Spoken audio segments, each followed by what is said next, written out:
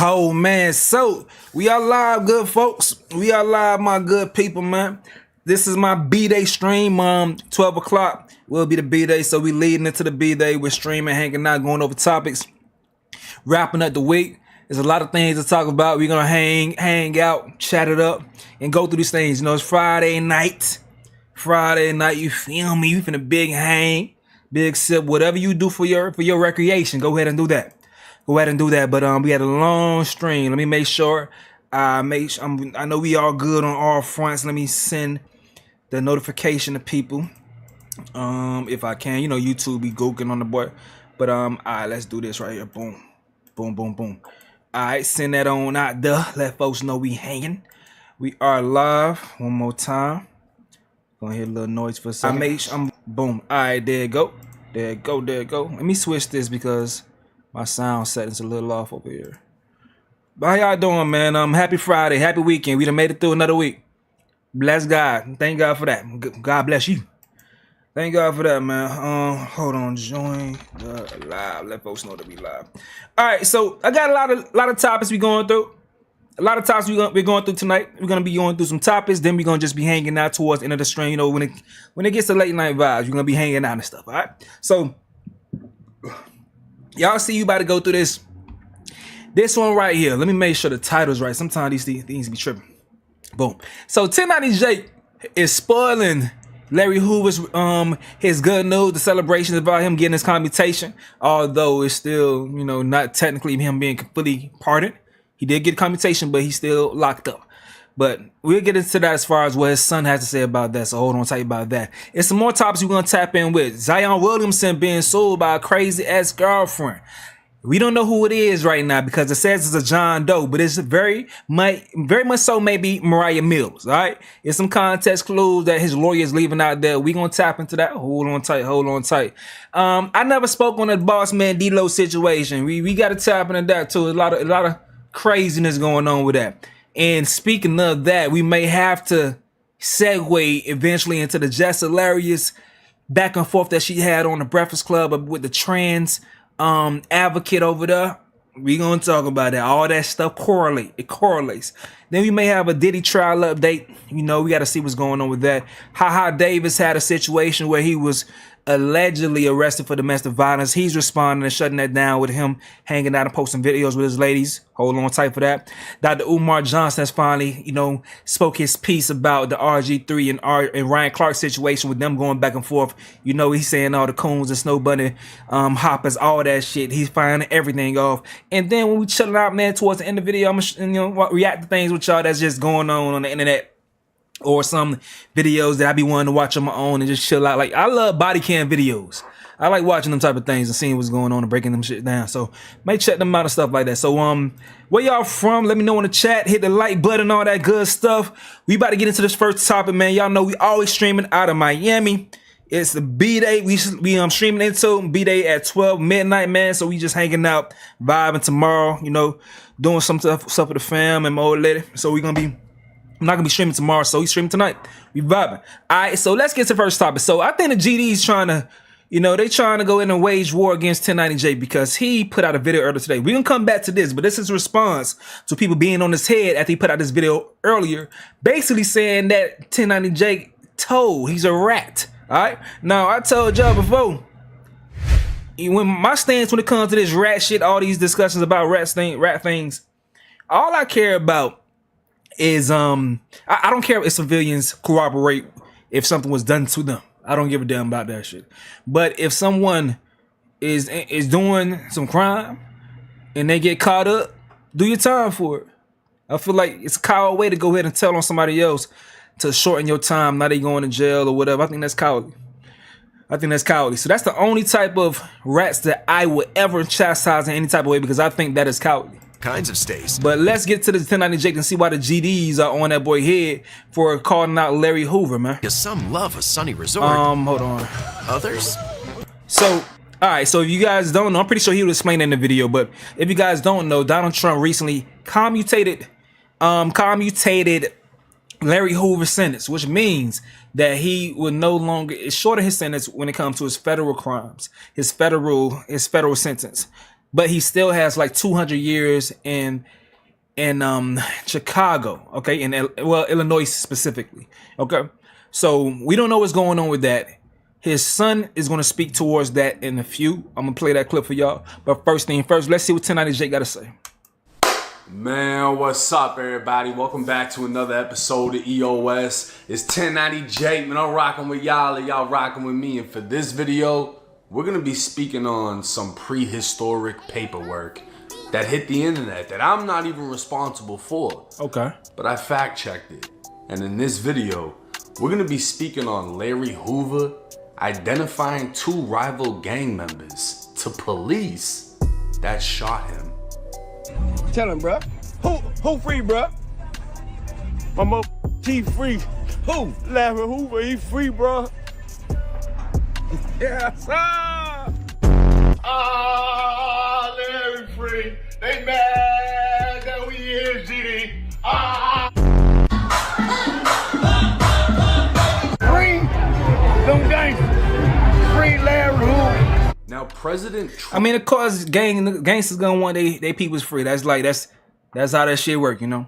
What could we expect? Realistically, what could we expect? All right. Them gangsters. Free Larry Hoover. Now, President Trump just gave the presidential middle finger to anyone who ever called him racist after not only pardoning NBA YoungBoy who's about to go on a mega tour, but commuting the sentence of the. Book on dollar.com to get our lowest rates. Why are you in my house? Goddamn, Jake. I see you running them ads up, my boy. I'm not getting YouTube Premium. But they run up the damn tab. YouTube ran up the tab for my bad. I just messed up. But YouTube ran up the tab for what's that thing is? YouTube TV? Man, what? Pissed me the hell off, bro. YouTube is out of their damn mind. The presidential middle finger to anyone who ever called him racist after not only pardoning NBA YoungBoy who's about to go on a mega tour, but commuting the sentence of the Larry Hoover. His name is Larry Hoover. He's the reputed leader of the black gangster Disciples street gang, one of the largest in the nation. For 20 years, he's been locked behind prison walls because of a murder conviction. This week, he goes before the state parole board, and he could soon be a free man. Done my time. I paid my debt to society. Anytime you do a extensive amount of time, it can have 2 effects. It can harden you, or it can make you think. And appreciate the well wishes, my boy. Appreciate you, Jason. Appreciate you, my boy. I've thought. Now, for those that don't know, Larry Hoover is the founder and former leader of the Gangsta Disciples, a major street gang based in Chicago that spread from the Midwest, dominating parts of the South, and even reaching out to the Northeast. To this day, many prominent rappers are members of the Gangsta Disciples, while other rappers have been known sworn enemies to the Gangsta Disciples. Larry Hoover, a kingpin, gang lord, murderer, is a... Do y'all ever see haircuts from back in the days and wonder what I've gotten that shit? I don't know. When dreads will always be in style, locks will always be in style. I got that shit for the convenience. That was my lock. That was my style. I don't know what's the locks of this time. I wasn't the type of nigga that want to get the mohawks or the Wiz Khalifa one patch of blonde. Y'all remember when people got the one blonde patch in their hair because of Wiz Khalifa? All those different styles. I never was the type. I never was the type. But these hairstyles be crazy that I be seeing. But that's what was going on. The man whose name has held power for over 50 years. But today, his legacy is in question as the unthinkable has happened. Remo from No Jumper would post to Instagram a photo of what appears to be prehistoric paperwork, detailing a shooting in which Larry Hoover himself was the victim. Parker High School sat in the Inglewood neighborhood on the south side of Chicago. On September 4th, 1968, it was the first day of school, and it would be turned to a crime scene. Leader of the Supreme Gangsters, 18-year-old Larry Hoover informed the police that he was standing in the school hall just outside the principal's office when two... Game of Thrones King's Road is now available for both PC and mobile with Google Play Games. Two members of the East Side Disciples appeared. They were identified as 18-year-old James Highsmith and 20-year-old Leonard Longstreet, and they Almost every nigga had a perm. I ain't gonna lie. My hair was nappy as hell when I was legit. My mama had the braid and shit. I ain't even realize till my lady told me that she used to put perms in her hair, because I told her my mom used to put the little S curl shit in my hair to braid it so it could be easy for her. I'm like, damn, she gave me a perm? She like, yeah, she permed the shit. I'm like, damn, I ain't even know. Whole time I did not know. So I probably would have been looking like jit too when they put my hair out. I don't know. They did not go to Parker High. Hoover told police the two walked past me in the hall. Yeah, this nigga definitely put rollers in his hair. He had to put the rollers in the hair, then, you know, wake up in the morning for school, take the rollers out. But that's what the gangsters used to be doing. Niggas was doing that in all the LA movies. They had the little rollers in their head and the satin cap. Niggas definitely had rollers in their head. And Highsmith smiled. Then Longstreet said, burn him. And Highsmith pulled a gun and started shooting. I got hit. Larry Hoover, the 18-year-old leader of the Supreme Gangsters that came before the Gangster Disciples' creation, flat out told the police two rival gang members entered his school and shot him. Bullets struck two other students, both 15 years old. Larry and the two others were all shot in the legs and rushed to a hospital. Only minutes after the shooting, police arrested the two gang members who were out on bond for two separate shootings. A Cook County grand jury would indict the two men on charges of aggravated battery on Larry Hoover. Now this is going to piss a lot of people off, but before I do that, I wanted to confirm whether this was even true, because this didn't seem to be an arrest report. This looked like a newspaper clipping. So I dug into the Chicago Tribune dating back 57 years ago, and what I found was page 14 of the Chicago Tribune from September 5th, 1968, the day after the shooting. The article was titled, "Police Arrest 2 in Shooting of 3 Students, Gang Rivalry Blamed for Violence." 3 youths were shot down in Parker High School in what police described as a continuing battle between rival street gangs. Inglewood police said the shooters were identified by the victims in the hospital and several other witnesses. The police identified Larry Hoover as a gang member, and again, the article would state Hoover told police who shot him and how it happened. Now this would be considered snitching by anyone following the quote-unquote code. But what about the one who created the code? This was Larry fucking Hoover, the founder of the Gangster Disciples, a man whose name is at the top of Chicago gang lore along with Al Capone. And this wasn't the last time he'd be mentioned in a newspaper. 2 years later, it was 1970, and Hoover was one of 3 arrested for gunning down a 19-year-old on 69th. 3 years after that, a 24-year-old was kidnapped and shot to death. Hoover would be picked up on a murder warrant, and a week later, a witness set to testify against Hoover was found dead on the south side with 2 holes in the back of his head. It was too late though. The 26-year-old had already given a deposition to police stating he witnessed Hoover and another man kidnap the victim the day before the victim was murdered. They dump his body in an alley, allegedly because he was suspected of stealing drugs from the gang's supply. This murder was what took Larry Hoover off the streets of Chicago at the age of 23. Deemed a ruthless killer who'd been involved in multiple shootings and murders, Hoover was sentenced to 200 years in state prison. But that was the state. That was While case inside, right Hoover continued to lead the Gangster Disciples, which led to a 17-year federal investigation. In 1995, Hoover was indicted by the feds from state prison and 2 years later sentenced to 6 federal life sentences for conspiracy, extortion, money laundering, drugs, and continuing to engage in a criminal enterprise. Larry Hoover ran the Illinois state prison system like a gangster disciple warden, so the feds took him where he'd be helpless, stripping him of all power. In prison since 1973, Hoover spent nearly 30 years at ADX Florence, the federal supermax. His neighbors would be terrorists, mass killers, and cartel leaders. His cell could only hold one man.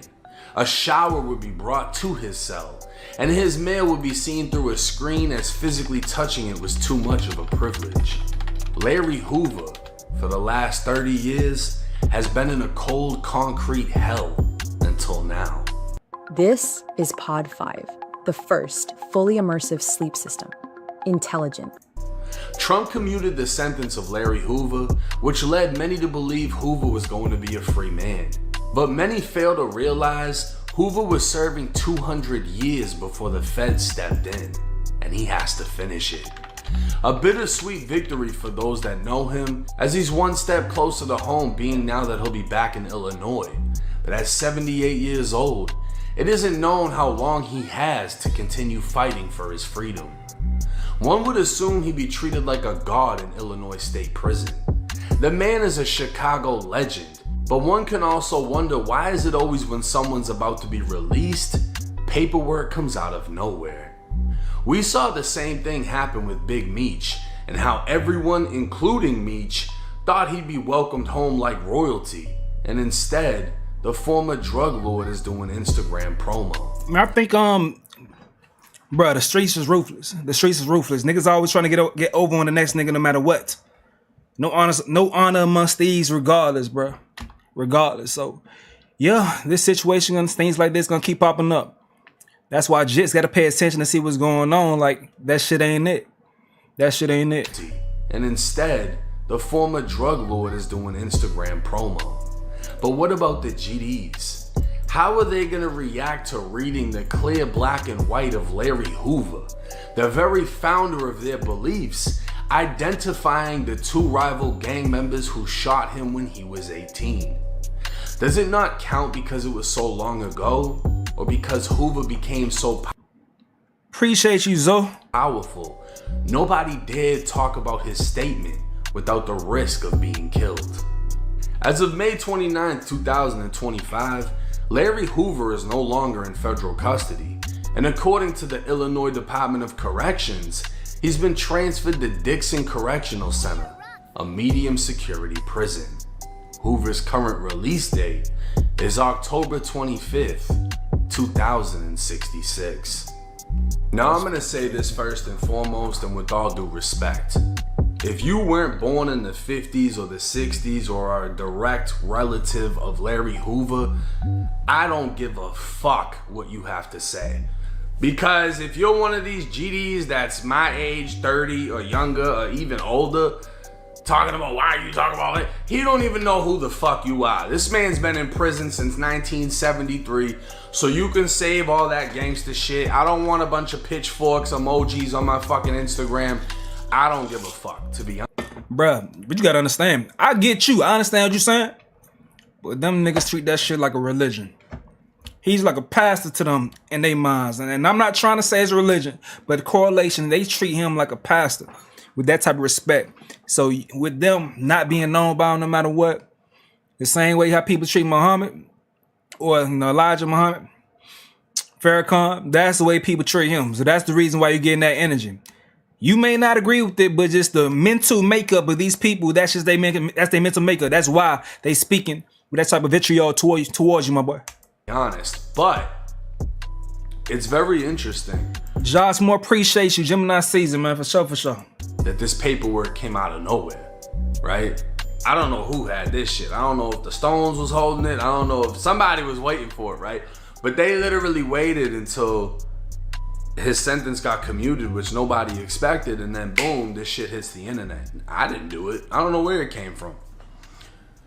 But I looked into it, and yes, I found multiple articles detailing what took place, and that's what happened.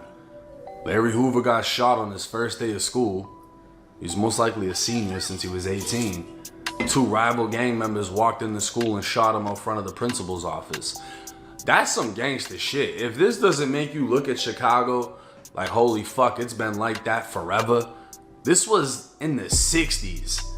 They're walking in schools with guns and popping off in the fucking hallway. That's insane. Ain't no gang. I mean, it is gangster shit, but if you want to call it gangster shit, stupid shit, demonic shit. Very well. This shit was like that in the 60s. He got hit with a 32, just probably why he survived. But then apparently Hoover went on a killing spree and was just smacking shit. And you gotta understand, Hoover got taken off the street at 23 years. That's what I was just thinking in my head, like 23 and still have all this power from that point within his gang being taken in at 23. That's insane. That's insane. Old. This man was a certified smacker, leader. But unfortunately, if you go by the paperwork, he's also what? He'd be considered a snitch, right? He identified the two people that shot him, and they were rival gang members, and the police went to their house and got them. Now, he wasn't the only one that identified them, but he did. And there's nothing that can really, there's not an excuse for that, you know what I mean? There's nothing that somebody can say that's like, because people will say all types of things as snitching. That's way less than what this is. I don't think there's a current rapper to this day that could identify the two people that shot him by name and say what gang they're a part of and not be shunned from hip hop. Like I said, I don't really give a fuck though. Do I think the GDs are gonna disown Larry Hoover? No. But I'm interested in seeing how this does play out because conversations are gonna happen over this. This is the man that literally gave an entire nation basically their codes to live by. You know what I mean? And you know, Gangsta Disciples, growth and development, what it turned into is more so a positive movement, but it's a gang at the end of the fucking day. We'll just have to see. Alright, so that's what he was saying on Instagram now. I mean, on his page. Now, Instagram, they on his shit going crazy. So he put out this video talking spicy. Disciple founder Larry Hoover apparently got popped back in 1968, and this is the Chicago Tribune article detailing what he said to police. This is James Highsmith and Leonard Longstreet, the two men that Hoover said popped him and got arrested for it. 2 years later, Hoover would get revenge when he took out a 19-year-old, and 3 years after that, a 24-year-old was kidnapped. Now, the kidnapping victim was found unalive, and a witness to the kidnapping was set to testify against Hoover, but he was also found in an alley unalive with 2 wounds to the back of his head. These are the crimes that got a 23-year-old Larry Hoover taken off the streets of Chicago and sentenced to 200 years in state prison. He decided to run the gang from prison. The feds would come in and hit him with 6 life sentences. Now, Trump just got rid of that, but he still has to finish his state time. And right now, Larry Hoover isn't set to be released until 2066. Gangsta Disciple founder Larry Hoover. Alright, so niggas saying all the GDs gonna run down on you, white boy. Tell niggas don't pick and choose. They're rats. The streets fair game. Damn, didn't know that. Good reporting, brother. Probably why they never let the GDs in the door. A newspaper is not paperwork, white boy. You need a real paperwork, not no newspaper shit. This dude corny as hell. That ain't even a statement. That's a news article. White boy, I tell you. Shake my head. I'll be glad when y'all know what they're alluding to. Talking about bro getting wiped off this earth. Stay safe, bro. Pointless ass video. So why the fuck does Trump pardon bro if he's still gonna serve 40 more years with the food? Word, but doesn't homie have multiple life sentence? Pray, whatever. Pray for your safety. Regardless of what the state verdict is, do you think he better off now that he's pardoned? And dude says, must be getting low on views. Hey, why you never make videos about big time white people snitching? Like mafia members and shit. If you gonna bring up shit from 70 years ago, you got a lot more content to start making. But that is some, that's an interesting niche to have. People gonna be on your ass all the damn time, especially with you being a white dude. Especially you being a white dude, people gonna be on your ass all the damn time for this type of shit. So, but I don't know how people gonna react to it. I don't think they're gonna care, but people gonna pick and choose regardless of the situation. Now, his son is speaking out in regards to just him coming home. So y'all know he got a sentence commuted. All right. This is what his son had to say as far as what's left for him to serve in Illinois. Larry, explain to them how Trump has freed him from the feds, but what's going on with the state? Okay. Trump has freed my father from federal custody. But as I told people plenty times before. It's been a dual jurisdiction. So now the state has the opportunity to go get them. And what we're trying to do right now is we're trying to reach out to Governor Pritzker to let him know that my father would be a blessing to this city. And he could also leave the city if he needs him to leave. But we dealing with Pritzker, and he can go into state custody. And all he has to do is strike his pen and say that we don't need this geriatric old man. He served his time. Like he's not worried about leading any type of gang organization or running the streets. If he does anything for the streets, it would be telling the YNs that you're going to live the life that he lived if you don't change your life. He would be an asset and a blessing to this community. All the people that stuck on some other stuff, like your understanding is just kind of weak. Your understanding of life, your understanding of manhood, your understanding of being a woman. We not with that. We're all about peace and love. And we need Pritzker to understand that he will be a blessing to this community. And we want him to give this man a second chance. Pritzker believes in redemption and believe that he should be redeemed. Everybody else in this situation has been able to have redemption and have a second chance at life. And I would love to actually be able to hold my father. I'm close, but I'm not all the way there yet. I know it don't sound right, but I want to hug and kiss a man. My kids want to hug and kiss their grandfather. My mother wants to hug and kiss her husband. Like, it's a whole family out here. This is a man in a man's life. This has nothing to do with any nonsense. We need for everybody to let Pritzker know that Larry Hoover will be a blessing to this community, an asset, no type of threats. If anything, it may be even more peaceful. All right, man, that sounds sweet, sound good. I don't know if the governor's gonna go for it. Maybe, maybe not. We gonna see how that all plays out, you know? Because, yeah, you say all the good things, but it also come with bad things. He was in there, he was doing some shit, you feel me?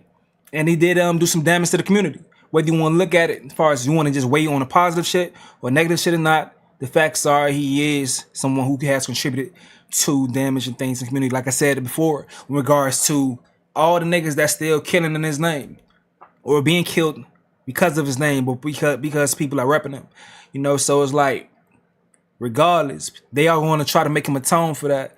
And some folks feel like he should never be free just because of that, you know, just because of what people have done just for him. The ripple effect of who he is. It's crazy how they would go ahead and what someone said, he's a political prisoner. Basically, that's what it comes down to. That's what it comes down to. And it's a fortunate situation that, you know, him at such a young age made decisions that put him in this position. Like 23 years old, I was thinking, I'm not really familiar with all this shit. So I'm hearing a lot of these things for the first time. I was thinking like he's at least in his 30 to have as much as, he was at least arrested, you know, wasn't in a free world. We're taken away from the free world like around 30 something. I ain't think 23. That's crazy. But they said still behind the walls, he was running shit and doing his thing. So, all right, man. It is what it is. We'll see how things play out. We'll see how things play out, man. More peace in Chicago if Larry Hoover come home. These YNs don't care about Larry Hoover. I hear that argument all the time, dog. Newspapers are credible sources. I hear those arguments all the time when it comes to these things, dog. Because people do say sometimes like, okay, if a dude like Larry Hoover come home, he'll be able to have control over shit. But niggas like, nah, that's not how this shit work. That's not how this shit work, man. Because when it comes down to it, a lot of these dudes have lost close loved ones by some ops or some shit.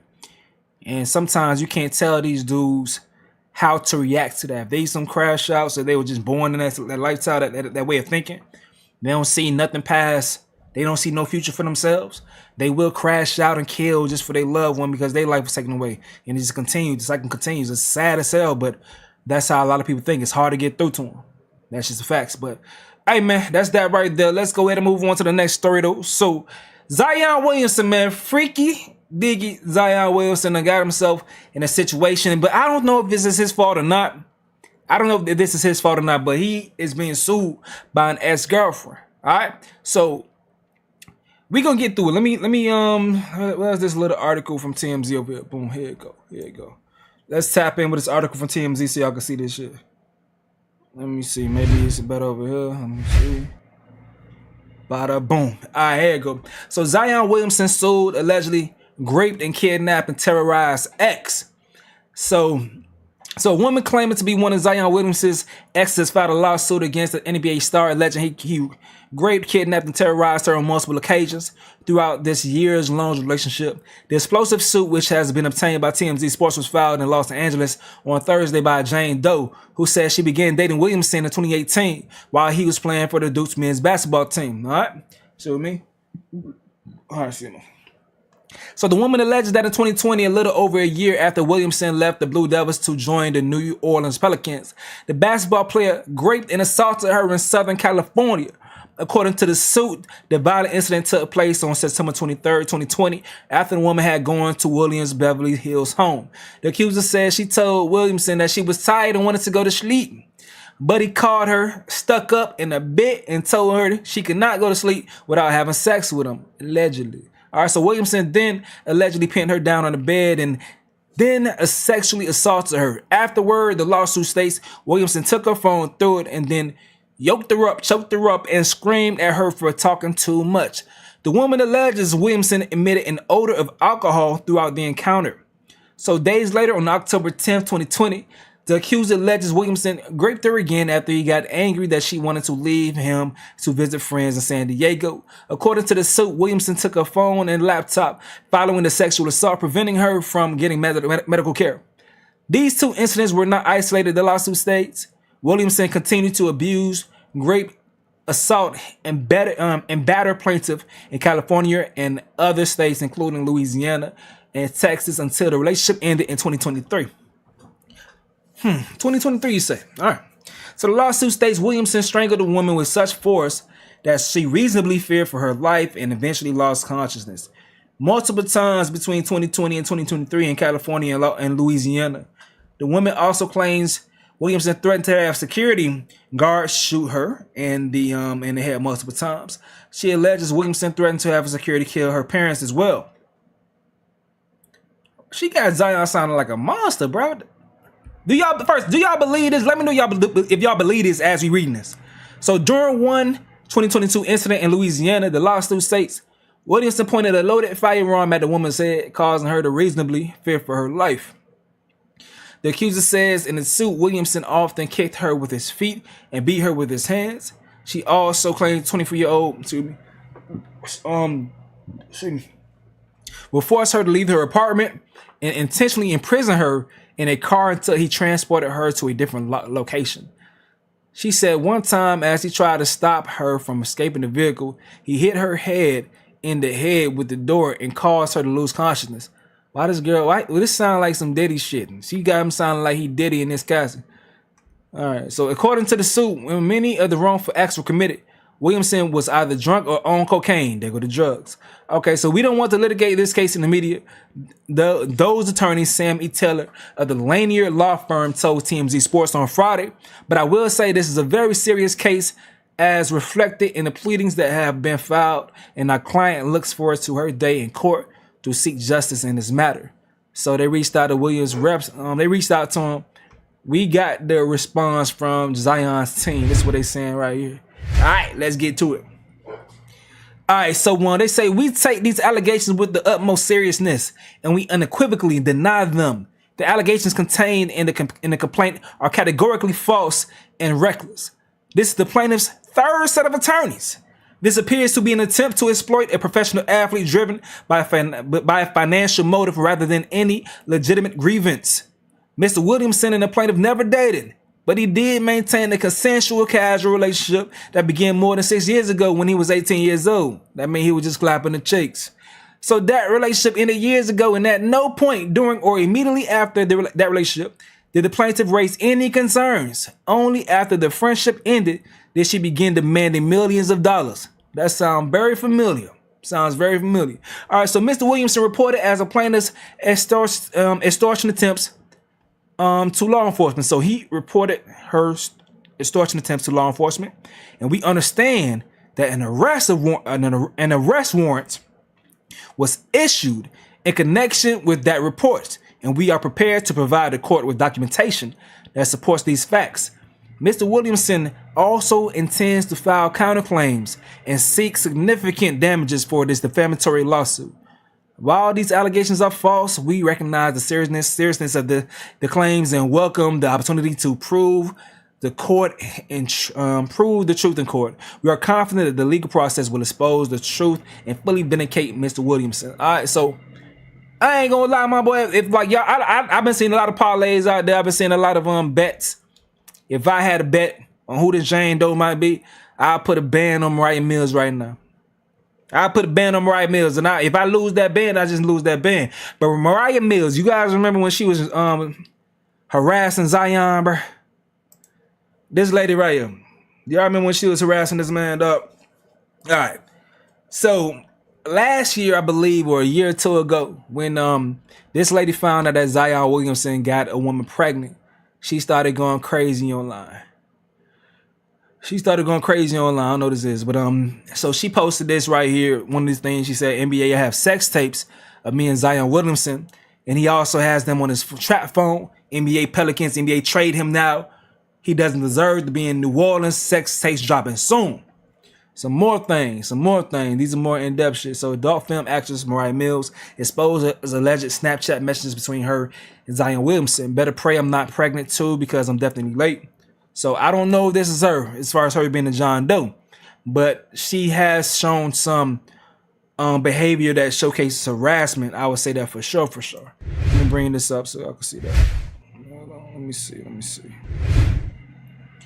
All right, so let's make the chat smaller. Put this over here back. All right, so here we go. So she puts, congrats Zion Williamson, I'm happy for you. F you. That's in response to him getting the chick pregnant. I love you in these jeans, and I'm gonna FaceTime you in a little bit so we can talk about you moving. I want to fly you whenever I'm at for 4 days. You sassy his phone. So she's saying this is coming from Zion. I hate you on G. Just as her, just a bunch of spamming shit, going crazy. And this was going on. It's too much to read because it went on for like a month until Twitter just deleted her account because she was harassing that man and going crazy. They just deleted her account because it was continuous. This lady was wilding. So if, like I told y'all, if I had to bet on anybody, it would be her, as far as who this may be, because they said they filed a report, so they may be trying to go ahead and get police involved in the situation. So I think it may be her, bro. I think it may be her.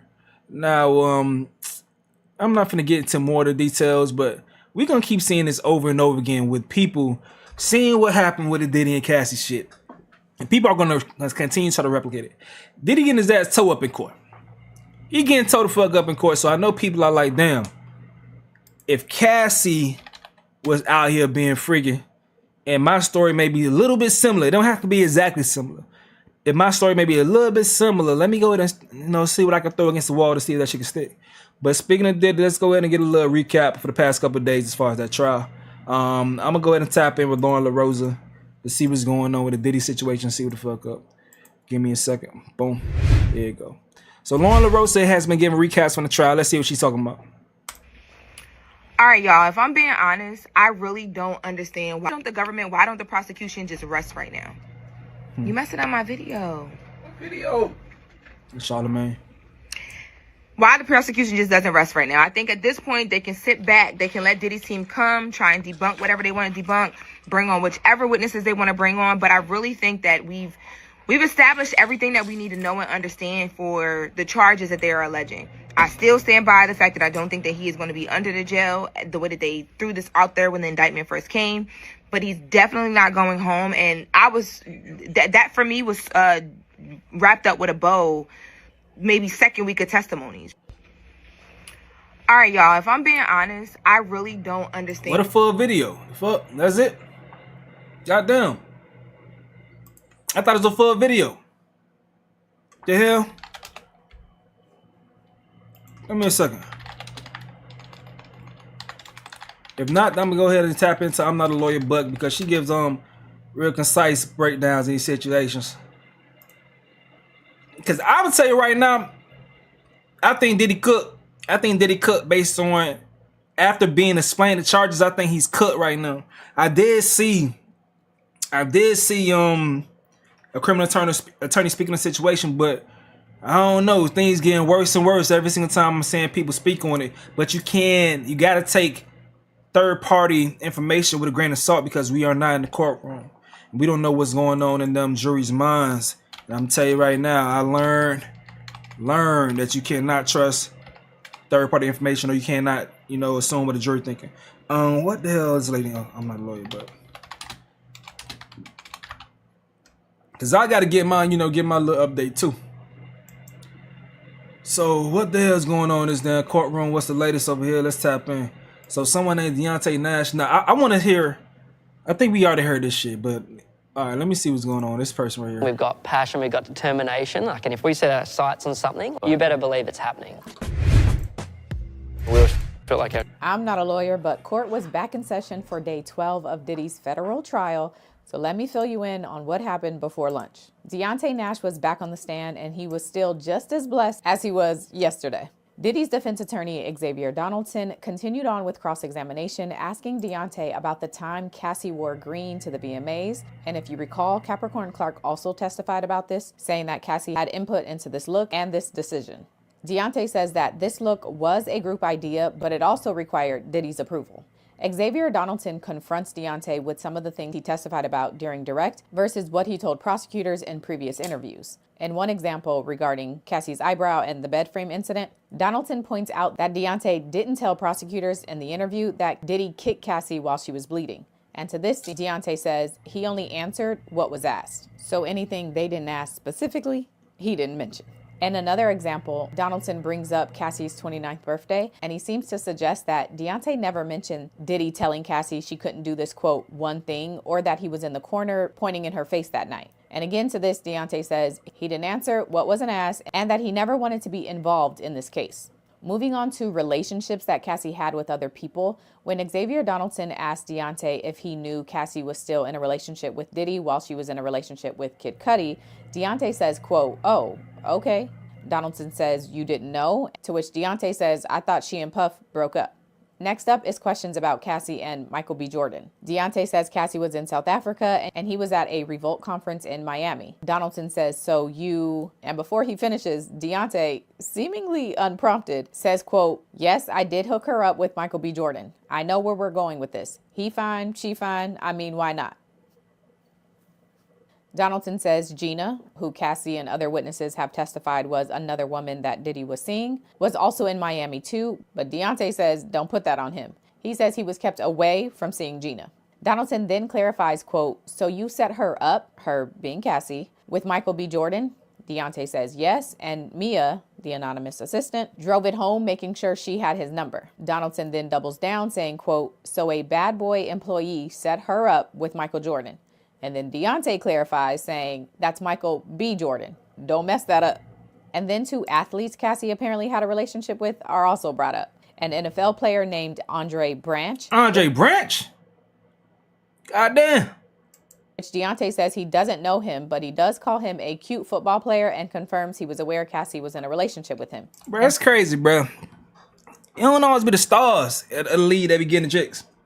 You don't always be the stars. Andre Branch is a decent player. Okay. I mean, everybody get chicks, but like the celebrity chicks, you feel me? Andre Branch? And then a man named Brandon from the NBA, but I don't know which Brandon, and I can't tell what Deontay had to say about him. And then pivoting to Diddy's relationship with other women, Deontay says that Cassie was upset by it because it affected her career. And referencing Gina specifically, Deontay reads text messages where he told Cassie to ignore it, but he couldn't remember the exact context of that text. He tells Donaldson, quote, I'm sure we were being antagonized by your client. Then there's even more text messages read, and this next set seems to reference Cassie going out too much. In the messages, Deontay says, where are you going? Cassie says, secret trip out of town. And then Deontay responds, girl. He says he responded, girl, because good friends don't pry. In another text from October of 2013, Cassie says, quote, I already said I'm going to ask Puff if I can go, but I've been turning up too much lately, which is true. Deontay Nash admits that even though he and Cassie had been friends since 2008, she didn't mention freak-offs or her being in videos with other men until about 2013 or 14. He recalls a trip to Vegas over the 2016 to 17 New Year, in which he was in Cassie and Diddy's hotel room, and she tells him that a man was coming over, and so he needed to leave. According to this reporting specifically, Donaldson then seems to imply that Deontay leaving that hotel room shows that he wasn't concerned about her safety or what was happening, to which Deontay says he was always concerned, but yes, he still left. And then another text message is read from around that time. It seems by this time Cassie and Diddy had went on to Mexico. And in the text, Deontay tells her that she and Diddy should enjoy themselves because they don't get to spend a lot of time together. Cassie wrote, "I spoke up for myself," and then Deontay replies that he wishes he was there with them, meaning in Mexico with them, not like with them.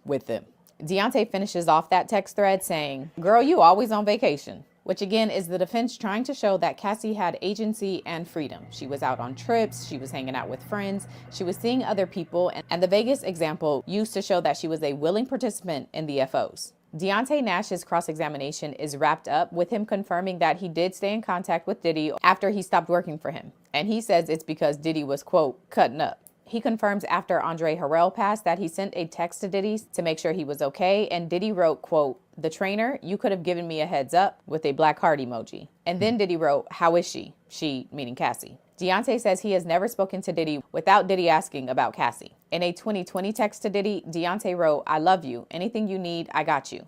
Xavier Donaldson asked Deontay if he congratulated Diddy that same year after Diddy won an award, but Deontay says, quote, "I don't think so. I asked how to RSVP to his party for someone else." The attorneys do some quick redirect and recross after that, and then Deontay is let off the stand. Spring is vastly approaching, and spring is the perfect time to do. All right, so it seemed like dude's employee in the middle of the back and forth between them two. This is what I really want to hear about. I want to hear about this Mia girl because this person supposed to be someone who worked for him that he allegedly raped, but at the same damn time in cross-examination, she said that was her best friend or something, and that how you get raped and that shit. What? Next witness is the anonymous assistant who is being referred to as Mia. And it's a lot. And Mia's testimony is supposed to be used by prosecutors to support the RICO charges as well as claims of forced labor. Now, in addition to working as Diddy's personal assistant, Mia says she also worked as the director of development and acquisitions at Diddy's company Revolt, but she says working with and for him was toxic. She said his mood changed all the time and he would throw things at her, including throwing her against the wall, throwing her into a pool, throwing an ice bucket at her head, and she says he assaulted her on more than one occasion. Mia testified that the hours she worked was extensive. She said she was told the job would be 24/7 and she would be paid $55,000 a year, but she ended up only making $50,000 a year, and she once worked 5 days straight without sleeping to the point of having a physical breakdown. What the fuck? You mean 50 bands? That's it? For a 24/7 job? But like all the expenses paid for, like they could just stack that money like they ain't got no bills type shit. Like what? That's insane. That's insane. And she once worked 5 days straight without sleeping to the point of having a physical breakdown. She says her hearing went out, her equilibrium was off, she had blurred vision, and she became hysterical, and only at that point did Diddy tell her she could go to sleep. Jurors are shown a list of Mia's responsibilities while she worked for Diddy, which included maintaining all of his social media presence, keeping him on schedule, protecting him at all times, staying within his eyesight, unless advised otherwise, and anticipating his needs, whims, and moods. She also testified that she would be required to do random things like cracking his knuckles, writing his next move.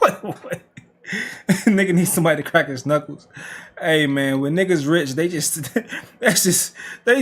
people for anything. You get somebody to crack your knuckles.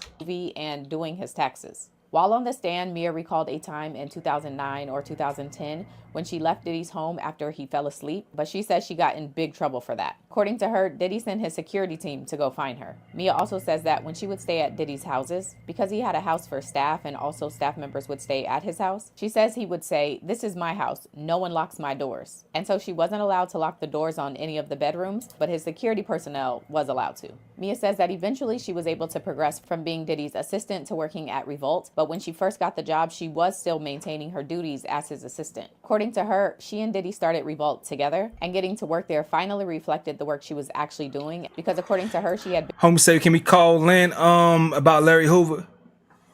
I do want to. I may open up a Twitter space. That's what I think I'm gonna do for like to get, because I did think about having a joint discussion at some point in time tonight, because I do want to just vibe out. I was thinking about either Discord or a Twitter space. So I may do a Twitter space so people could chime in and talk shit about different topics. So give me a second. Let me work on that.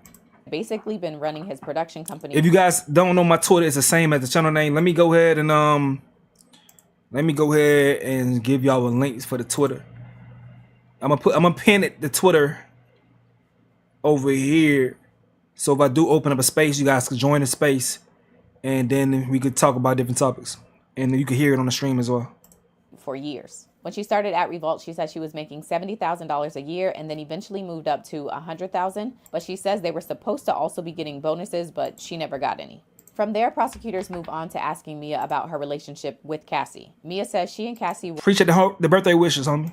Were really close. And your brother's birthday tomorrow. He a real nigga. Shit, we got the same birthday. Shit, May 31st. Like sisters, and are still close to this day. And from what she observed, Cassie's relationship with Diddy was violent, toxic, and unequal. And she says that for Cassie's career, Diddy decided everything. The prosecutor then has her read an email that Cassie sent to her, Diddy, Capricorn Clark, and some others to illustrate the control he had over her and her career.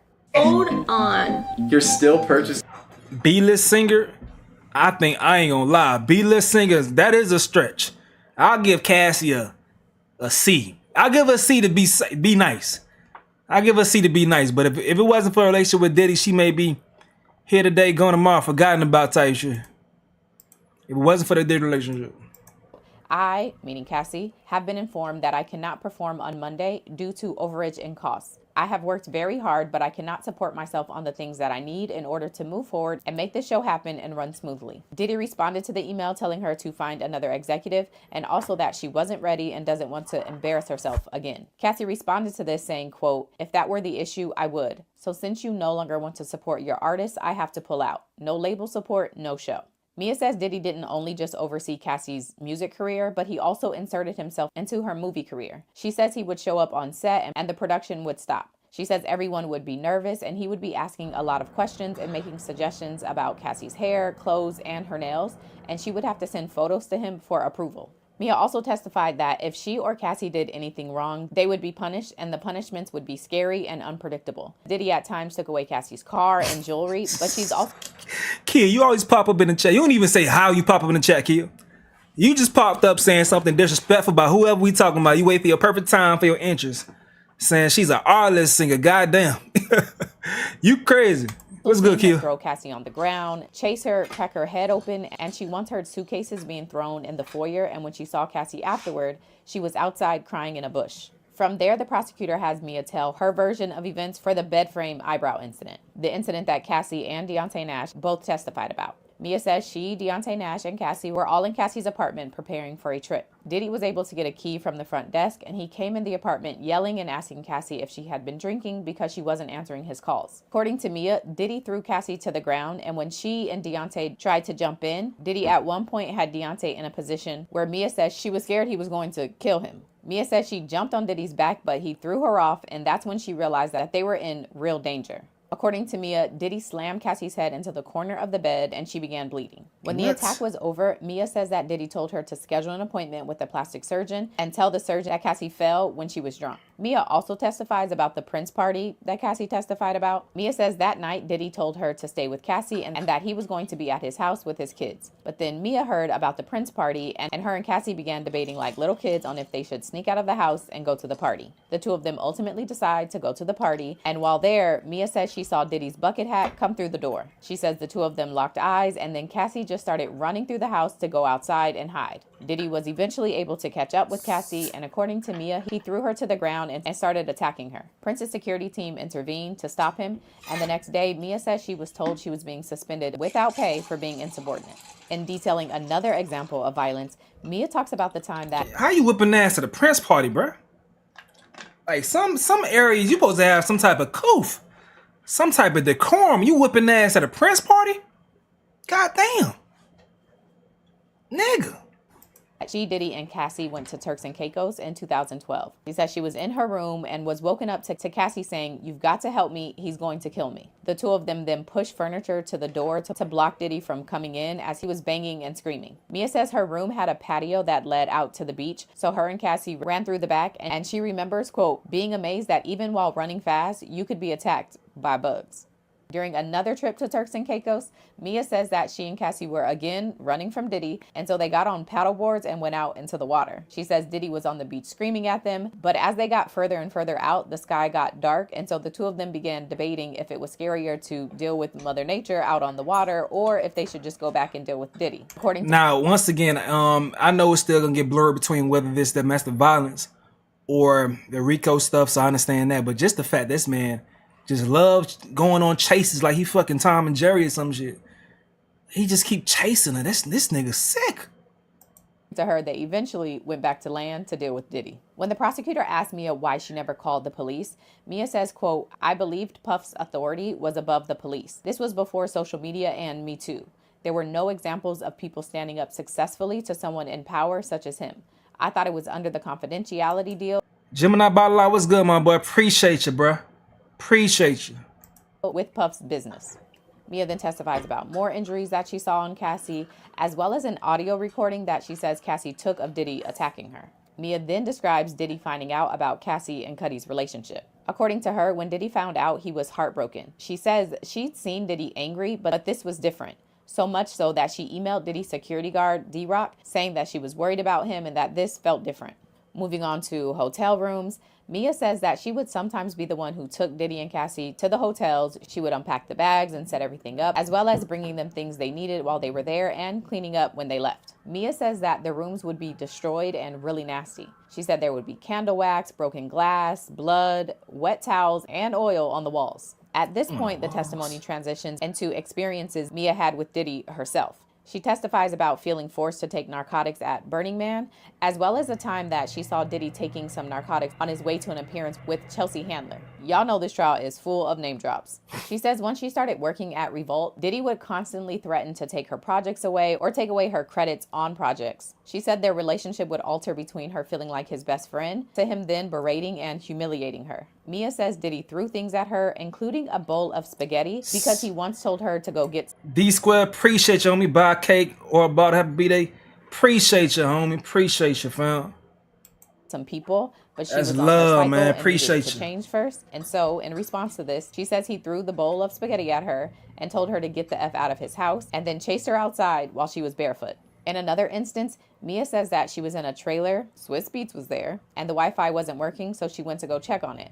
But when she came back to the trailer, Diddy told her that she should talk to Bill Gates if she has to, and then he, allegedly, threw his computer at her head, but it missed. During another violent incident, Diddy was using her phone, but because she had called him an a-hole in a message, she didn't want him to see that. So she tries to get her phone back from him, but he runs into the bathroom and then slams her arm into the door multiple times. When he later gave her the phone back, Mia says he told her, quote, "I wouldn't want someone going through my phone if I had what you had in there either." And then he said, quote, "I sent all of your compromising or inappropriate photos to my phone so that I got something on you just in case you got something on me." Transitioning to detailing the intimate assaults, Mia says that there was a huge party at a hotel for Diddy's 40th birthday, and while they were there, he asked to speak to her in the kitchen. They go in there, and he tells her that she's doing a good job, and she doesn't need to be nervous to ask him any questions. She says he then offered her 2 shots, and she remembers wondering if she ate because according to her, the drinks hit her really hard. And then she says Diddy leaned in to kiss her against the wall. And the next thing she remembers is sitting in a chair in the main room of the penthouse as the sun came up. Mia testified that she thought it was a huge accident that would never happen again, but then she details a time in 2009 or 2010 when she was sleeping at Diddy's house with the door unlocked because she wasn't allowed to lock it, and she was woken up to Diddy on top of her. She says this interaction was quick, but it felt like forever. And then, while crying on the stand, Mia detailed another assault that happened at another of Diddy's homes. She says she was on his bedroom floor putting things in a bag when he came over and used her mouth for what he wanted to. She says there was another time on a private jet, and every time, she says she didn't have the time to stop and reflect on what happened. She just had to keep it moving like it never happened. And although she says she never wanted these interactions to happen with Diddy, she says there was no way she could tell him no, not about a sandwich or anything. She was afraid she would become a target and he would fire her and ruin her future. She thought she would lose everything that she worked so hard for and that she also could be physically attacked. Prosecutors also asked Mia about another assistant that was fired. Mia says that this assistant was fired after she told Diddy's chief of staff that she thought Diddy hit Cassie. Later on, Diddy told Mia that if that assistant filed a lawsuit, Mia would need to take the stand and testify that the assistant was drinking and punched Mia, and that's the reason the assistant was fired. But Mia says she never ended up having to testify. According to Mia, Diddy also told her that if Capricorn Clark ever sued him, she would also have to testify in that trial to defend him. When prosecutors asked Mia why she never went to police about the intimate assault she says Diddy did to her, Mia says she never considered going to the police because she didn't think it was an option, and also because of an interaction she herself had with police. She says she was pulled over for speeding without a license, and once she told the officer who she worked for, the officer told her to get Diddy on the phone. And when she did, according to her, the officers were very excited and ended up letting her go. And with that, day 12 ends. Hell nah, bro. That boy had a lot of power. A whole lot of power. But I ain't gonna lie, this Diddy shit is boring. It's getting boring to me. Let's get to the fuckery. I ain't gonna lie, bro. Let's get to the fuckery. This motherfucking academics, we went over it before. He got a response from Schoolboy Q. Now, not Schoolboy Q. My bad. That's a horribly wrong thing. But he got a response from Ab-Soul. Now, Ab-Soul popped off. And I guess, like I told y'all, he wasn't directly ever chastised by academics, but you will hear him eventually say that his homeboys was dissed by Ack. So Ack was a target for him. So this what Ack had to say in response to Ab-Soul's lyrics. $OUL, you can fucking have. Compliments of the company, car son, of course from Billy. Let's pause it for the music. I prove I won already, boy, none. Don't cross the 91 without a pass. You gon' need credentials and premium gas. And I'ma slap academics when I see them. Ab-Soul, if you ever raise a hand at me, nigga, it'll be your last day on earth, nigga. You gonna enjoy Nipsey. Nipsey, King Von, Pac, all of y'all gonna be having a good time. Stop playing. All right, so, you know, he gave him a nice little death threat. Now, this is what Solo had to say, man. He talked to Matt Wop, TDE's Matt Wop, you know, the DJ, I believe, personality over there. Let's tap in and see what we got to say. That's a bunch of J's over there. Damn. So, you know academics on your motherfucking bumper, homie. Oh, do I?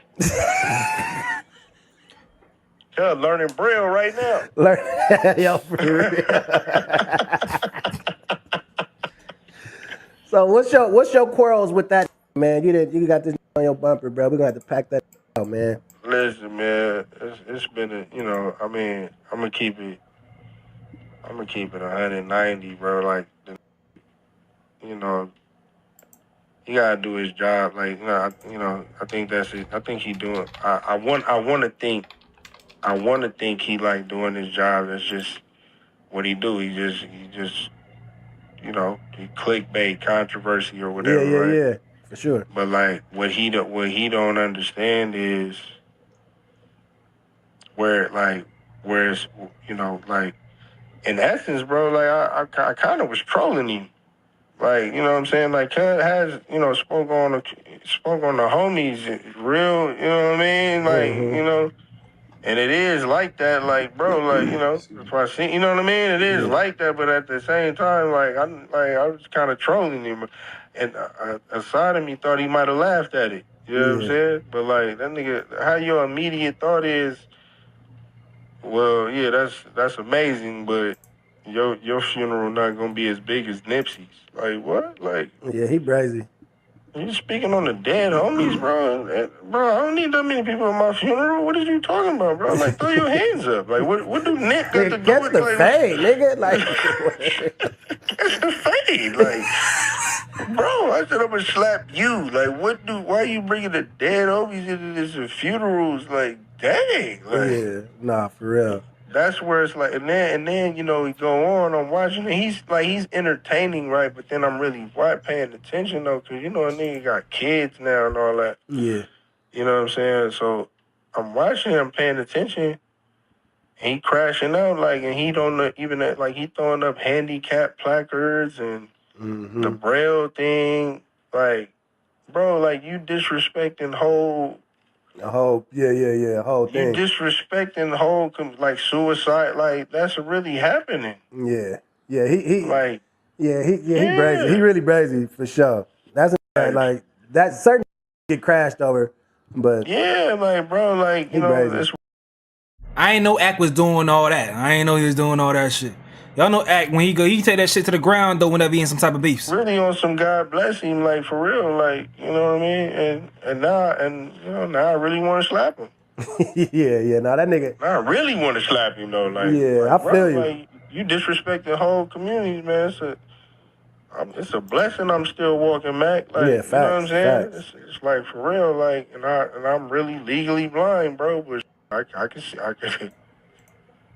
Yeah, you a know. fat ass. Yeah, you know, Mac. You know. You know about this. Tell about the shepherd. Like, what you mean, man? Like, you know, like, come on, gang. Like, but I just don't like. He should have just stayed on me and said, okay, you gonna slap me? Okay, we'll see what happens. Boom. Like, but like when you start disrespecting whole communities that, you know what I'm saying? Yeah. Like people that are really handicapped, people that really are blind and got it, you know, like people that really deal with, you know, suicidal thoughts. Like that ain't even about me no more. You disrespecting the whole, you know what I'm saying? So that's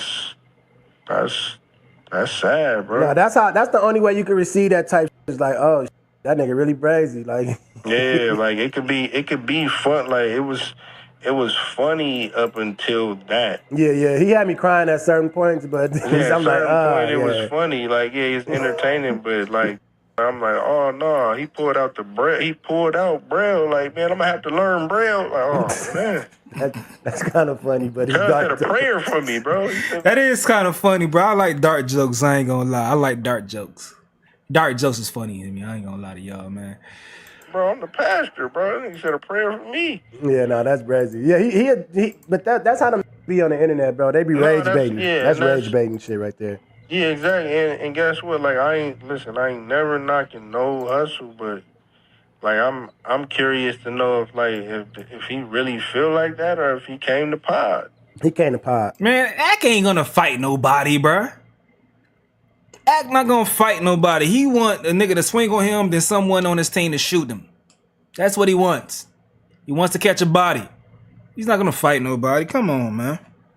Come on now. Okay, bet. Not like seen him in how he act in real time when he run down on him and shit. Like he all right. spooky That's jack. what I'm saying. Like, so if that's the case, then pod, man. But like, be tread light, man, because that's you speaking on things that really affect other people that ain't got nothing to do with this. No, that's. But like the thing about it is, ever since he started hanging out with 6ix9ine, that nigga has had a whole different energy when it comes to beefs, because he feel like, oh, these niggas in the industry, they really not gonna touch you. It's the gangsters you got to worry about. And if I got me a security team to protect me, an official security team to protect me, then I'll be straight if I move a certain type of way.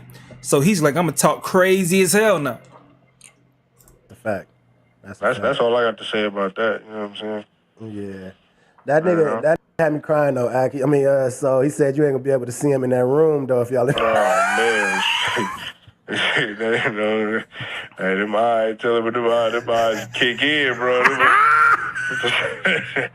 You are the last dragon. If you guys don't know, you don't know about Absol, he's legally blind, all right? He's legally blind. He can see though, but he's legally blind.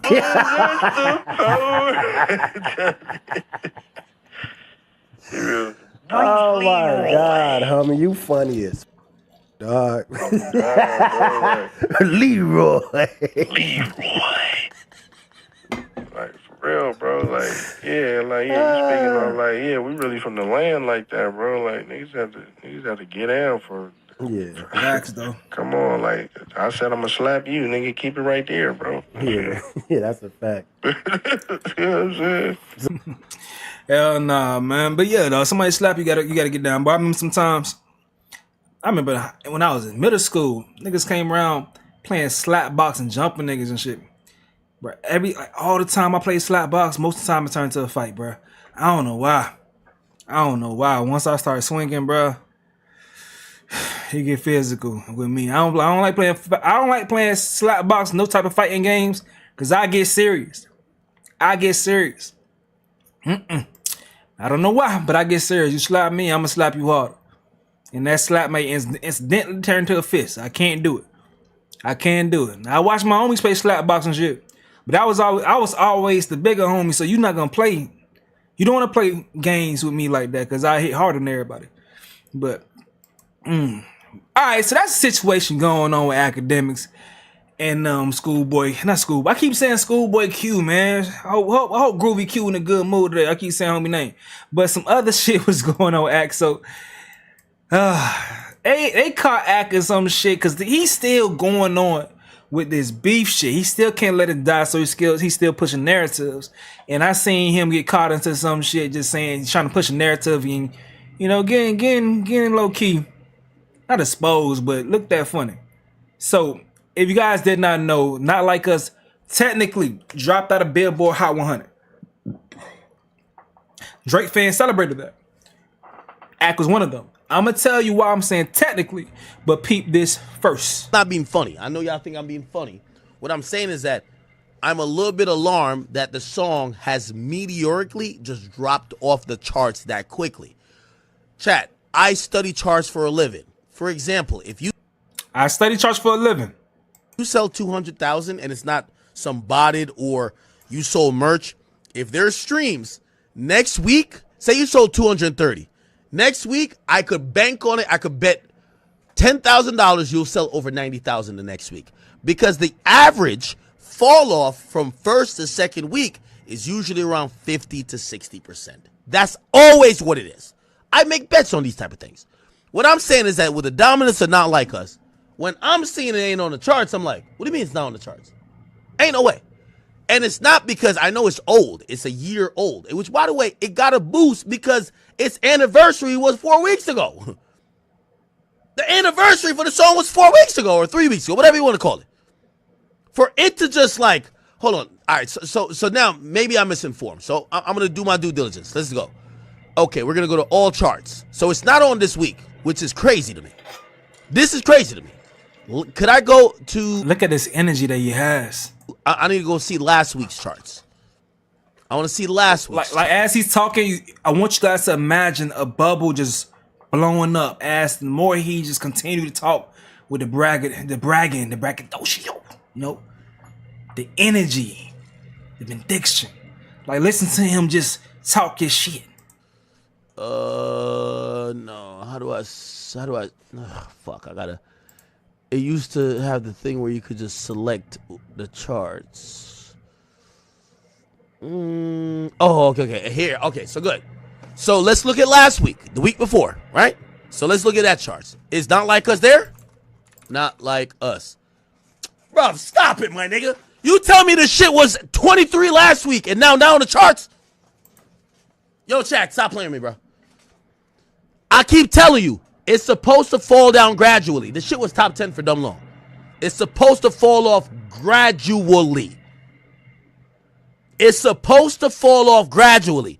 If it's top 20 last week, it's supposed to be 30 or 40 this week. The shit, like, all right, man, y'all gonna say I'm a hater. Chat, so you're telling me this song was #1 and top 5 for 8 months, but all of a sudden in 1 week, niggas is over it. It went from 23 last week. Chat, I just showed you 23 to not be on the. Okay, all right. This nigga's happy as hell. Just wait for it. Spit in the air and just say it's rain. I'll just be dumb. I'm dumb. I'm dumb and stupid. I'm just stupid. I mean, you said it, my boy. I mean, you said it. Look, let's go back. I'm going to do it again. Because, by the way, this is Billboard.com. Look, that's my shit. All right, cool. Let's look at the dates. So, the date, look. So, Next Generation Show, appreciate you, homie. Appreciate you so much, my boy. Let's go pick the date. Okay, how do I do the date? We got to do the date. Come on now. How did I Alright, fuck it. I can't edge this shit on no more. Pause. But so y'all heard the energy he coming with. I don't want to continue listening to him say the same shit over and over again. But he's trying to prove the point, like, oh, if Kendrick Lamar's shit dropped from 23 to completely off the charts, that must mean they must have stopped running bots for it to fall off the charts. That's the point he's trying to make without making. You can even see his damn fan page say the same shit right here. Academics reacts to bot like us suspiciously dropping from the Hot 100 charts. It was 23 last week, and it is the longest charting rap song in Billboard chart history. But all of a sudden, nobody gives a fuck about it. But dumbass, listen to his stupid ass figure this shit out right here on camera. Forgot to pay for this week's bot. Listen to him. Listen to what the nigga say. Hold on. How the fuck did Not Like Us get off the Billboard 100? It sounded like somebody forgot to pay for this week's bots. What the fuck? He's just said it right there. In 3 weeks, this shit fell from like top 10 to where the fuck is this shit at? A few moments later. Any song that's been on the charts for longer than 52 weeks must stay above the 25 position or it will fall off. Did you make that up or is that real? Morgan Wallen charted nearly 40 songs this week, enough to push Not Like Us below 25. Look at the nigga face. Look at the nigga face. Look at that boy face. Stupid ass. You going so hard for that dumbass angle. You fucking up your credibility for this stupid ass point. Move on from the beef, bruh. Move on. A lot of people, at least, they thought you was lame at some point, but they thought you was credible. But now you just look lame because you keep sticking to this stupid shit. Move on because you continue to lose credibility. Drake's keep lying to you. He keeps feeding you dumbass lies, and you keep going with all this confidence to speak about it. This situation right here, you come up with this stupid ass tape, and look at you, your mouth wide open, waiting for Drake to just slide in that shit. Shut the fuck up. Move on from this shit, bro. Looking dumb as hell. Looking stupid. How the fuck did Not Like Us get off the Billboard? Looking stupid. So Rob Markman, who is an actual journalist, he speaks on the situation. He speaks on what's going on. Okay, after his 53rd week, Kendrick Lamar's Not Like Us is no longer on the Billboard Hot 100 chart. Last week, the record charted at number 23, and this week, it was removed. Now, there's some misinformation out there, on purpose too, just to fool you. But we're going to give you the real reason why. Certain social media... It ain't just on purpose. Some of them just dumb. You got to call them dumb because the energy they have coming behind it. If that don't make sense to you, at least do research before you come to your platform. Your huge platform to go ahead and just run with a narrative. But you knew it was a possible narrative to push, so you don't even care. You don't even care to go ahead and find the information out there. Just want to just look stupid. The fuck? Just to fool you. But we're going to give you the real reason why. Certain social media accounts want you to believe that the streams were botted, and once either the artist or the label or whoever stopped paying for those botted streams, that the song just completely fell off the chart. Truth is, Not Like Us is no longer on the chart because of Billboard's recurrent rule for the Hot 100. There's a list of different circumstances where Billboard will remove a recurring song from the chart to make room for newer songs and keep the list fresh. For example, if a song has spent 52 weeks on the chart and fallen below number 25, gets removed. And that was the case for Not Like Us. It spent 53 weeks on the charts. Last week it was at number 23. This week it gets bumped down a little bit below 25 and it gets removed. The likely explanation for that is country star Morgan Wallen. He dropped his album I'm the Problem, which debuted at number 1 on the Billboard 200 with 493,000 equivalent streams. Damn. You know the whole calculation. The album has 37 tracks. And out of those 37, 29 of those tracks made it to the Billboard Hot 100. Morgan has 6 tracks in the top 10 alone. So all that new action moves everybody down a little bit. Kendrick falls from 23 to below 25. And because of the Billboard recurrent rule, Not Like Us is removed from the chart. And there you have it. No bots, no conspiracy, just a perfectly logical explanation for a little known rule. Straight like that. Straight like that, man. These niggas gotta stop, bro. Move on, man. Move on. Move on. Part of the reason why I don't like covering certain shit for so long, because it gets annoying because the nuance is left and people are just left trying to push weird ass angles, weird ass talking points rather than just speaking for the love of hip hop, for the love of music. You just trying to prove a point. Every situation, even when it came down to last week when the beef was brewing, and my bad, I got kind of busy because I did say that I was gonna cover all the stuff with the Joey Badass beef. I was gonna do reactions, but they wasn't clearing reactions. I low key when the shit first popped off, I recorded it on here with you guys. That we was reacting to it live. The first beef, the first diss when it came to Joey Badass, Absol, and Big Sean doing their freestyle, but they took my live off. They cut my live off when I was reacting to it. So I'm like, oh shit, that kind of made me scared to react to the beef, and I just pivoted to some other content. But lo and behold, when academics joined that conversation, because people was calling him out saying you not really hip hop, you only care for shit that Drake got going on or just the drama surrounding hip hop. His ass want to join the conversation just by saying, oh, if Kendrick Lamar doesn't respond to Joey Badass, then I don't want to hear nothing. I don't want to hear nothing about him. Kendrick, he was just trying to compare him to Drake with X, Y, and Z type shit. Oh, Drake responded to Joe Budden. Drake responded to this, that, and the third. Oh, Kendrick got to respond. Like, bruh. All right, bet. This shit just ruined the whole conversation, which it shouldn't have. But the morale, the momentum that it had when you have these people like this join the conversation and just fucks up the algorithm and people ain't give a fuck about it no more. Joey Badass won that back and forth because he was spitting like crazy, and that just ended up being what it was. That's just what it was for that situation. So, yeah, man, that's what all was going on with that, man. Now let's move on to another situation. Since we talking hip hop, did y'all see this shit, man? Did y'all see this shit? Just another day, man. Appreciate you, homie. Appreciate you for the donation, man. I appreciate that so much, man. Hey, dog, we an hour and 14 minutes away from my birthday. I'm leading this thing again with y'all. I'm pretty sure around 12 I may get phone calls or whatever, so we'll have a brief pause or whatever. But yeah, dog, we leading into the birthday vibing, gets content. Tomorrow I'm gonna be hanging out with the fam, bit chilling. I don't know, maybe I may live stream while I'm chilling with the fam, just for like 30 minutes or something while we just hanging, just talking shit. I don't know. Who knows? But maybe, I don't know. We're gonna see.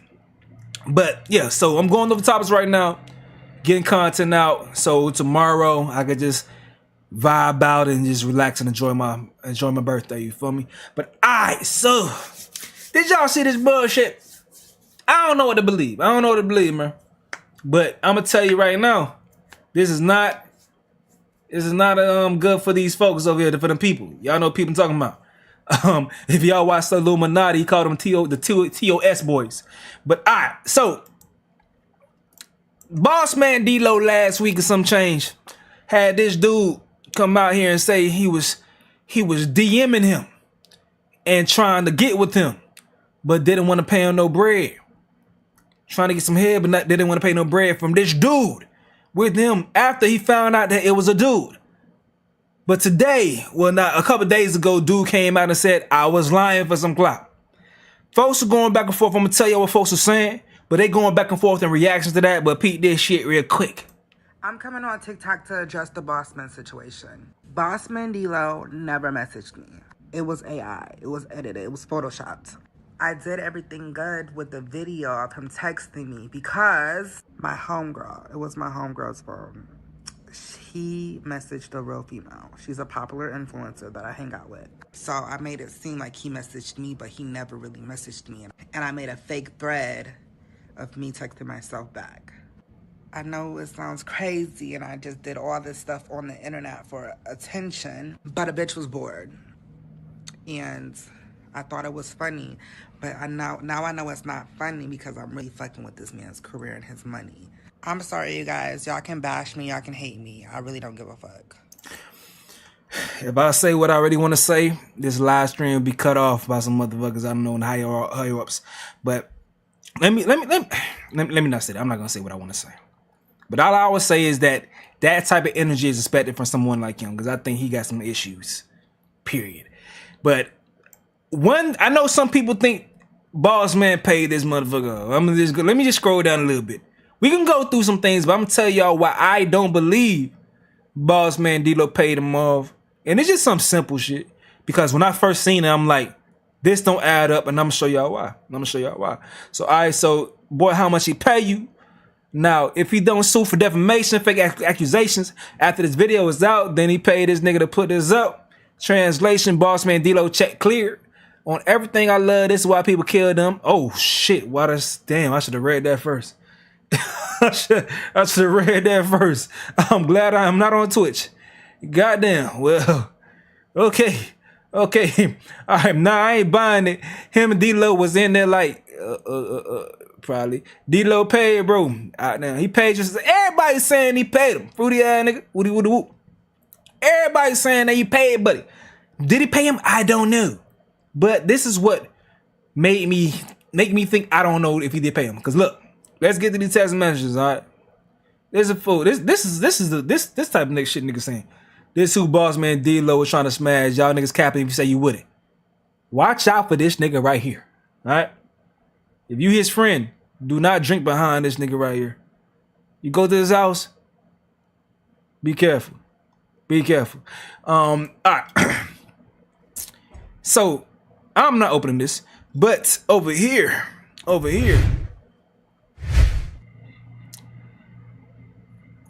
want to see the initial messages. It was some initial messages.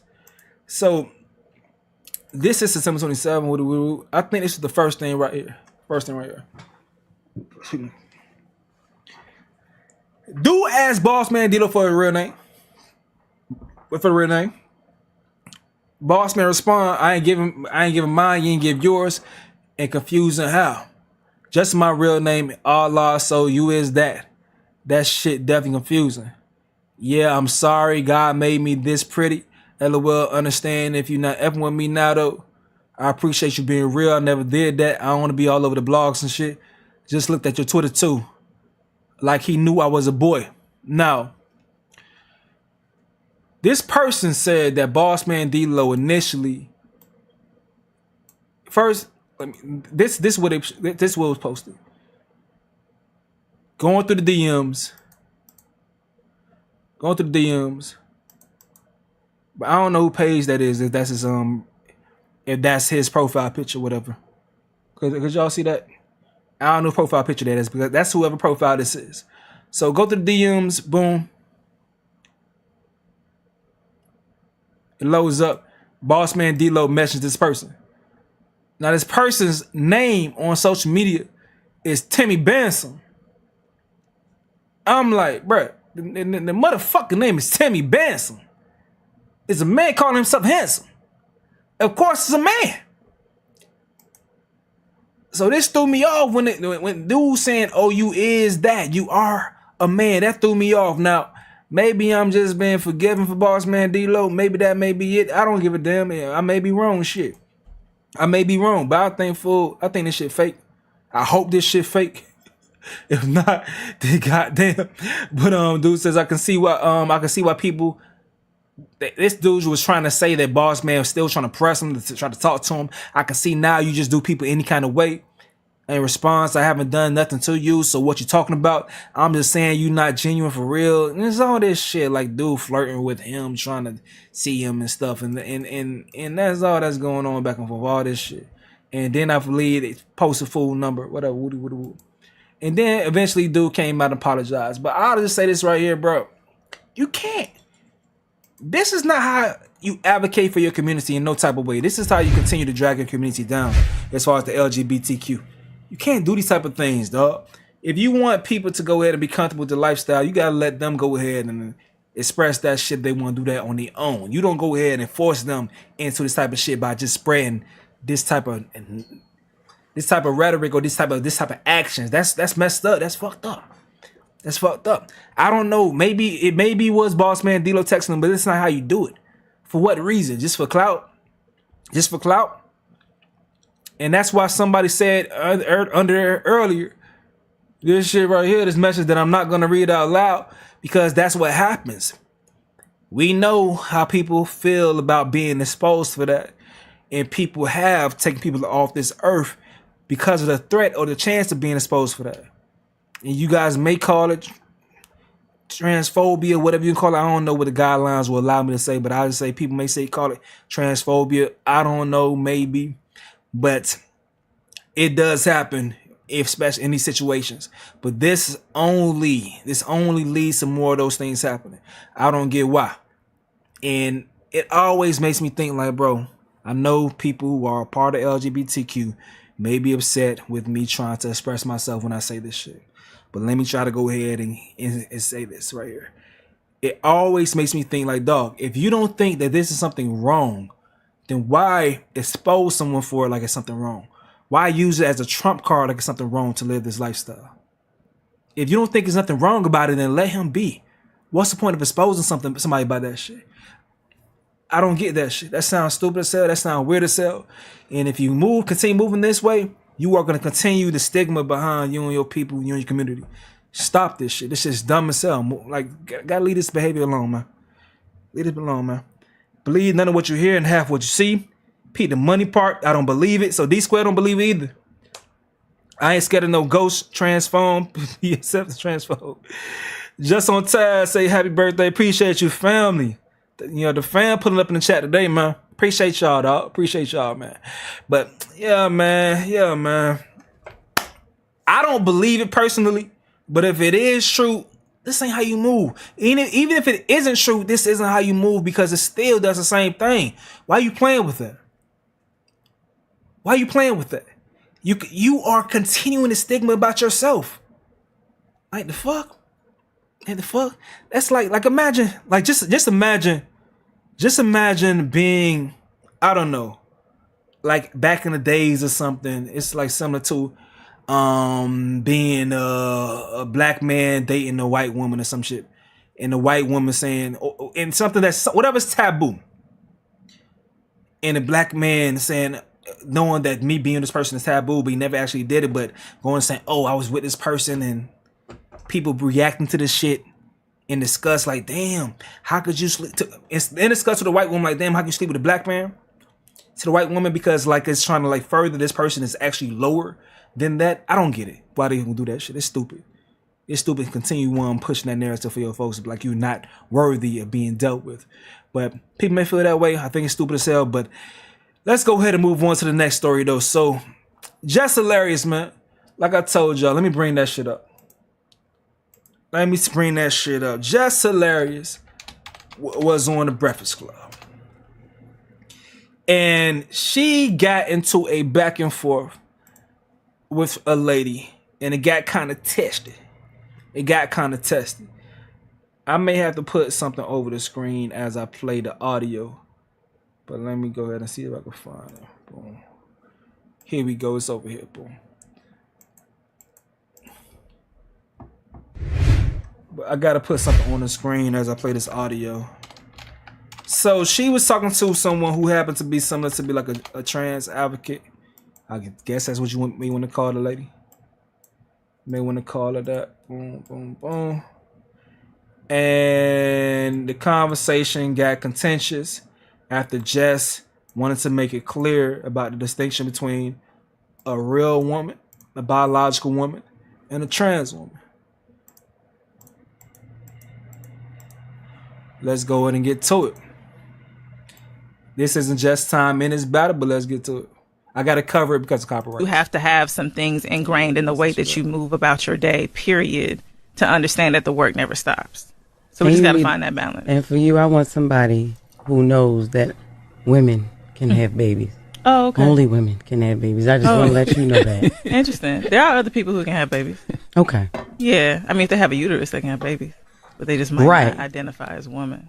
Okay. Those are two different things. Like you can be biologically female, but you can't be biologically woman. Because woman is a gender construct. A social construct. So if you got a uterus, yeah, you can have a baby. Yes, that's the point. If you have a uterus, you can have a baby. Okay, cool. Yeah, we agree on that. You know, Lene. But you do have to have some things. So Chit was getting a little spicy with Jess, all right? So dude right here came out and talking shit about Jess too. Everybody just mounted up. That support that. I'm not gonna say all the LGBTQ support that shit. A lot of them don't support the T's. Y'all heard what the homie name is. Dave Chappelle broke this all down, but Pete this shit real quick. This message is for Jess Hilarious. Transphobia affects you too. Here's why. The Instagram. Appreciate you, kid. How does transphobia affect her? You just gonna say she look like a man? Disrespect her? Comedian Jess Hilarious, who is currently serving as a co-host on the Breakfast Club radio show, is constantly throwing jabs at transgender people even when they are not the topic of discussion. And for you, I want somebody who knows that women can have babies. Oh, okay. Only women can have babies. I just want to let you know that. Interesting. And this most recent incident isn't new. She's been doing this for years. And the reason is that she thinks transphobia will never affect her. But she's wrong. In June 2023, Michelle Dion Peacock, a 59-year-old black woman, was murdered by her neighbor Tommy Wayne Earl. Earl approached Michelle in broad daylight and slashed her throat open with a straight razor outside of her home. Earl told police he harbored a long-standing grudge against Michelle because, in his words, she was a, quote, male acting like a woman. He thought Michelle was transgender. She was not. This message is for Jess Hilarious. Transphobia affects you too.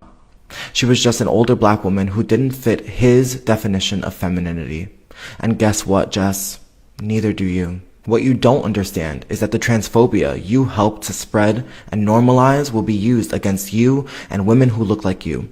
Women who do not fit the Eurocentric, ultra-feminine expectation of what a woman should look like, act like, or sound like. So when the narrative that you helped to push fully transform our society into a place where men can inspect our daughters' bodies because they suspect that they are transgender, because they are not seen as women enough, will you be proud of yourself? She was just an older black woman. All right, so go ahead and pick the rare instance that shit like that happens, and yes, that affects all women. Fuck no. It's a rare thing when someone that is out of their damn mind do some shit, and that shit is a possibility.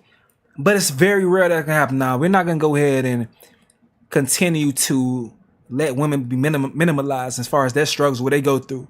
Like, say, for instance, I know people who go through, I don't know why it's not popping to my head right now, but certain complications from just being a woman that trans women would never understand.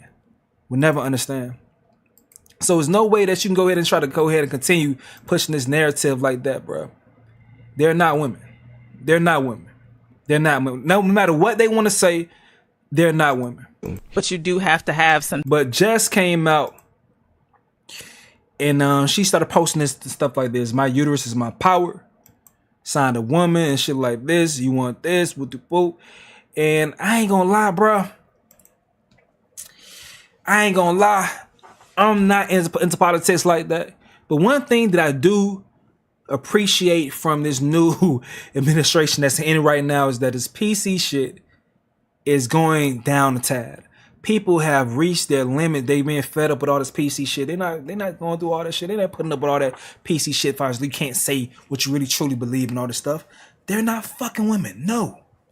Fuck out of here. Man, all these labels are confusing and we don't care. We don't care. I really wish I could say without, man, a lot of these people have mental fucking illnesses. Let's be real. A lot of folks have mental illnesses, bro. And we are forced to adapt to their warped reality. That's what's going on, man. A lot of us are forced to adapt to their warped reality. And also on top of that, it's not even the point that they're a part of the majority. They're a small minority of people that we got to go ahead and have all these uncomfortable conversations. We got to change bathrooms and shit for a minority of people. This shit is crazy. And I'm glad that it's getting some type of regulation. I think I understand, although that I do not support a lot of things that the Trump administration speaks on. I don't support a lot of it. But I do understand why people were fed up with the way the direction that we were going in, and like, nah, we need to course direction. Let's bring this shit back and then get back on track in some type of way. But nah, it's too much. We was going too fucking far. Man. I don't know what's the thing that I was thinking of. My lady would kill me right now, dog. I don't know why I'm having a brain fart right now as far as what, like something. It's just pregnancies, periods, all this shit that women got to deal with. They will never. But it's not about a period. It's like, I don't know why I can't think of it right now, man. My brain is just missing right now. But all right, that's that right there. I'm gonna go ahead and move on to the next story. So, did y'all see this shit right here? Did y'all see this shit? Let me get myself together as I explain what's going on. Alright, so there's a song. Oh shit, it's more than just okay. So there's a song that's very, very popular called I understand what you're saying, but just don't forget who else is a minority. I know we're a minority as well. Let me go back to that. I know we're a minority as well. But at the same time, I don't think it's fair how we are forced to conform to something that we don't agree with, as far as something that's mentally going on. People may think different as far as like their perception, their mental perception as far as who they are, versus the truth, the facts of who we are as far as our race or skin tone or things of that sort, or our demographic. We are who we are based on our sex and how we were born. Completely, that's who we are. We are forced to conform based on their sense of reality in their own mind. The whole world has to warp around and confirm and adapt to that. I'm not getting along with that. But I'm not going to be on the same damn time as far as what they eat don't make me shit. What they eat don't make me shit. So I don't have to go ahead and get mad at them just for existing. That's not where I'm at. I remember I worked with a trans woman. You know, a guy who transitioned to being a woman. It was no issue, but I ain't gonna lie to you. He was mentally ill. He was a veteran that was mentally ill. So it's kind of weird as far as just who he was as a person completely. But none of that had to do with who he was as far as being a trans woman at all. But, all right, let's get to the situation. There's a 4-year-old that's being called Miss Shirley. Okay? A 4-year-old being called Miss Shirley. And I ain't gonna lie to y'all, when I first seen the situation, I was like, what the hell going on over here? As a uncle, I've been an uncle since I was 11 years old. I'm the baby of my family, so I've been an uncle. Always had his mind state protecting the little ones, especially. I was an uncle to nieces, to little girls. So when I seen this situation, I'm like, what the fuck going on over here? I got that mindset of protection. So I see this. It's a song called Boots on the Ground. It's a line dance song, and this little girl be doing her little dance, and I always thought it was too grown from the day one. But she has risen in fame, and I'm being told that she's going to meet and greets, and grown men, they saying, and grown women are coming to meet the girl at meet and greets, and they're hugging her, picking up, and things of that sort. People are very uncomfortable to the situation, to everything going on with this lady. To the point that they call CPS on the mama for all these things going on with this young lady. I pieced this story together right before we got on live, so bear with me. It's not gonna be as smooth as my other stories on the main channel, but I don't like what's going on in this situation at all. I'm not gonna hold my tongue. As a man who's, like I just told you, I've been a protector since I've been 11 years old. 11 years old, I seen my niece come out that womb. That shit just snapped in. Been a protector since then. I don't like this shit. So, I didn't see that clip right there. But this is this young girl meeting the guy who sings the song Boots on the Ground, the line dance song. I think he's from South Carolina, I believe. And she's hugging him. I finally met Little Miss Boots on the Ground. It was tears behind those glasses, whoop-de-whoop. But people ain't feeling this shit. Now, this dude right here, I don't know if it's before or after the situation, he called CPS. He claims that he called CPS. I see everybody asking. He claimed he called CPS on the mama. I see everybody asking $1 million. Wait, nigga, hold on, chill. Hey, what's going on up here? All right, well, he claims he called CPS on the girl mama. Let's peep this shit real quick. Let me make sure we got the screen on point. Big Hayes, appreciate you. Question. Who called CPS? I see everybody asking $1 million question. Who called CPS on Miss Shirley mama? Guilty. I didn't know her mama was gonna get on live crashing out afterwards. And quite frankly, I don't give a damn. On my mama, I ain't never had this many people mad at me at one time in my life. I'm not even gonna lie, I was already scared for the little girl while she was doing Boots on the Ground, goddammit. But then I saw that little Johnny Gill put on your red dress and your high heel videos, and nah, man, I picked up my phone immediately. It's one thing about us talking about this shit every day, but I feel like somebody had to take action.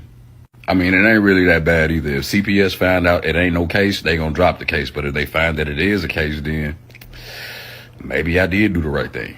One day, Miss Shirley gonna find this video and she gonna thank me one day. She had that little girl putting her boots on the ground, goddamn, and I put my foot down. And don't judge me either, man. I was just looking out. Shit, if anything were to happen to that little girl and all of us grown-ups was just sitting there watching and didn't say shit, goddamn it. All right, so he claimed, he may be lying, but he claimed he called CPS on the girl. This is another one, angle from the video. Oh my God, bro. Oh hell no, man. What the fuck, man? Get your ass on, boy. Get your goddamn. So he's saying these are people that she's meeting at meeting greets. I don't know who that dude with the black on is. What happened to boots on the ground? Why is she up in the air? Why is he in her arms? Investigate all the men who drove hours to go see Miss Shirley. In fact, investigate everybody involved with this Miss Shirley thing. The bars, the clubs, the mom, the aunties, everybody needs to be investigated. This whole week, the topic has been accountability. Well, here's our opportunity to hold not only men accountable, but women and everybody involved in the situation accountable. What do you mean you got up, got ready, got dressed, drove hours to go meet Miss Shirley? Why is Miss Shirley why the fuck why are we calling a 4-year-old Miss Shirley? Like, bro, I'm sorry, I got patience for a lot of things, but when it comes to kids, I don't have patience for it, bro. I don't have patience for it, bro. I know I'm Black American, but at the same damn time, I'm Haitian too. And if you guys are Zoes, you know we don't play in regards to respect or making sure kids stay in a fucking place. When I seen all that, when the first time I seen the dancing that the little girl was doing, I'm like, what the fuck is this? What's this? What's all this hip moving and stuff? Hell nah, why nobody coming and shutting this shit down? It's the father in this young lady's life. If he is, he need to come and speak to the congregation right now. Right now. Interest. I understand if it was like a birthday party for children and you have a child and you're invited and you went, but to drive hours to meet and greet, yeah, investigation. The venues who are allowing this hosting, investigation. The mother who we can clearly, now I'm aware that you're not unaware. You know what you're doing and you're definitely doing it on purpose, investigation. So yeah, the topic this whole week I've been seeing is, yeah, we need to hold men accountable for the actions of other people. Let's just start by holding everyone, no matter the gender, accountable when we see situations like this. I think he's talking about the Grits and Eggs podcast. I seen my boy put out a video about that. I ain't talking about my dog Adam Obi in a long time. I gotta check in on my boy. But I seen he put out a video about that. I know what he's alluding to. Let me put that on the docket. But let's continue. I'm making a mental footnote about him saying this line right here. Men accountable for the actions of other people. Week I've been seeing is, yeah, we need to hold men accountable for the actions of other people. Boom. So I'm making a mental footnote. I'm gonna go ahead and pull up over here. But all right, this girl saying this right here. Make that dance big, Miss Shirley. So this is someone who like, I feel like, you know, this is a supporter right here. This is a supporter.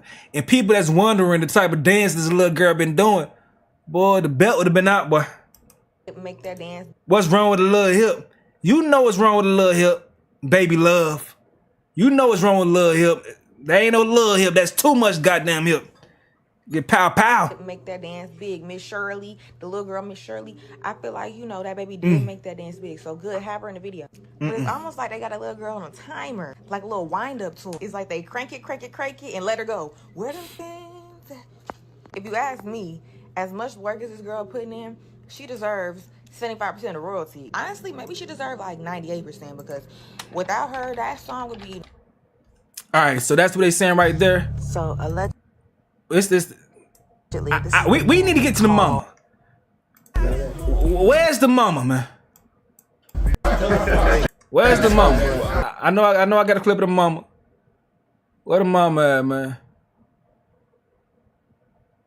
I'm gonna play this clip right here, then we can get to the mama. Of hours to go see. Oh, he already said that shit. Here we go. I think we got a 10-minute clip. Where that's at? Where's that? Boom. Y'all know we got to the police like you know the police is wanting to do. You alright, bro. This like when I seen the mom, I'm like it makes perfect sense. Dead giveaway. Y'all know we got to the police like you know the police is wanting to do. Take pictures with Miss Shirley. They wanted to take pictures, but they had to do their job. Cause a sick bitch called up there. Make perfect sense. Way from another state. Perfect you way sense. in another state. And worry about what the fuck we got going on.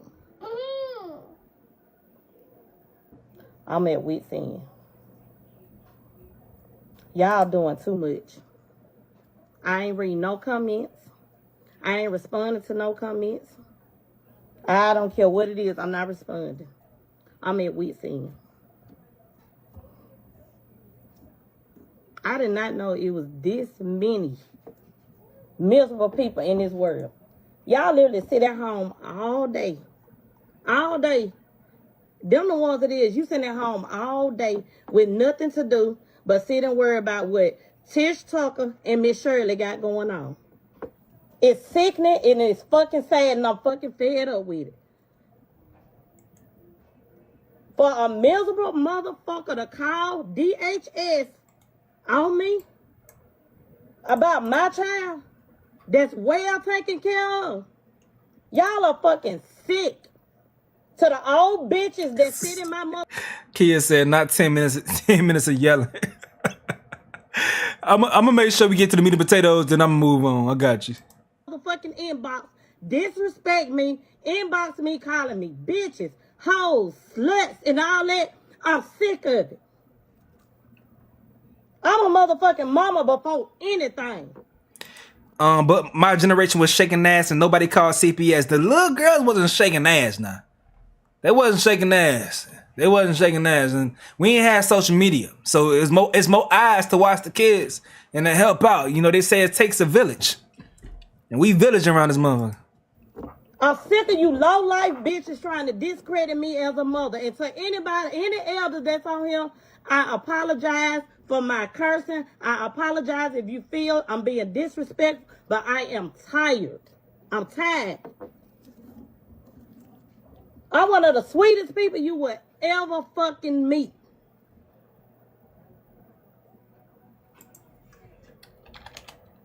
Y'all motherfucker literally sat up there. I actually got a call from the police station today for me to come up to the police station because a miserable bitch called DHS and told DHS and the police station all about the time I got a fucking OnlyFans. It's a motherfucking fan page. It's not no OnlyFans. Y'all take this shit that y'all see on social media and run with it.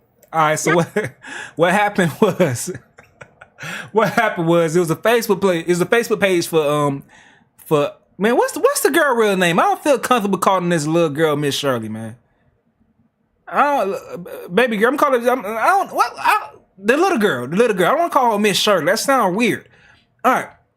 So it was a Facebook fan page made, and it said the only fan page. It wasn't the OnlyFans, but it was the only fan page for her. And that was in the title of the page. So people was like, oh, she has an OnlyFans just because OnlyFans was in the title of the description for her page. And people ran with it. And she's saying that was the reason that CPS was called, because of why would you have this girl who's doing all these hip popping dances, at 4-year-old. Crazy as hell. But why would you have her with an OnlyFans page? You guys are really exploiting this girl and you're doing too damn much. Albeit OnlyFans is not just for freaky videos. It's also for other content. Whatever you want to go ahead and sell subscriptions for is for that too. But albeit I get that. I understand that point. But still the connotation or the stigma surrounding OnlyFans is that it's for freaky dicky shit. So that's the confusion that was going on, and that's what she's referring to right here. Y'all some of the slowest, dumbest, stupidest motherfuckers I have ever seen in my life.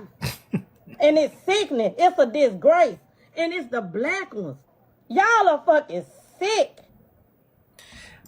I hate when people do this shit like, oh, it's the black ones. Black people are the only one watching your shit. They the only ones seeing this shit. That's the algorithm that you have, is only black folks. That's who it is. So of course you're going to have people out of the how many fans you got, some ones that may be upset, may be black, because they're the only ones viewing your shit. So don't just say, oh, it's the black folks. No, some people don't agree with what the fuck you got going on.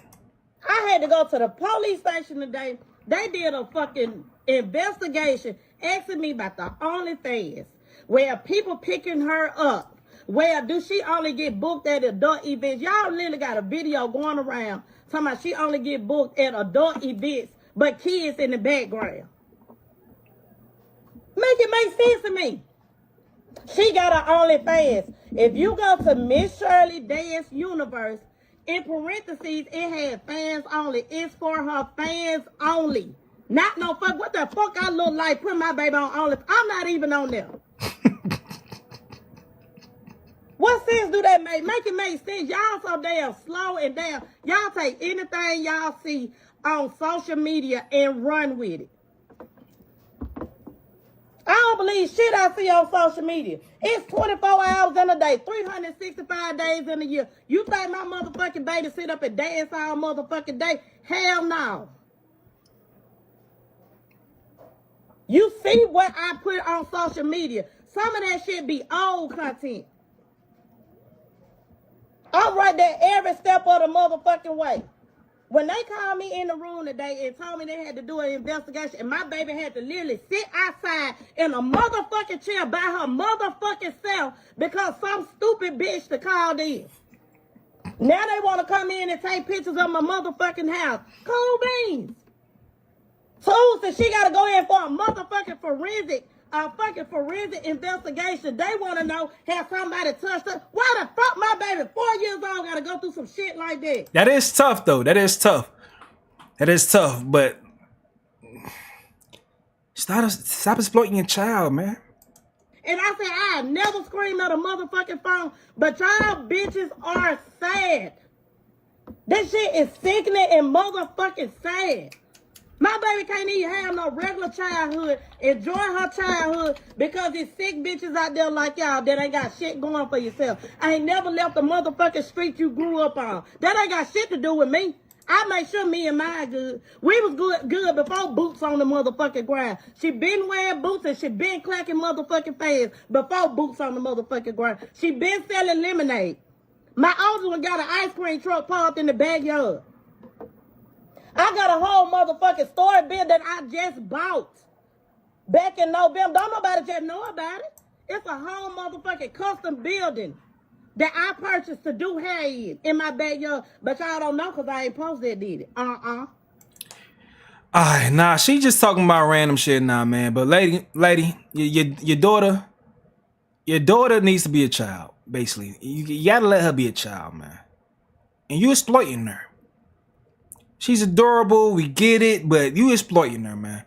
Someone said some more things over here. Let me get to this girl's over here. As a mother myself, the way Miss Shirley's mother is throwing her to the wolves, so all these grown-ass adults for them to touch her is really irritating me. There's no reasonable justification as to why that little girl keeps on being handed off to men for her to sit on their laps. Make it make sense. Not every person that comes in contact with your child gotta touch them. Why are you letting grown men put their hands on your little girl? Regardless if it's innocent or not, it's weird. And what's even weirder is the fact that Miss Shirley's mom had her do the My Johnny Gale challenge. Literally had her in the red dress and heels talking about some don't you look good tonight. She's 3. Or the fact that I just seen a video with Miss Shirley mom and Miss Shirley, and I'm trying to hey man, they killing this lady because she's just doing some idiotic shit.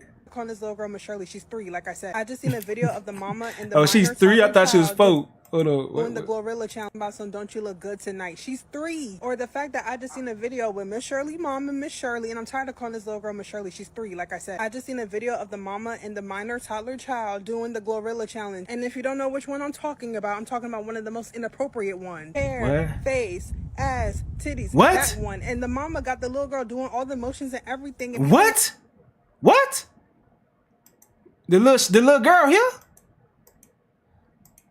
Minor toddler child doing the Glorilla challenge. And if you don't know which one I'm talking about one of the most inappropriate ones. Hair, face, ass, titties, that one. And the mama got the little girl doing all the motions and everything, and people in the comments are eating it up. Like, are y'all cool? Mama really got her doing all these grown-ass dances and also talking like she grown too. Like, what are you trying to teach your daughter to be? The mama already has taught... A thought. That's what she's trying to think she should be.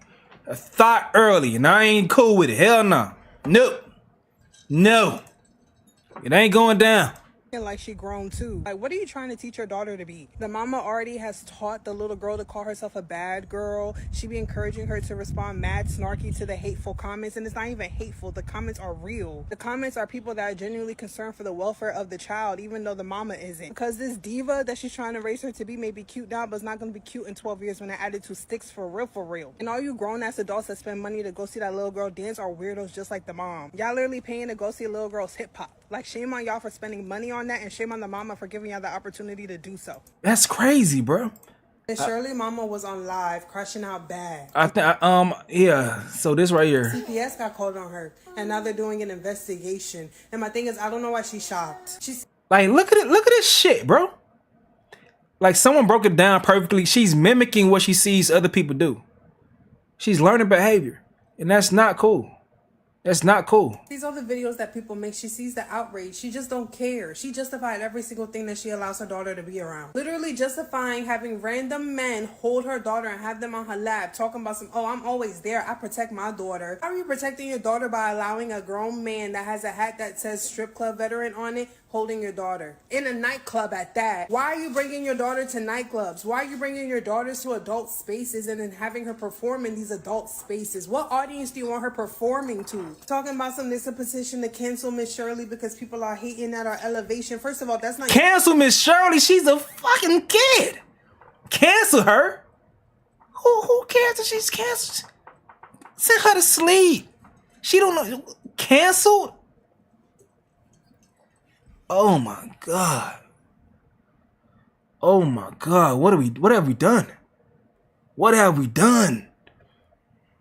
And you would think the mama, she I guess she part of like a little older than me. She look a little older than me, probably like, I don't know, about like 7 years on me or something like that.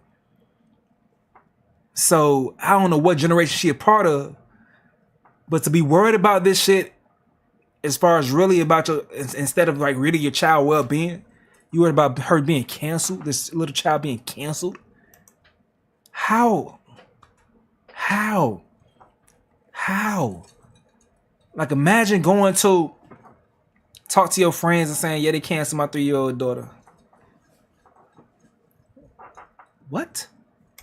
What audience do you want her performing to? Talking about some, there's a petition to cancel Miss Shirley because people are hating at our elevation. First of all, that's not your elevation. It's your daughter. She's the one doing the work for you. Secondly, if all these people are upset by the way you have your daughter on social media and now on television, maybe it's for a reason. Like, how obtuse and competent are you as a mother that you don't see the issue with the cameraman zooming in on your child's bottom? What? On a national television show while she's shaking it. What? And then justifying the fact that there's not an OnlyFans page by saying that there's a Facebook fan page. That's not no better. There are thousands, literally thousands of adults that are over here glamorizing your daughter on these fan pages. She talking about some people are sick for thinking something could possibly be happening to her daughter. Meanwhile, she's a sick one for not realizing that something could be happening to her daughter. And then she doing all this hooping and hollering, yelling, cursing up a storm, talking about some y'all moms was selling cat back in the day. Baby girl in the back co-signing with her mama, talking about some And my thing is, why are you talking like that in front of your child? Why are you having her in grown folk business? And then why are you not correcting her and telling her to get out of grown folk business? Why are you see what happens is that the most craziest shit goes viral all the damn time. The shit that doesn't look normal to the eye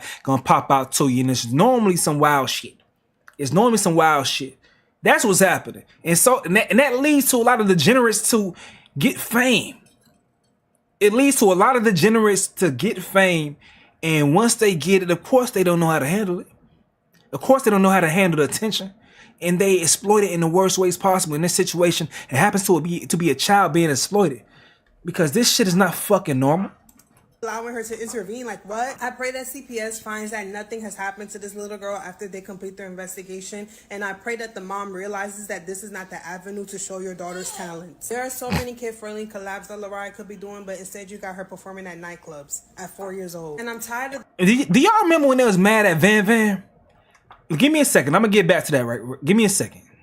The fact that she keeps on pushing a narrative that this baby wants to be called Miss Shirley. Stop giving this 4-year-old an alias. You know who else has aliases while dancing? Dancers, scribblers. Scribblers do a whole bunch of hip-hop and perform in front of people and have these aliases too. And my thing is Lariah's 4. There's too many similarities in what Lariah does and what scribblers do. And I know that's probably not the mama's intention. At least I pray that's not. But it's the reality of the situation. And that's exactly why CPS was called. Because if she don't realize it and all these other adults do, then we're going to have to step in and protect her daughter for her since she can't do it. Hopefully Take a village. this help Lariah mama realize that the way she's been exploiting her daughter is not it, and hopefully she realizes that she needs to protect her daughter and put her safety and well-being first, not the coin, not the money. All right, man, y'all remember in comparison, it can be child stars. Sometimes children are just fucking gifted, and sometimes they just stars. But I remember this situation right here when everyone was going insane about Van Van. They were going insane just because Van Van was just doing videos.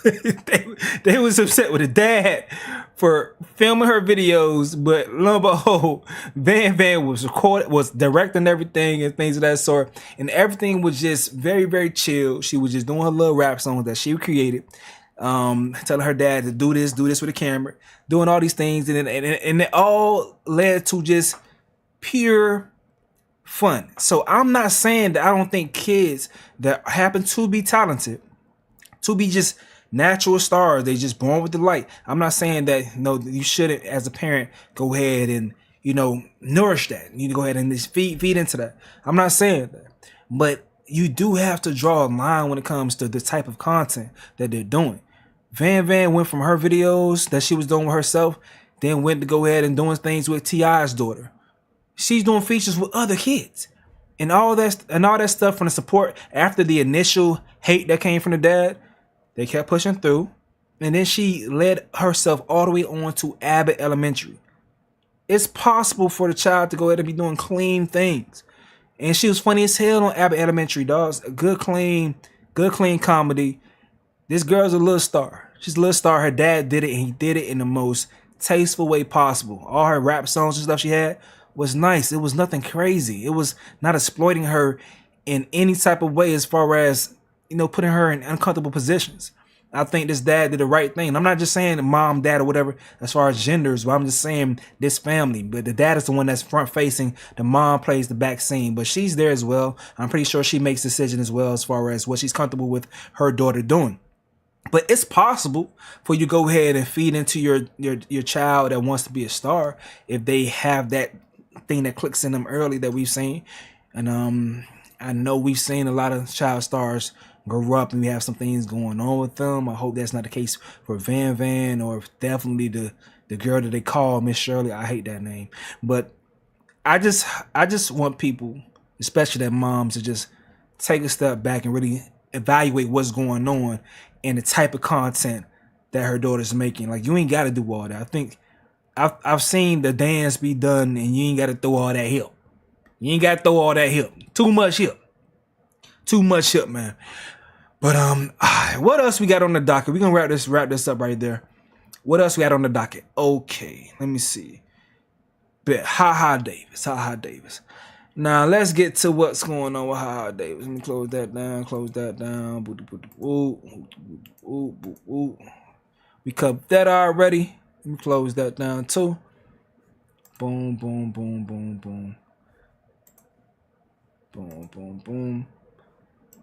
We ran through a good little bunch of shit. All right, so early in the week, man. This is one quick topic right here. But early in the week, Ha Davis was said to be arrested by the Utica Police Department for domestic violence. Yesterday, he is currently being held in the Macomb County Jail awaiting a bond hearing. This is May 26th. And y'all know this man got all the jail skits possible. So folks is on his ass in the quote tweets, quoting all his jail shit. Imagine how he might be in that shit. God, all that stuff. But dude said, man, he was not on that bullshit. And to defend himself, he started posting a lot of things with his girl. But before we get to that, hold on. They said, like, this was the clip. This was the skit he posted right before he got arrested. Which is like, it's interesting. This don't really mean shit. There's nothing looking to it.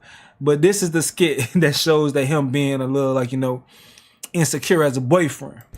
Wow, look at this freaky ass tag team getting ready to go out. She done put cheetah print on like I won't call every lion I know and had them tear that club up. Cause girl, you know this gun's super fat. You not finna have my heart hurting all night. Come get in the bed, please. Then they got heels on so they can see every nigga in the club. It's gonna be a different type of heel when niggas get put in the hospital. Y'all better keep it cute. Even the dog can tell y'all finna be on bullshit. They in here practicing shaking ass for other niggas. Y'all not about to get drafted to nobody's section from this house. They in here trying to twerk and I'm finna be at work. That club don't even know they hired an extra security guard tonight. I know damn well this weasel ain't in here driving the boat. You can't even swim. She got her head all the way back. She trying to get drunk. Her neck in here falling off the bone. Then she going out with hippopotamus esophagus. She gonna have to stop coming around here. You ain't finna fuck my family up. What up, bro? We in your section tonight? I know you got the box. It's always the friends. You gotta look out for the friends, bro. The friends be the worst ones. What up, bro? We in your section tonight? But nah, this that hurt. This that hurt. When your girl's the one calling a nigga that's the plug for the sections, you like, hold on, what the fuck going on? How the fuck you the plug? We in your section tonight? I know you got the bottles. We outside. Where we at? Who the fuck is this dead man on the phone? I'm just bringing towels in our bathroom. The couple's bathroom. Talking about a section. He gonna need a C-section to get them bullets out of him when I'm done with him. Yeah. Nigga, I killed you. Dude said, who is that nigga? Hey, I'm laughing because the situation has been softened. If it was just straight up domestic violence on his end, then I wouldn't be like as light on the situation. But that's why I'm laughing right now. I gotta get that disclaimer. But okay. Yeah. Nigga, I killed That nigga about to have us so fucking lit. Oh my god. My heart can't take this shit. Ain't nobody going nowhere. I'm finna go change the locks from the outside. You finna go out and meet me at the house, go have fun. Shit. The only club they finna be going to is Sam's Club. Y'all finna cook and stay home. Cause somebody just took my engine. She might as well go get in the bed cause the night is over. And your friend can get her ass in the middle. Babe. Can you move the car, please? Oh, I ain't even got my keys on me. Okay, it's cool. We can take over. You can't stop this boofing bottle, mama. I'm gonna take y'all. Ain't no nigga blowing my girl back out tonight but me. Club man, yeah, that's me. All right, so that was the skit that was released before he was allegedly arrested, but he said all that shit cap, man. So he says the internet believe anything. All right, the internet believe anything. Then he posted this right here with him and his girl. They on a flight somewhere. The caption say domestic islands. That red eye flight be the one. And he also said something else, a little one liner over here. What it said? Only thing we do is domestic flights. Only thing we do domestic is flights. All right. So let me go ahead and put it up here. If I don't want to sit with you, I'm gonna go sit over there. Go ahead. Why not? First time traveling with this man. This is the first time he traveling by himself though too. I just took my uniform off. First of all, I work there. You can't keep reporting people that work at the job. Okay? When you have, don't put it on our shit. My cleaning crew, they don't play like that. Let me get 2 napkins.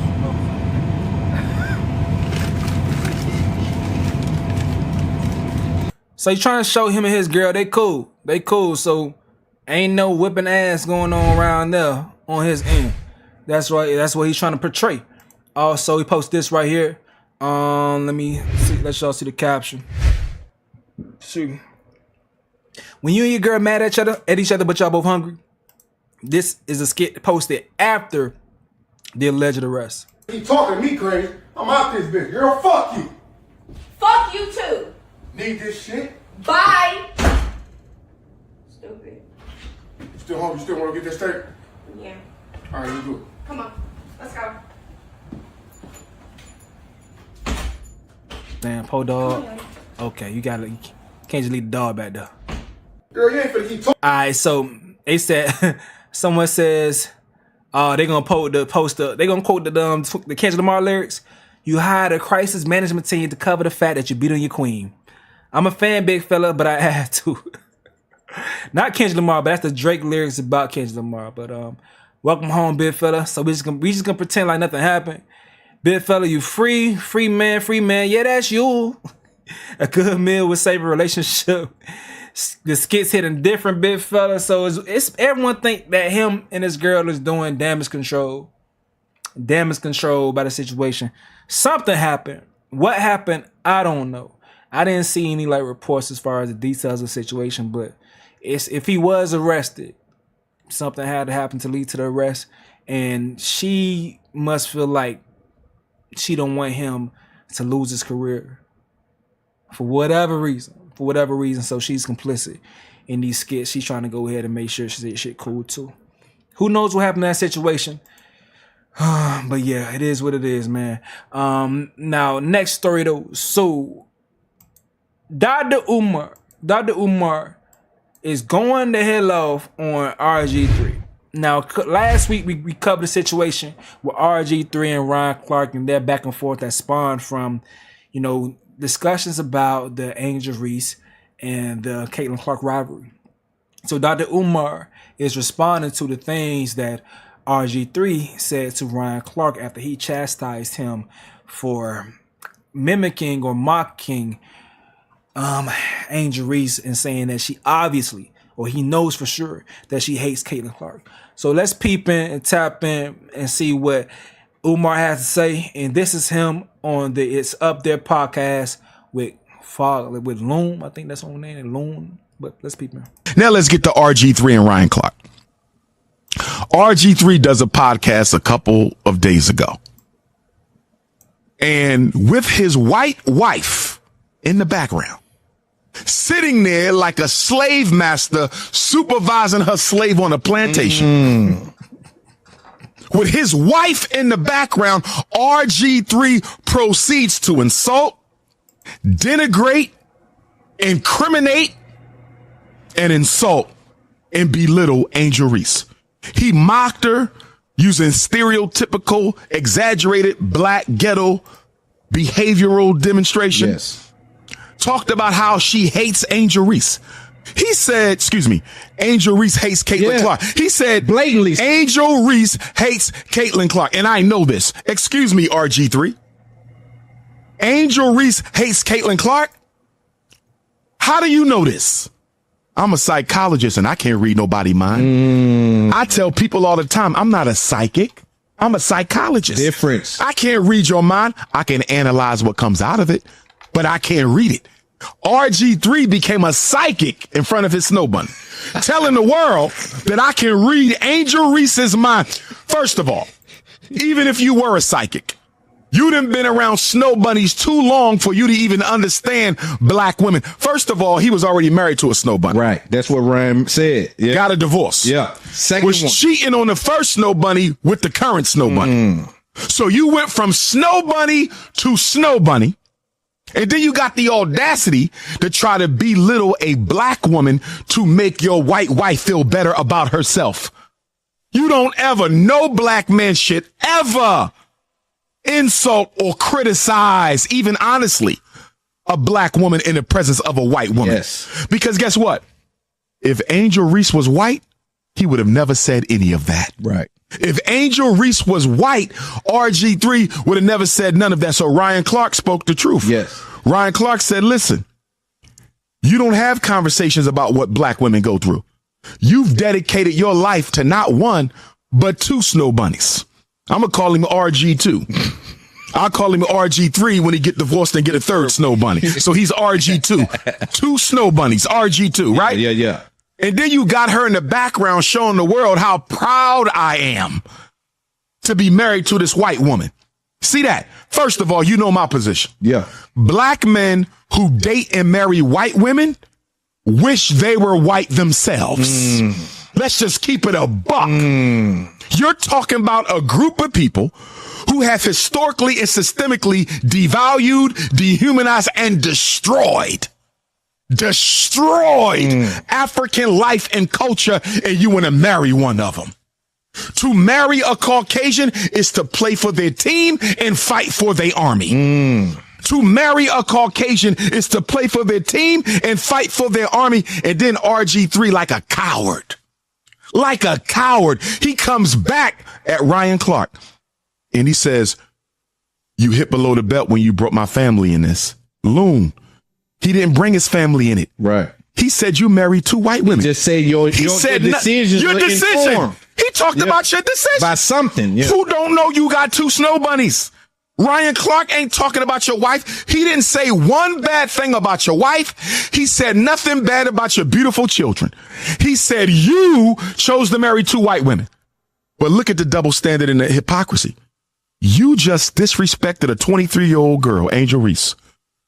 You talked about her like a dog. Right.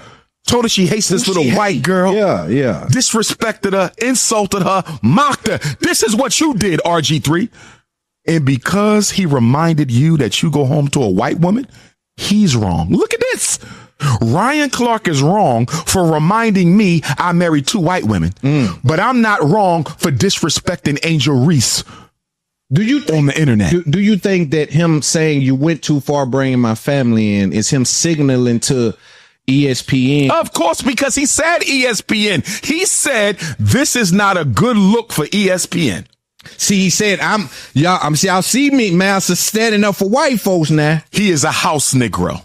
And for RG3 to sit up there and say this is a bad look for ESPN. Yeah. Why are you bringing that man's job into this? That's crazy. His podcast, your podcast. Right. Your private podcast, his private podcast, and you're going to bring his job in it. So you saying because he reminded you married 2 white women, he's supposed to lose his job? But it was okay for you to disrespect Angel Reese. Look at the difference. Yeah. Don't even mention a white woman. Right. Don't even mention a white woman. You should be fired. But it's okay for me to perfectly disrespect this young kid, this young 23-year-old sister who's been disrespected enough. And I'm going to add on top of it to prove to my wife and her family that you can trust me anytime against my own people. Now let's get to RG. RG3, man, straight up, dog. You know, let's be real, man. We've said it time and time before, time and time again, that he is a cornball brother. He's a cornball brother, and I think that's okay.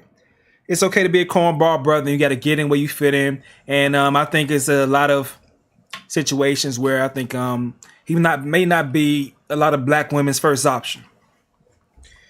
And, you know, I do think that's what Ryan Clark was trying to say without saying. He made strong points that weren't hidden below the belt, but it does open up the conversation.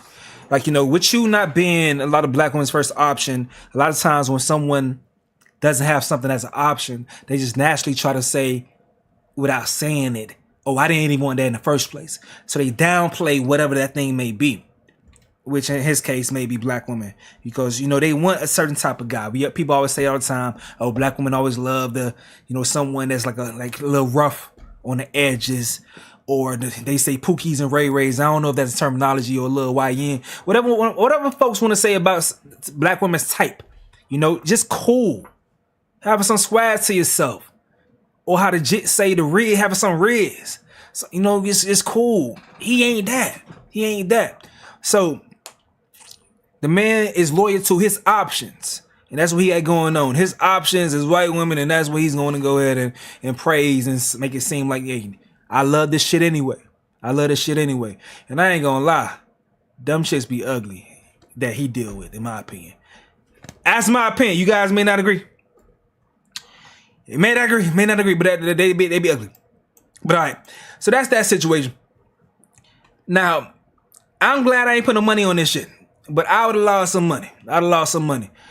Have y'all been keeping up with the latest in regards to everything going on with these folks that escaped from prison in New Orleans? Now, my money was on Linton, dog. I thought, what Linton at, man? I thought Linton was gonna survive, but they arrested Linton's whole damn family, bro. The mama, the daddy, the sister, the cousins, the grandma. They was even digging niggas out the grave to go ahead and arrest their ass with any thoughts of helping this nigga, but this nigga got caught, so I lost. My lady said this nigga was gonna survive right here, and his family trying to ruin her bet. Because all of them is saying, please, nigga, turn your ass in. So let's go ahead and get to it over here. Let me see. So Anthony Massey's Antoine Massey's mother and grandfather tearfully beg he turn himself in. His aunt asks for prayers as he remains on the run and instead gets arrested in no jailbreak. He's not a monster. It's not his fault. That's what his auntie said. So let's go ahead and pull this shit over here. Increases, so do the pleas from family members of Antoine Massey, now asking him to turn himself in. WDSU reporter Elizabeth Kubel picks up our live team coverage. And Elizabeth, you're hearing from Massey's mom and grandfather, both with a passionate plea today. I think the family put money on Derrick Groves. They put money on Derrick Groves. They like, hey, turn yourself in so we can get that bread, bro. It's cool. We'll put some shit on your books. They gonna catch you anyway. But just make you go in first so we get our bread. It's really bets on these dudes. Potty market, bro. I'm seeing it on Twitter, and they advertising the bets too. You can scroll for a little while, and if your algorithm, you a betting ass nigga. Sometimes I'm a betting ass nigga. You know, I got a Hard Rock login, an account. I got an account. You know, I be doing my little razzle dazzle, doing my little thing. So I get the advertisement for a party market showing me like, yo, you could bet on these prisoners to see who you think gonna go in last. I didn't bet on that shit. I ain't that fucking crazy. But I think his family better on Derrick Groves, and they trying to secure the bag right now. I am Gina, passionate and emotional. They desperately want Antoine Massey to turn himself in, and they are hoping that he hears this exact message from them. Hey, Antoine, this is Mama. Antoine Massey's mom pleading directly to her son. Antoine, I'm begging you, son. I'm broken. Please get in touch with Reverend Brown, your grandfather, your aunties, your sister, somebody, and turn yourself in. I need you. I cannot do this, son. I can't. I love you. Please. As that reward increases, so do the pleas from... She talked over the phone as other family members, including his grandfather, made that same emotional request in person. If you out there, your children, you got two beautiful babies, man. They need you bad. Your little son is asking for his dad. He don't know where you may be. And I don't want to keep on wondering where you may be. If I saw you anywhere, man, I will go with you to jail. I will be there every day if you needed me to. Just please give yourself up, son. Family members say they have no idea where Massey is or could be right now after deputies say he was one of 10 inmates who busted out of the Orleans Parish Jail almost 2 weeks ago now and is one of the remaining 2 still yet to be caught. Right now, if you don't feel anything for us, you can keep running if you want to. But we feel a lot for you. That's all I want. Just for him to turn himself in. She talked. Yeah, and family really wants this to end safely as well, without Massey or law enforcement getting hurt. Reporting live here at the jail, I'm Elizabeth Kubel, WDSU News. Yeah, and family. But right now. All right, so this the auntie. The auntie was spazzing out, going crazy. Peep this shit real quick. Our family is going through. You niggas is opening up old wounds that we are trying to bury. We are trying to bury them. Y'all making my nephew out to be a monster. He is not a monster. Is Antoine a problem child? Of course. Anybody who know us know that. Has Antoine been a problem since they fucking won? Yes. But how did he get that way? Y'all know how he got that way.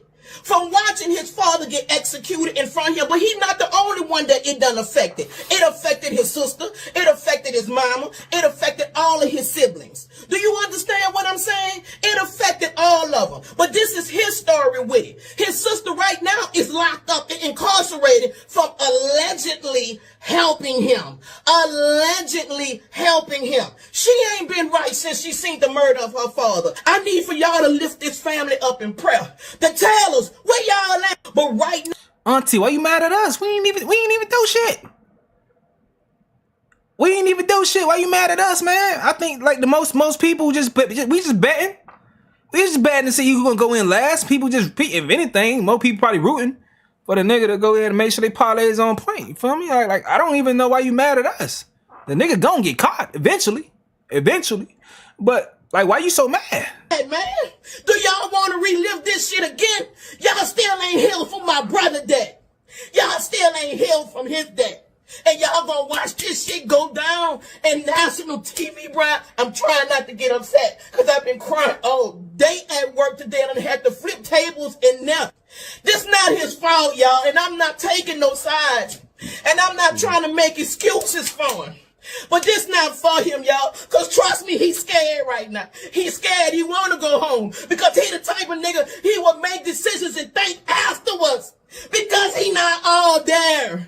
Am I saying he don't know right from wrong? Yes, he know right from wrong. He grown. But the system raised him. He been in jail 14 years of his life. Come home, domestic violence, he back in there. All he wanted to do is see his mama who just come home.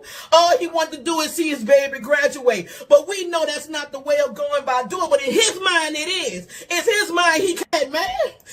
Can't do 14 more years. And the crazy part about it is he was the one with the lesser charges. Can't do 14 more years. Oh, I thought he was fighting murders. Is he not fighting murders? That's not a situation? Okay, whatever. But yeah, I don't know why she's so mad, you know? Like, he's not a monster. Nobody's saying that. The man escaped from jail. Obviously, they're gonna try to get him to come and put him back in jail. Like I don't know what she's so upset about. I know, like, you know, she may be scared for his safety, hoping that no one kills him. Like, the police don't go and kill him while he's out there on the run. I think that she's scared about that, but other than that, I don't know why she's so pissed off and what she's spazzing about. Other than that, if anything, she should be like, damn, why you keep putting yourself in these positions? Because I heard this is not his first time escaping from jail. But the award has gone to $50K per suspect, per fugitive. I know at some point in time I seen these three together. It was Antoine Massey, Linton Van Buren, and Derrick Groves. But I think once they started taking down all of Linton's family members, Linton may have let himself get caught so they can get released or whatever. I don't know if that's a thing. It may not help them, but Linton, it seemed like he gave up. But these three were seen together in some footage walking around at some point in time. Dude's sister got arrested. That's the thing. And these are all the people that helped aid.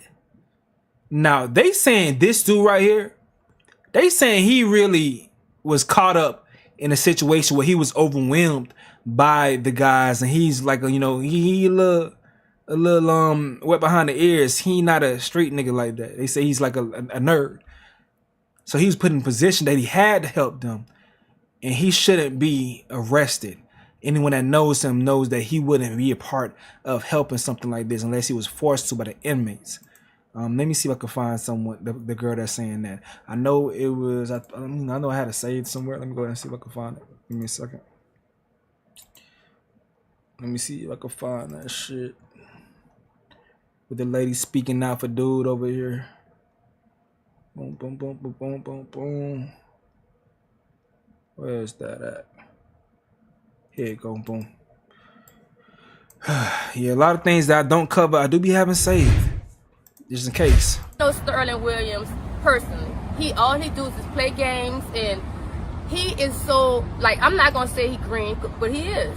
He's a school head. He graduated from Culver. He's not into He's like a nerd. He's a nerd. So let's keep it 100. He a nerd. If anybody was to walk up to him and tell him they're gonna shank him, he would do whatever they tell him to do. He was not raised like that. Sterling Williams is a good child. What they're trying to do to him, you can see it all in his face. He never experienced jail before. He never experienced none of that. He is a good person. I don't know why they're trying to give him the charge. Y'all need to get the deputies that helped, because the deputies helped. It was more than what they trying to put it on him, because y'all see that he's green and he's going to take the charge. No. He better not take the damn charges. Devil is a lie. I know. But so they saying, fool, he just mind his business, plays video games, be chilling, hanging, studious, just doing his job. Got caught up into this mess and he shouldn't be in jail. So it's crazy that you have another story about the other people that's involved, but Whoop the whoop. That's that right there, man. They arrested a lot of people, man. God damn. But alright. Let's go ahead and move on to the next story though. What do I have next? I think I just wanna get to the more lighthearted shit, playful stuff. We 2 minutes away from my birthday. I wanna get to the lighthearted, playful stuff, man, as we lead into this shit. And people that just vibing, we just vibing. I wanna laugh and have some fun. Not just this stuff that may not make the main channel at all. I'm just surfing the internet with y'all at this point in time. You want to hang out, you can hang out, and that's that right there. Let's go ahead and tap in. So I don't know if y'all know. I think we covered this, we talked about it, but Pop the Balloon, the original thing started striking everybody's platform. Not striking, but putting community guidelines, reports on everyone. And now people are finding it's low-key opened it up for other Pop the Balloon platforms to get some more love, because people want to react to things and have conversations about things, and since they can't do it about the biggest one, they're finding different ones. So I'm searching. I found this one. Let's see what this one talking about, because I know we like having fun and talking about these ones over here. See what's going on. It's Pop the Balloon shit. Where are they? This the host over here.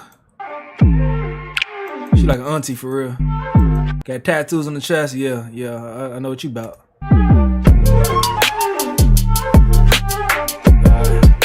Man, like, I know you doing Pop the Balloon and Find Love, but she doing the exact same style. This is funny.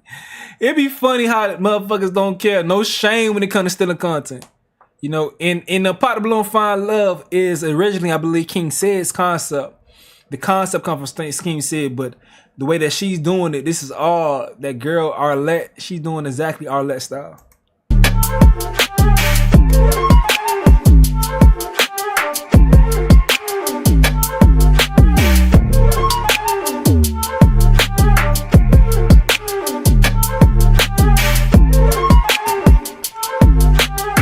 Oh shit, I forgot. It is one more thing that we need to cover. That's like main channel shit. Did I delete that? I think I closed the video. Give me a second. Let me build it back up. Give me a second.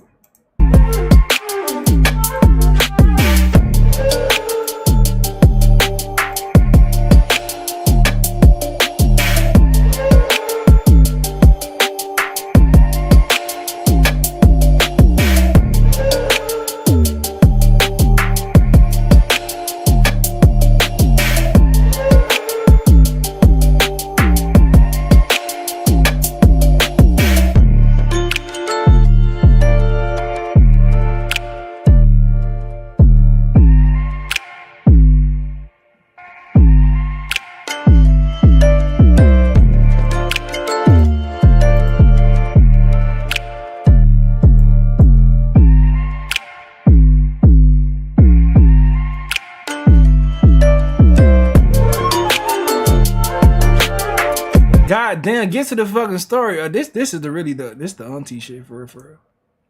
Most of these things be like auntie stuff. And aunties in the chat, don't worry. You feel me? Like I told you, I've been an uncle since I was 11 years old. So it ain't that bad. Don't worry about it. But all right, so this the aunties over here. Let me see. I didn't even look at the lineup of the girls. All right, so we got red dress. Yeah, these like girls on the high school with. Yeah, for sure. All right, it's a red dress. You got light skin over here. You got okay. All right. Okay, black dress. Black dress got the cleavage out there. You got the low cut with the swoop, and got the locks over here. Okay. I see. Now let's see what's going on. Before we get started, y'all, I want y'all to give it up for yourselves for coming out, participating in this experience today. Okay, give it up. Yes. We're going to get some matches. We're going to make some matches. So this is what you're going to expect. We have a group of single guys. We're going to bring them out one at a time. When that guy hits that corner, if he's your type, you like the vibe, do not pop your balloon. However, when that guy hits that corner, if he's just not your type or he says something and it sounds like y'all not going to be compatible, pop your balloon and I'm going to come to you and see why you decide to pop. Sounds good? All right, let's bring out our first single guy.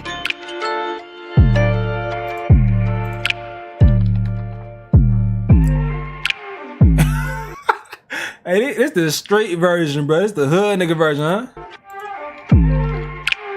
Hell nah, fool got face tat. Yucked up. I got yucked up and everything. Hey, welcome in. How you doing? What's your name and age? Anthony. Okay. What's your age?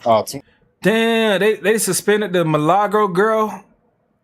That's why my Gene Deal coverage left. Because I know she was posting things about it. I was supposed to cover Gene Deal situation. I'm gonna get to it. Give me a second. But they suspended the Milagro Grams girl off of Twitter. So I know the Tory Lanez conspiracy fans, they can go crazy about that shit. Saying Rock Nation did it. You know, I know they get down. 38. You good? What you do? Truck driver. I can't really hear you. Professional truck driver. Okay. What are you looking for today in a girl? All right, bet. We passed 12, officially a nigga birthday. Officially nigga birthday, man. Appreciate y'all hanging with me for the B-Day. My damn Apple Watch going crazy. Someone that's decent, loyal, respectful, you know what I'm saying? Put a belief in the Lord, you know what I'm saying? Somebody that's fun, because I know I am. And we see What makes a girl fun? I mean, like, we get along, communication, understanding, you know what I'm saying? Things in that future. Okay. All right. So what's your deal breakers? I say bad hygiene, funky breath. I got a foot fetish because I don't like no ugly ass feet. A woman, you know what I'm saying, that don't know how to stand her place, you know what I'm saying, and want to be too masculine, you know what I'm saying? So, Wait. Listen. Why would you pop the balloon at that point? Is that a point to pop the balloon at? I guess it's the stay in the place shit, but don't want to be too masculine. I don't know. Maybe she wasn't feeling it. That was like, you know, I don't know. Wait. Let's listen. You know what I'm saying, and want to be too masculine, you know what I'm saying? So, yeah, such as that. She bought the balloon too, about being too masculine? Why do y'all want to be masculine? Okay. What do you like to do for fun? Me, I like to go out. I be having my kids. I drive. Nigga can't have kids! God damn! Or is it because he like to go out? He be having his kids. This man 38 years old. Y'all expect him not to have kids? Tough crowd. God damn, y'all strict around this motherfucker. I be outside. I don't have kids. I don't have any kids. I'm not 38. I ain't close. I ain't 38. But I ain't got no kids. I just do it. It's okay. Go ahead. I'm cool. Go ahead. All right. So you make these girls sound like they red pill. They sound like they red pill. Like it's a woman talking. You flip that shit and it's goddamn actual men evaluating what he's saying. That's what it sounds like. That goddamn laugh. Looks like everybody decided to pop. So what we're gonna do is we're gonna get to them and see why they decided it won't be a match today. All right. Hell no. They said Pooh can't have no kids. Hell no. That little ass shirt. Hell no. How many children is the question? Gemini season. Crown by K, what's good, girl? Eli, what's good, my homie? Name and age. Tanisha, 32. Happy motherfucking birthday. Appreciate that. Tanisha, why I did was you looking at chat. I normally date people just a little bit more chocolate. Okay. Oh, she like the chocolate niggas. Okay. That's okay. Okay, you like the chocolate niggas. Okay. You know, we in here. We in here. All my chocolate fellas, we in here. All right. So is Tanisha your type? Why? Why not? Yeah, she look like she a Sagittarius. I like Sagittarius, so yeah, she would have been. Okay. All right. Thank you. Certain things are keyword for red pill manosphere talking points. I get it. Crown by K, I understand exactly what you're saying. And I get the exhaustion from that shit. That's why years ago when I used to do reaction to that content, I used to tell dudes like, you gotta have finesse. You can have the mind state, but it's the way you finesse when you speak. Sometimes people be too abrasive when they deliver these expectations on both sides. You gotta have finesse. These dudes got no finesse. They want to come through burling through the paint for Basketball Reference, burling through the paint like Zion Williamson. You can get some charging calls. You gonna get some charging calls, whatever. Or better reference, they burrow through the paint like Julius Randle. When you need to have finesse like Kyrie, you finesse the situation. Yes, you may have this mind state, but you got to finesse it because you know it can be controversial, it can be polarizing. So you gotta know, because a lot of ladies know they want their man to make a certain amount of money. But you may have some exceptions once you get to know someone. You know, you may have some exceptions. But you ain't just gonna come out to a man first date. Oh, you need to have blah, blah, blah, blah, blah, blah, blah, blah. Why need it? You're not just gonna do that. It's a way that you go ahead and, present your standards in the right way for it to be easily digestible. Yeah. Name and age. I'm Aisha. I'm 41. Thank you for the well wishes, Crown by K. Why did you pop? I think when you said a woman needs to stay in her place, I'm too independent for that. So Okay. I understand. So she a type? Why? Why not? Nah, not for real. I ain't gonna lie. Like, I like, you know what I'm saying, a little thick. Goddamn me. She got a little olive, and she got a little Popeye's olive. She got that going on. Nah, I ain't gonna lie. As far as my evaluation of the girls, I ain't gonna know. My lady was in the chat earlier. I think she fell asleep, so I'm good now. I can talk my shit now. My evaluations of the girls, she cute. Not my type as far as body wise, but she cute. She okay. Not my type though. She's nice. She leaves with too much titties out there. Titties just out in the open. Would never consider wifing her.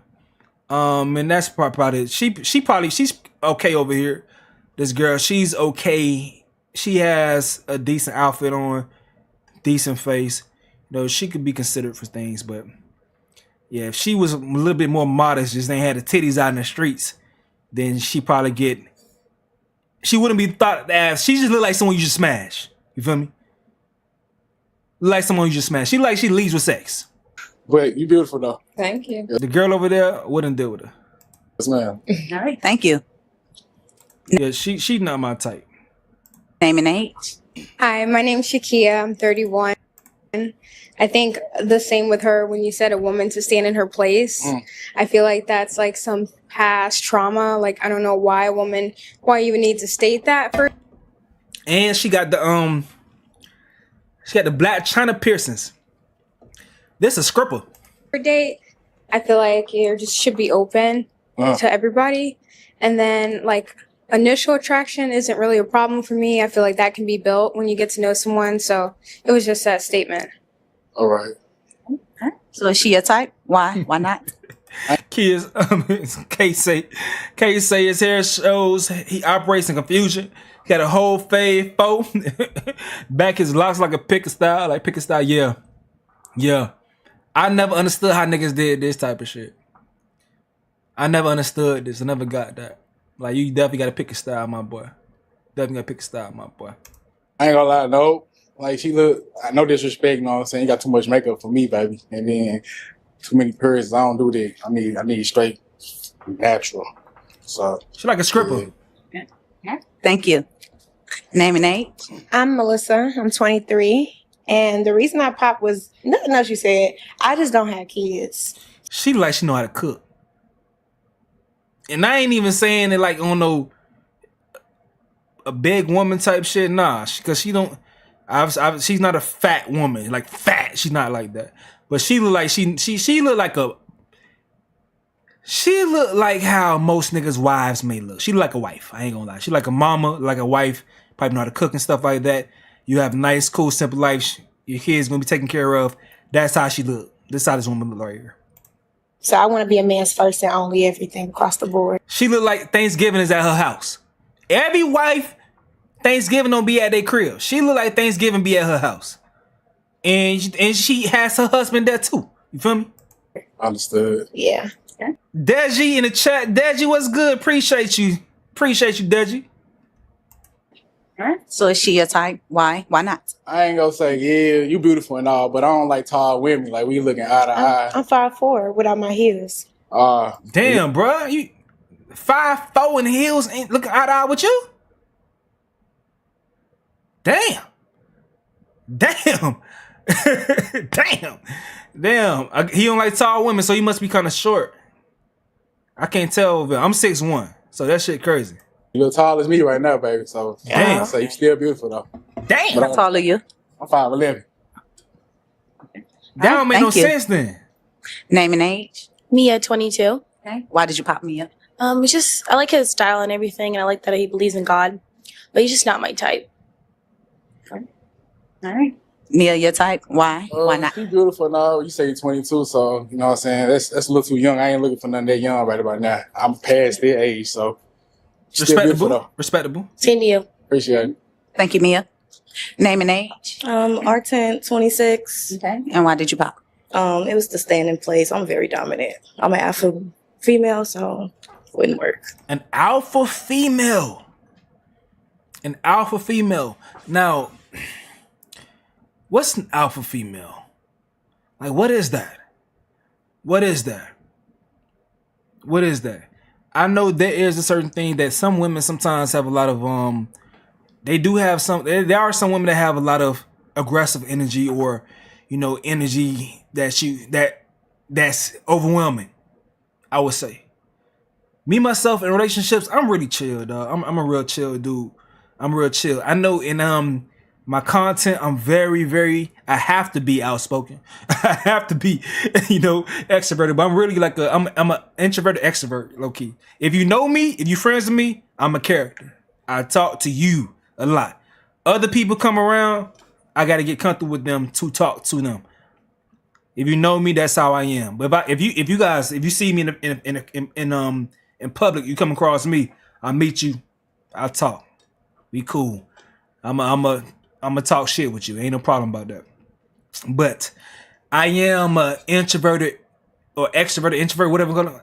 I'm a nigga that's to myself, but I have a big personality amongst my friends.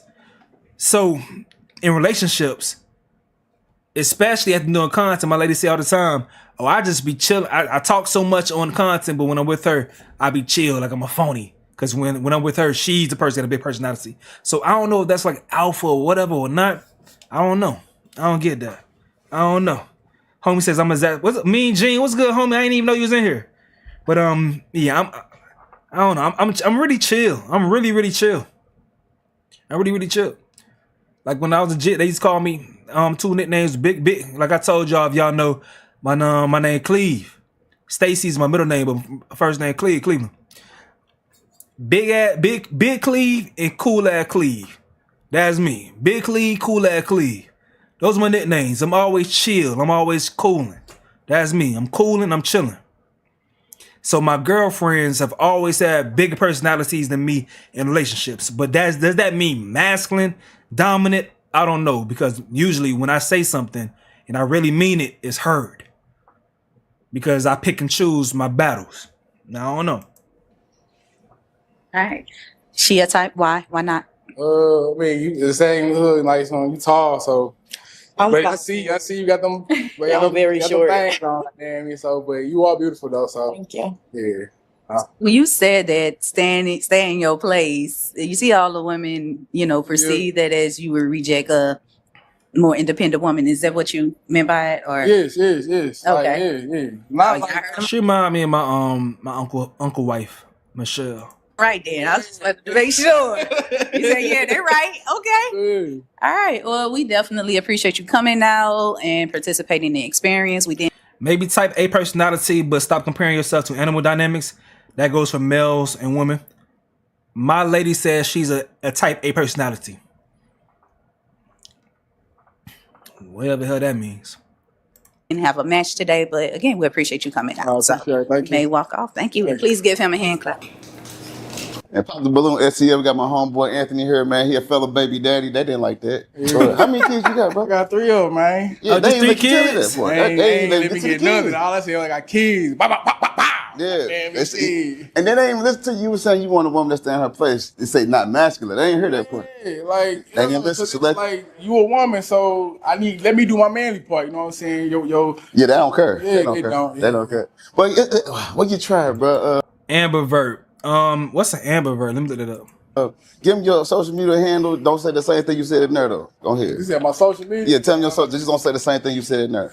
You can get at me at that boy Blue. Oh, a personality trait that balances both introverts and extroverts. Okay, ambivert. Yeah, guess I'm the same thing.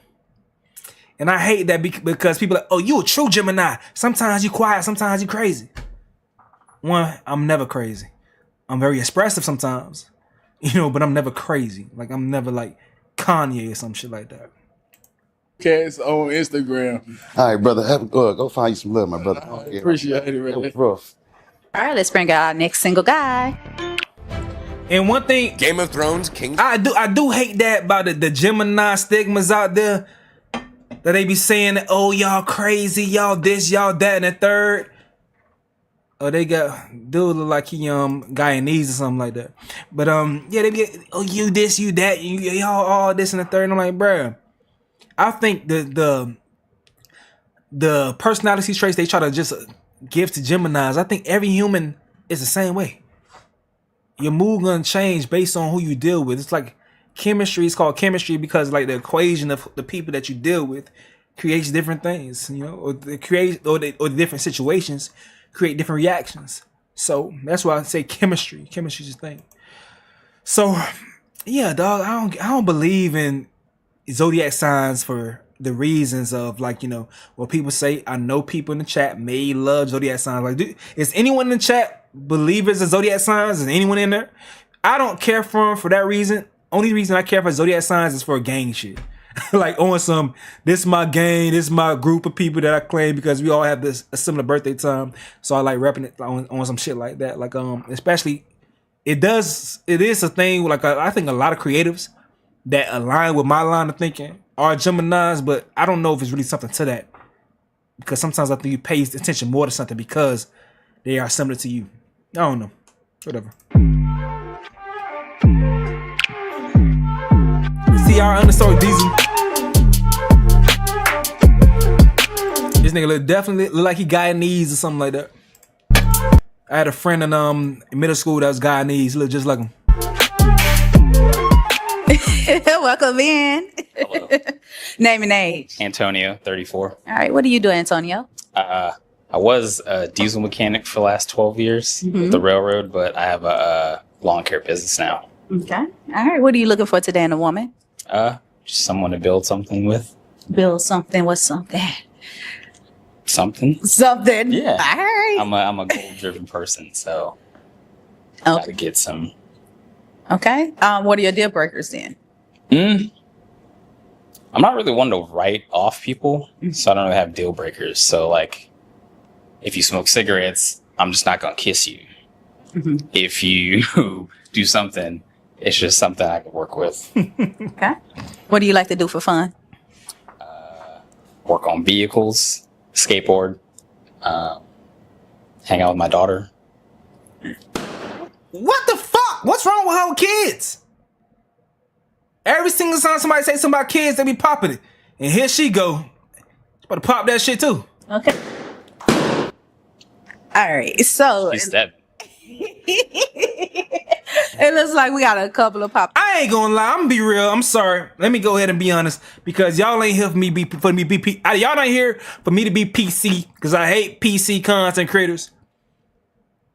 Everyone up here look like they got kids except her, and her. Why the fuck y'all got issue with kids? Tell me you don't have kids, please. Please. Why y'all got problems with kids? Balloons. We're going to get to the ladies and see why they decided to pop, okay? Gotcha. All right. Hello. Name and age? Tanisha, 32. All right, Tanisha, why did you decide to pop? I don't have kids. I mean, I really don't mind. Sorry, my bad, Tanisha. Ding. She don't have kids, but okay. All right. I ain't guys with kids, but I'm really trying to get out of there. Like, I just, I want to build a family, not build on your family that you already got, Fair enough. Fair enough. So is Tanisha your type? Why? Why not? Yeah, she's very attractive. I like her nose ring. Thank you. Did that hurt? I ain't gonna lie. She 32. She's pretty.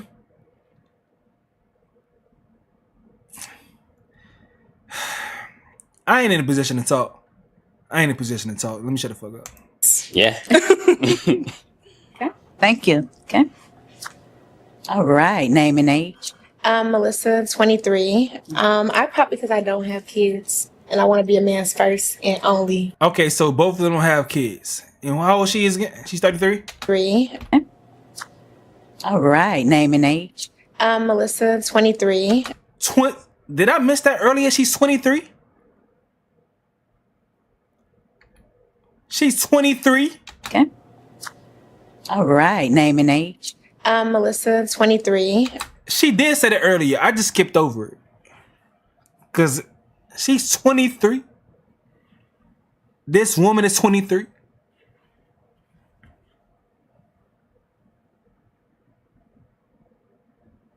Yeah, I did look over it. You did. I skipped over. She's 23. Okay. I mean, okay, she's 23. She's 23. I pop because I don't have kids and I want to be a man's first and only everything. Wife, kids, everything. Fair enough. Fair enough. Okay. Is she a type? Why? Why not? She would be, but the age gap. I did not expect her to be 23. At all. Too young. He said you get that a lot. And I'm sure she dates older men. Yeah. All right. Well, thank you. Name and age. Mia, 22. Okay, Mia. Why did you pop? I just don't want kids at the moment. So, yeah. I saw you on another episode. All right. So is Mia your type? Why? Why not? She would be very attractive, but again, age. Let me guess. You're thinking about going to therapy. And as a therapist myself, of course I'm going to say that's a great idea. Trying to be plus or minus 5 my age, so. All right, well, thank you. Plus or minus 5 your age. I heard that the women, like, I don't know how true this is.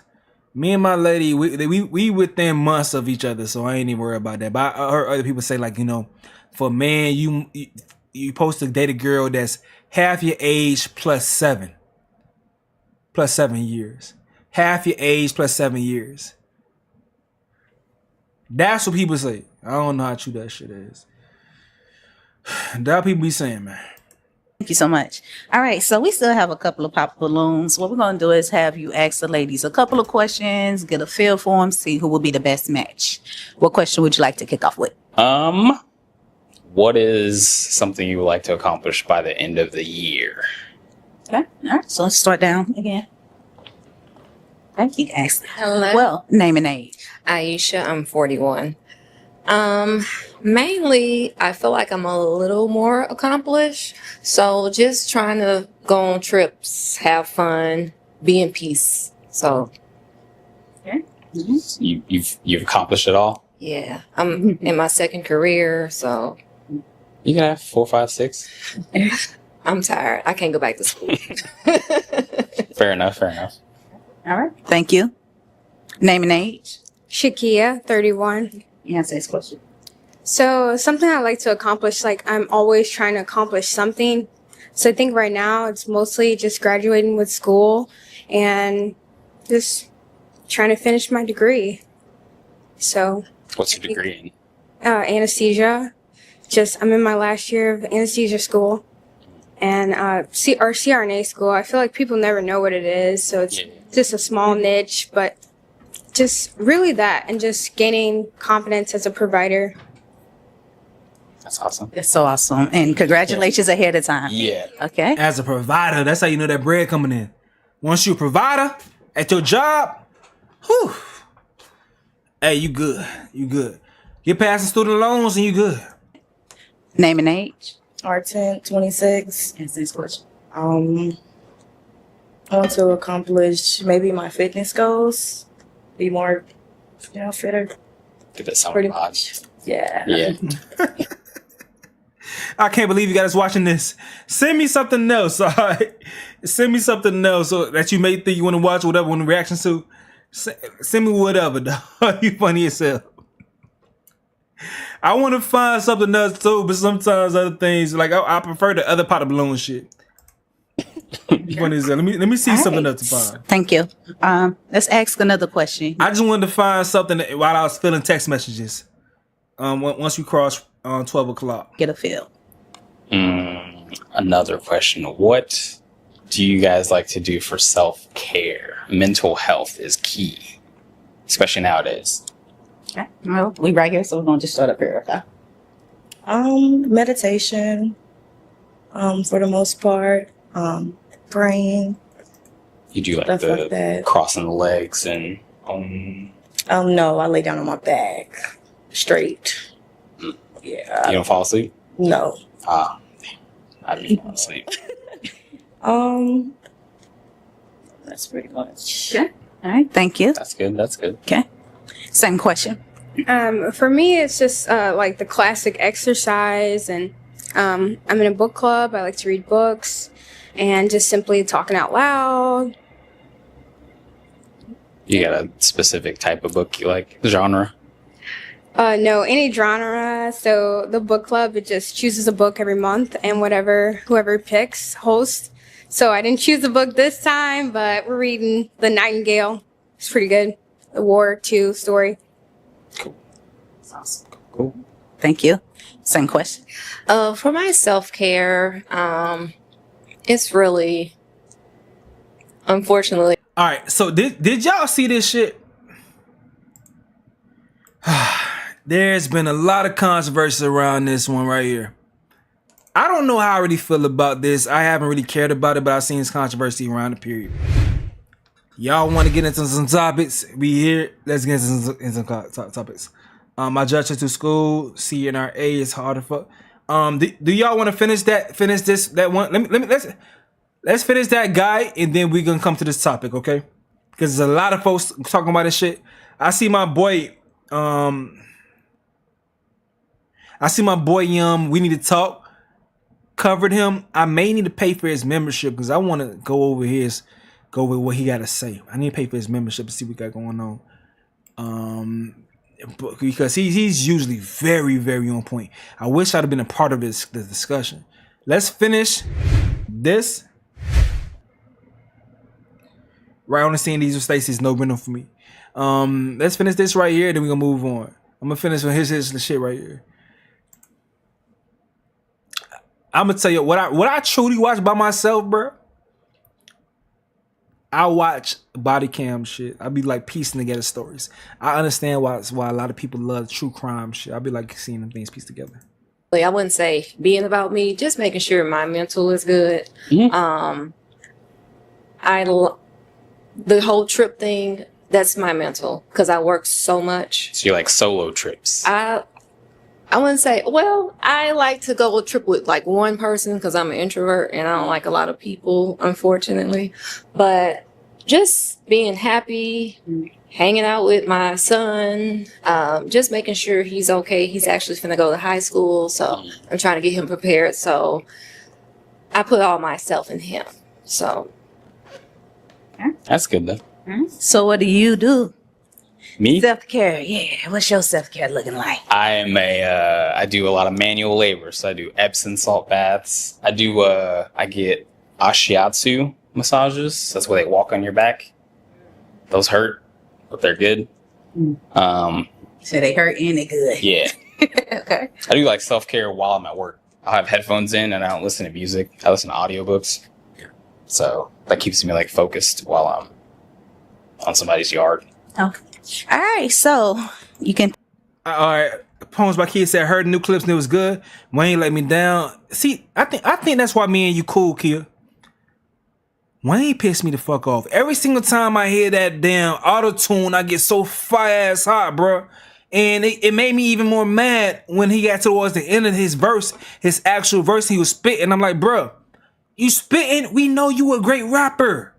We know that you're a great rapper. Why do you package it in the worst ways possible? That lets me know that he probably never found a way to go ahead and learn how to be a great artist as far as creating great music.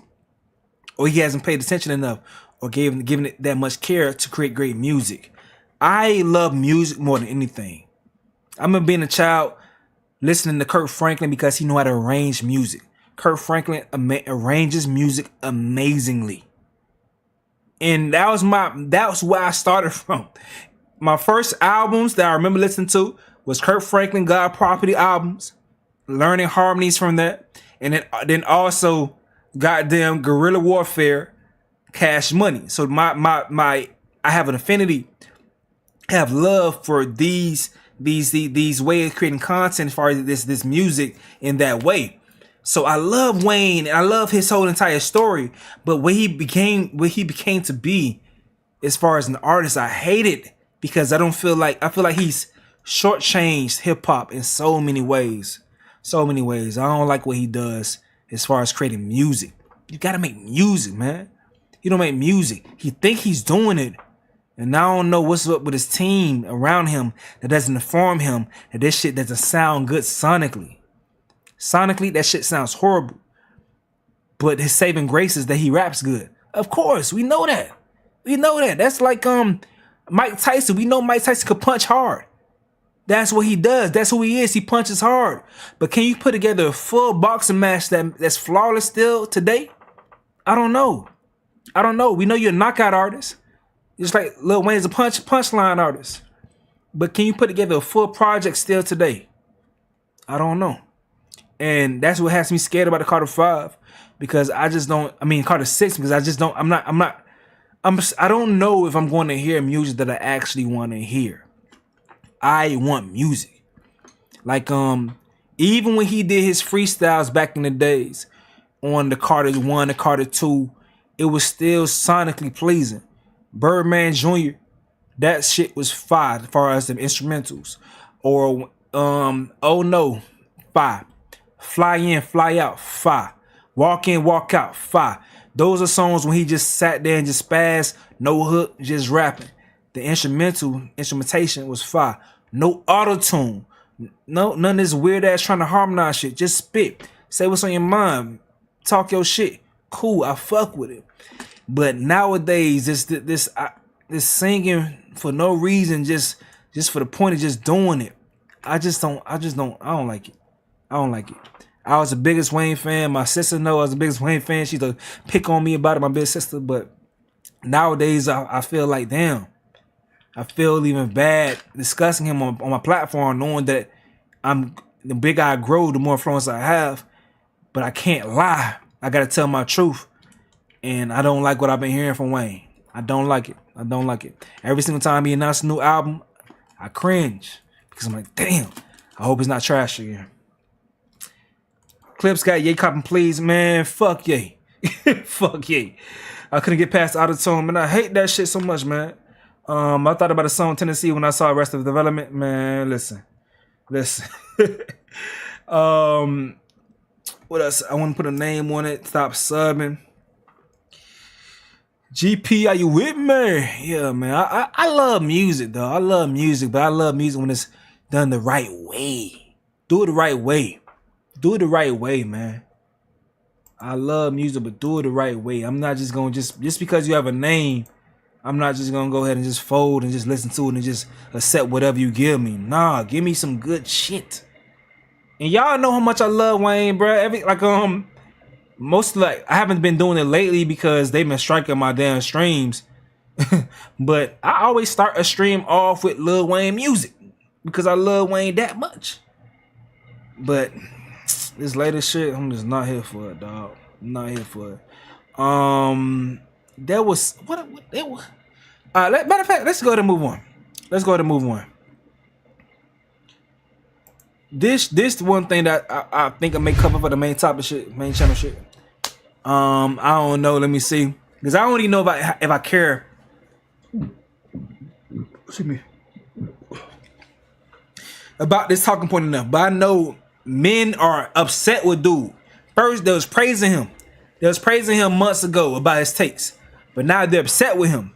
This is Deontay Kyle from the Grits and Eggs podcast. Let's see what we got going on, man. You may not harass women. You may know how to take rejection. The majority of men that most women, you may not harass women. You may know how to take rejection. The majority of men that most women deal with do not. Yeah. And you are accountable for that as well. Because I don't got time to figure out which white people are nice, which white people aren't racist, or da-da-da-da-da. I have to go on the actions of the group. Right. Is that accountable? Is the word to use in this situation accountable though? Because I think accountability has been used so sparsely. People use it so much. I think it may be being misused right here. Are we accountable for people's actions in regards to this? Like, let me know how. You may not harass women. You may know how to take rejection. The majority of men that most women deal with do not. Yeah. And you are accountable for that as well. Because I don't got time to figure out which white people are nice, which white people aren't racist, or da-da-da-da-da. I have to go on the actions of the group. Right. The group as a whole and the history of that group as a whole tells me that they are a danger to me and they are not to be trusted. Right. And if you can understand that as a black man and your stance towards white people, then you should absolutely be able to understand women's stance towards you. Mm-hmm. It's not a war on you waged by women. Actually, the war get a little thicker when we start talking about it from the perspective of a woman and the greater society of racism and white supremacy being waged against black people, and then the patriarchal society being waged against women. So they have to deal with two elements. One of those elements we don't have to think about, and honestly, we're perpetuated. We don't have to think about it as far as individuals, but we have to think about it as far as protecting the women that we deal with. So we do have to think about it, because if we are natural protectors, then you have to factor those things in. So we do have to think about those things. We do have to think about those things. So I don't agree with that as far as that aspect, because if you want to talk about it, the patriarchal society was kind of put in place because white men feel like they have to think about certain things to protect white women from, or women from. So yes, I do think we have to think about those things that you are mentioning. Do people do it all the time? No, I don't think they do it. I don't think they do it all the time. I think they should, but I don't think men do it all the time. But keep cooking, my boy. And it's perpetuated against us young to look at women as objects. Right. You know, to look at women only through the lens of a sexual desire and not as the human being that they are. And when you understand how to deal with women on a human level, you understand how much women will enrich your life.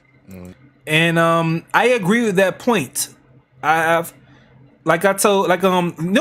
one thing that grinds my gears, bro. Like y'all seen earlier, I had one of my IRL in real life friends just come in the chat and wish me happy birthday. But one thing that grinds my gears, someone said, "Can you please clip your streams? I can't watch the 3 hours long of you. I fuck with your work." I got you, bro. I'm gonna clip them for you, my boy. I'll be forgetting to do that shit. I'm gonna make sure I clip the streams. I got you, man. That's something that it benefits both of us. But okay, so one of my friends came in the chat. It wished me to tell me happy birthday, and that's a lady, Deji. I have a lot of great relationships with women that's not just romantic relationships. One thing that grinds my gears, and she's a black woman, of course. But one thing that grinds my gears is when if I cover one piece of content, and if I say something I disagree with a woman is about something, whatever. Somebody, oh, you hate black women, you hate black. I'm like, yo, what the fuck? I just disagree about one thing. But in real life, in IRL, I understand so many dynamics about women and men and just a human, period. It's not even about women and men. It's about a human. It's about a human, period. And I'm able to open those grounds up for a good relationship, a good friendship, period.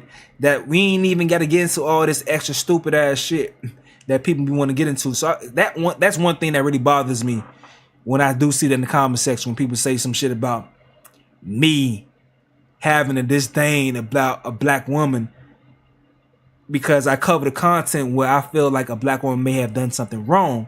And I never say this black woman did this, or saying, like, you know, verbally, oh, black women are these type of way. You would never find a piece of content when I say black women they're this type of way. You would never find that, because I don't feel that way. Because I don't even care to even research other women and how they move in different situations, because I have no interest as far as a friendship, as far as anything. I only deal with my people. and it's no bad blood towards other people. I just feel more comfortable dealing with my people. So any people I may cover or whatever, it will just naturally be black women. So if a person that happens to be black does something I don't agree with and I cover it, that's just that. But some people take that as something different, and it throws me the fuck off, because in real life, I'm like, no, I'm not this way that you guys want to take this 8 minutes or whatever video to go portray me to be.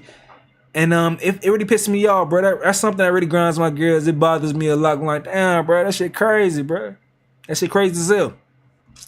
But in regards to this, what he's saying right here, to run it back, I agree with him as far as when you cool with chicks, with ladies, they bring a different perspective, a different energy to your life, because I'm a masculine man, and they bring a feminine energy to me, and I can see things from a different perspective. And both perspectives help me grow as a person, and I feel like it gives me superpowers.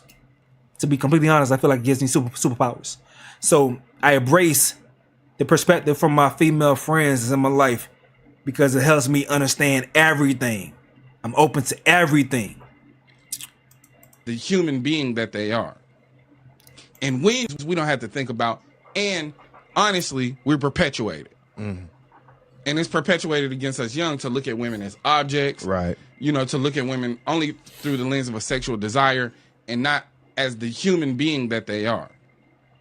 And when you understand how to deal with women on a human level, you understand how much women will enrich your life.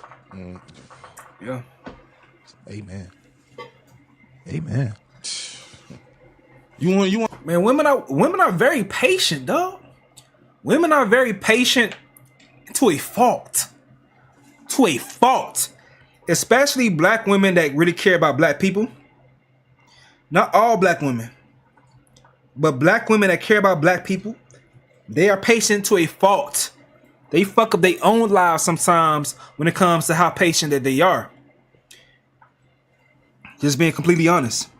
And black men, I think it may be the same thing in regards to us as far as our patience, because we understand what we go through, and we try to give room for growth in regards to that. Or we have the different understanding, and we know other people don't have the same understanding for us. So I hate sometimes the division that's caused by people not wanting to acknowledge these things. You know, I understand that people say, fuck it, I don't want to deal with these things, let me go ahead and move on. But the bashing that comes behind it is just a lack of, like, you know, just expressing an awareness for what our community deals with in totality. Want to turn it up a notch? Yeah. Amen. You want to turn it up a notch? Yeah. Get you a good woman, get you a good black woman in your corner. Amen. Hey, man, you want to see your life turn up? Hey. And see, this is the thing, though. It's a privilege, bro. It's a privilege. You know what I'm saying? We often disregard the power of our black women. The spiritual essence that they're gonna bring to things, the knowing, the seeing. You know what I'm saying? Also, too, imagine it. They have to be hyper vigilant because they have to be constantly scanning the room, making sure that they're in a safe situation. Absolutely. You know what I'm saying? When we think about these kids who were clearly in Louisiana having the time of their fucking life because they graduated, and we think about white people's reaction to Black Joy. Oh yeah, that's he's referring to. Let me give y'all a reference. If you guys missed it, I'm sorry I keep stopping this, but hey man, it's my live stream. You want to see his full thing? Go see his shit on this page. But Louisiana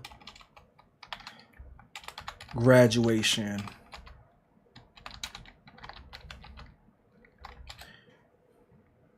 These kids was lit, turning up and dancing.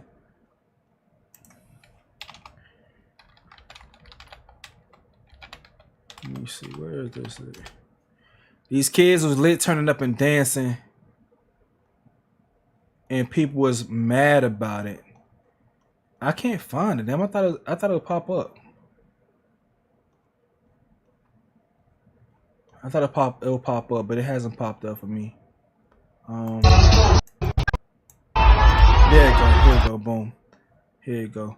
He was referring to this. This went viral, and a lot of conservative outlets was upset with seeing this image. And let me go cut it off. Let me go. There you go. It started off on some, dancing like this. I can't play the music, you know how that goes. But then they cut up. They in Baton Rouge. They cutting up and all that stuff.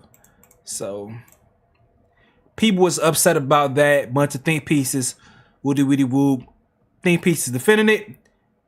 Think pieces against it. So that's what he's referencing. All right. Get back to what he's saying. It's not about civility. It's not about decorum. They don't like to see us happy. That's what it is.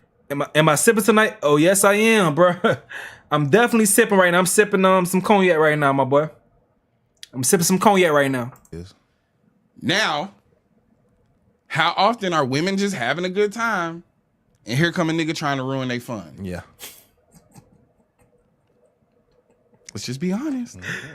Okay. You can call it pandering, but if I was up here caping for white women, you wouldn't even mention that word. If I was up here caping for Hispanic women, you wouldn't even call it pandering. Only when we take pride and show love to black women do you call it pandering. Get your motherfucking mind right. Use your cabeza. I hate that pandering turn, dog. I hate that pandering turn. When it's crazy because a lot of content, I think a lot of men, especially men who soft, I ain't gonna lie to you, I think a lot of men who soft, I think they pander to men. Especially street niggas. There's a lot of content creators out here that's soft, that talk shit, cash money shit about hood street mentality, cash money shit. You know them. Y'all know them. But if they have a connection with a street nigga, rules change for that particular street nigga because they know that person can get to them. They pander to that person because of connection or whatever. But in every situation, they talk cash money shit about street mentality and like they just say the most outlandish, disrespectful shit. That's pandering. But just because they're a man talking about another man is not considered pandering. That's pandering. Because deep down, truly, you don't believe. You don't align with the shit that you are spewing as far as saying that you accept on your platform you agree with. I can't do it. I can't do it. If I don't agree with some shit, I'm gonna give y'all a cheat code. It's not a lot of people right here right now. I'm gonna give y'all a cheat code by myself. A cheat code by myself is that if I'm covering some topics on my main channel and I just give y'all the facts, the news, and keep it pushing, it's either I don't care about the topic, but it's popping, or my opinion is too controversial and I'm gonna be too annoyed by my main core following that I'm just not gonna say my true opinion about the situation and I may keep pushing. But if I get too annoyed, too annoyed, and I feel like I just gotta just shit on the actual talking points I'm seeing out there, I'm gonna say fuck it and just say unfollow me. Whatever you gotta say, I don't care. I'm gonna say my point. This is my thoughts about this situation, but I'm not gonna come on my shit and just lie. I would never come and lie about my opinion just to please somebody. I've never been that way.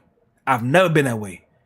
Since grade school, I've always been a nigga with my own clique. When I was in high school playing football on the football team, promising athlete, niggas would say, "Oh, we got our squad. We all starting. We all young niggas on varsity, 9th, 10th grade on varsity. But Cleve doing his own thing. We over here clicked up, but Cleve doing his own thing with Cleve and them. I always want to go ahead and get my own crew because I never want to go ahead and just roll with the majority's opinion. I don't know. Maybe I'm a contrarian. Maybe. But I've never been the type of way, bro. I'm not going to go ahead and just please people just for the sake of pleasing people. I'm not that type of nigga, bro. I'm going to tell y'all what I think. If you don't like what I think, cool. I don't care. But I just can't just lie. I can't do it. I can't do it. Alright, so y'all heard everything Dude had to say. My only issue was at the beginning, and I know Crown by K was strong about this point, but I don't agree with it. My only issue was at the beginning when he said this right here. You may not harass women. You may know how to take rejection. The majority of men that most women deal with do not. Yeah. And you are accountable for that as well. Is the word accountability though? Is the word accountable? I mean, yes. I may have to deal with the woman being shy or being cautious when it comes to dealing with me because another man, because of another man's actions. I get that. Is that word accountability? Is that how you describe that? Meaning, the woman have to be cautious about it. But it doesn't matter how many times I tell men, yo, don't do this shit. Don't be this type of way. It doesn't matter how many times I say that. They still may do that shit. And I know in regards to women, you guys could feel the same way. That's like me. That's like a man telling a woman, you have to be accountable for the hoes out here. Just because there's so many hoes in the world, you have to be accountable for me cheating on you. It's so many women out here that lets me smash no matter whatever I got going on personally with you. They still gonna deal with me. You have to be accountable for that. Because you're not checking them. You're not checking them and stopping them from cheating with me. Or having some respect for their bodies. For their own self. That's how I think about that. I may be wrong, but that's how my mind processes that. I can't control the next man. I could tell him that's wrong. Stop doing that shit. You can get STDs. You're going to get put in situations that's going to be very unfavorable to you in the long run. I can say that a million times, but I can't do that. As far as stopping them, that person's going to make their decision. That's how I think about that. That's how I think about that. I can say what I'm going to do, but I can't control them. I think in a lot of instances, as far as accountability for men, especially black men, I think black men are held accountable. A lot. How? Prison. Court. You've been held accountable a lot. Now, what happens is, this is me bringing nuance to the situation. What happens is, black women understanding the unfair treatment to black men, sometimes they're gaslit in situations where they have experienced abuse in any type of way, sexual, physical, mentally. They have been gaslit into not wanting to persecute a black man for doing that to them due to black men not getting no light hands in regards to punishment for them doing whatever. So black women have been trained to say, I'm not going to go ahead and follow through with X, Y, and Z if they have been abused in certain different ways. So yes, those men may not receive accountability for their actions.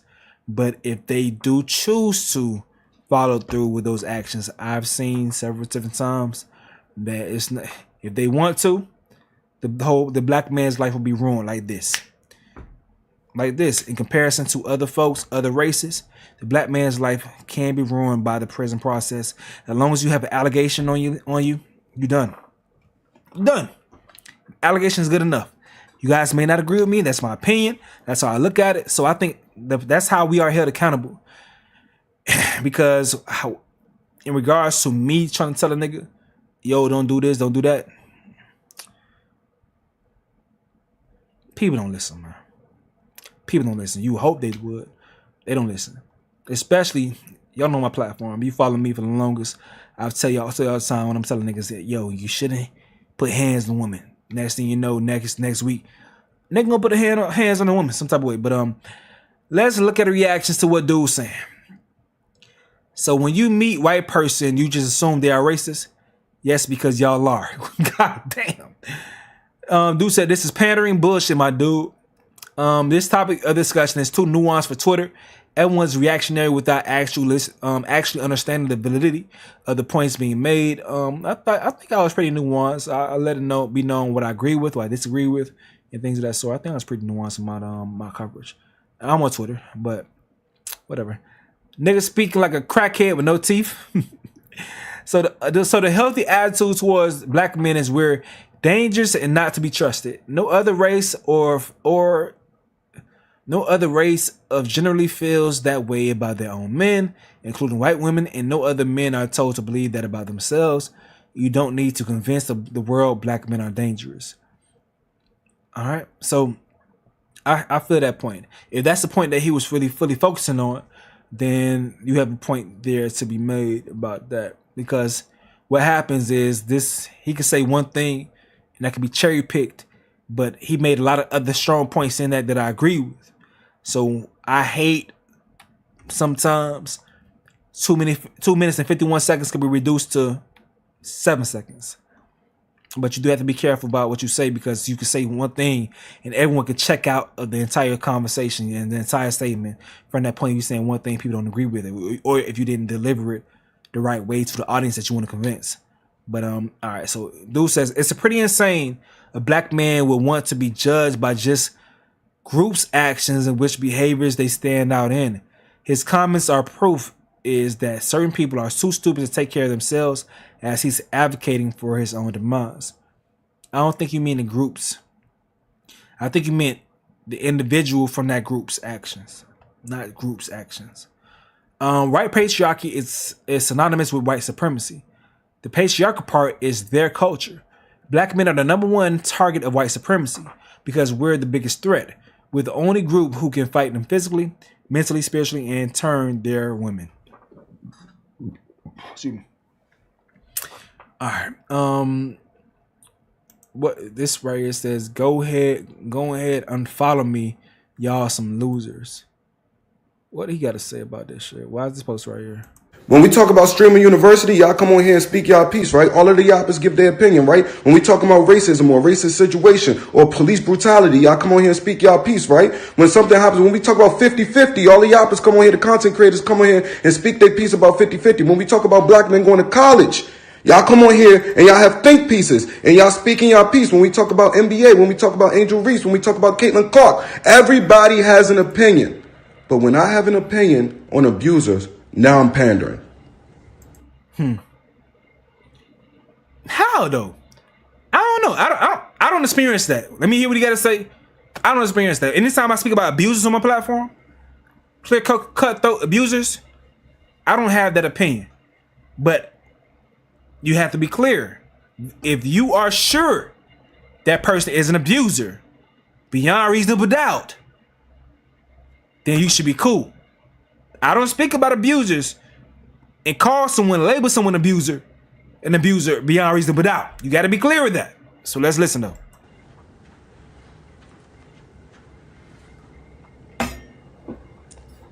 When the topic of the week is Cassie, Diddy, Holly, DDG, and I speak up, now I'm pandering. When I tell y'all that y'all some losers, for the first thing y'all do is come on this app and defend the abusers instead of actually speaking out. That's exactly what Deontay Kyle was talking about. All right, so here we go. When the topic of the week is Cassie, Diddy, Holly, DDG. Cassie, Diddy, we seen a video. Holly, DDG. I didn't see no proof as far as both sides in actual physical evidence, visual evidence. I didn't see no proof. Just because a judge granted the temporary restraining order, I'm glad that he did. Unfortunately, that the son had to be involved in the situation, but DDG did do other things that was considered that can be considered harassment, that can allow that restraining order to be granted. But that altercation that they had, the physical altercation that they had, seemed like it possibly was mutual combat due to him being verbally abusive. Verbal abuse is a thing. I have never come to my platform and said that he possibly wasn't verbally abusive. That's a possible thing. But I think Hallie may have reacted to him being verbally abusive, going off, and then they fought. Okay, that's just my thoughts on that situation right there. That's my thoughts on the situation right there. So I can't say he's an abuser as far as physical abuser. Maybe verbally. But emotional abuse, verbal abuse, That shit right there goes both ways a lot. So we gotta be careful when it comes to that, man. And I speak up, now I'm pandering. When I tell y'all that y'all some losers, for the first thing y'all do is come on this app and defend the abusers instead of actually speaking out. That's exactly what Deontay Kyle was talking about. Y'all are not holding these men accountable. Not even just the men, the women too. You know how many women unfollowed me after I spoke up and said I do not support Chris Brown? There's no repercussions or consequences for the actions of their men, so they will continue to do whatever the fuck they want. Do y'all not understand that? I agree. I agree with that point. Chris Brown can actually put a whole mountain, a kilo of snow right up his nose and beat the dog shit out of a woman. And y'all will see the pictures. Y'all can watch a video of DDG or y'all can watch a video of Diddy dragging that woman down the hallway. And you will still have some women or some men on this app saying, they just trying to take the black, it's an attack on black men in this country. And this is the last time I'm talking about this because he cooking right now. I don't like you. I don't think you should include DDG in the shit yet. That's premature.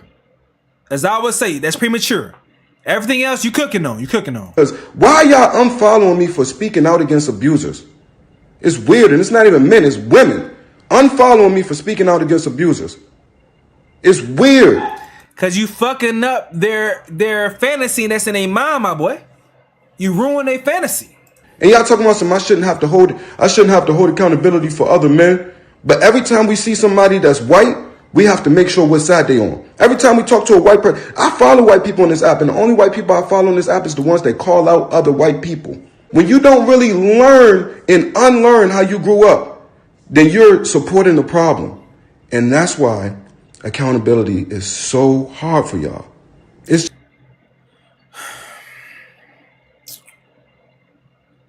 I don't know if you're using the right words though, dog. We gotta find better terms for this shit. just so hard for y'all to just say, hey, we need to start holding these dudes accountable. Why are we still putting money in these dudes' pockets? Chris Brown can literally do whatever he wants, and y'all will sell out his show every single time. Chris Brown show, his whole world tour is sold out. So if someone says you are accountable for Chris Brown's world tour being sold out and you haven't attributed nothing, you have expressed that you don't agree with him being supported, you should still be held accountable for that. I just don't agree with it. I don't think that's the right terminology, bro. I don't agree with that point. Everything else I'm here for. But that terminology we got to do, it's lazy. I think it's lazy. Figure out a new word. It's lazy. And then y'all say, like, I can't believe our moms and aunties was turning a blind eye to R. Kelly for all of those years. That's accountability. Y'all are making these people famous. Y'all are giving them platforms. Y'all are making them rich. As long as that light-skinned boy with the blonde hair get up there and dance and sing his heart out, then he's still going to make music. He's going to make money. He's still going to get women, no matter what he do. Because y'all don't hold nobody accountable.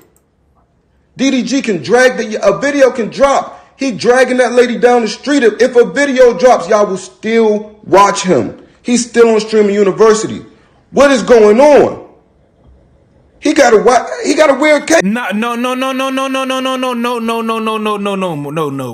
That's what we can't do, my boy. We can't do that. Let the situation play out. Everyone else cook. Talk your shit. We have evidence for those things. But if a situation we don't have evidence for, that doesn't mean someone's life just ended because of an allegation. Let it play out.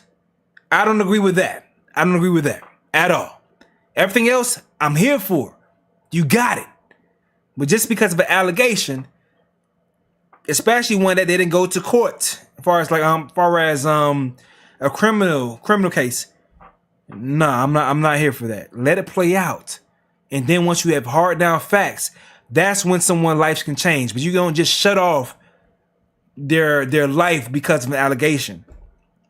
I understand it, but nah, it's been too many lies, this, that, and the third, for you just to blindly believe someone. You need proof. You gotta have proof. Unfortunately, sometimes proof may never come, but the liars have messed things up that we gotta have that proof, man. I'm sorry. It is what it is. The liars that mess things up for true victims. I gotta have proof. no matter what he do, because y'all don't hold nobody accountable. DDG can drag a video can drop. He dragging that lady down the street. If a video drops, y'all will still watch him. He's still on streaming university. What is going on? He got a weird case. Why is he around? Kendrick had allegations of beating his wife. He got a weird case, but y'all hopped on board to go against the mixed kid. Kendrick Lamar did not have allegations about beating his wife. Never did. Never did. Never did. Drake is the only person that ever put the allegations out there. Only person. The only thing people ever said was that someone said that there was a rapper that was at a hotel and Kendrick Lamar was at the hotel. That was a white woman came out of a room and said she got beat up by a rapper. Whose white woman? We don't know whose white woman was. A white woman. What's the name? What's the girl name? She's not white. Whitney, she's not white. She's not white. She's mixed, but she's not white. But the girl said a white woman came at a hotel saying she got beat up by a rapper, and Kendrick Lamar happened to be at the hotel that the woman said she got beat up by. And then from that point, for an investigation, it never was found that Kendrick Lamar did anything. It never was a story that Kendrick Lamar beat his wife ever. Beat his girl ever until the rap beef. What the fuck this nigga talking about? I was here at the beginning, but what the fuck is this nigga talking about? He got Dr. Dre dancing around the Super Bowl after he was known to beat the mess out of his wife over and over. Dr. Dre is an abuser. I give him that. Dr. Dre beat that girl last. I don't know too much about the wife situation, but he beat the girl from I think Yo MTV Raps, I believe. I'm not sure. I may be wrong, but she was a VJ back in the days. D Bonds, and it's crazy because Wayne had a line about it.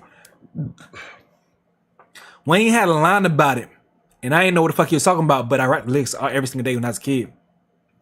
You get smacked like D Bonds.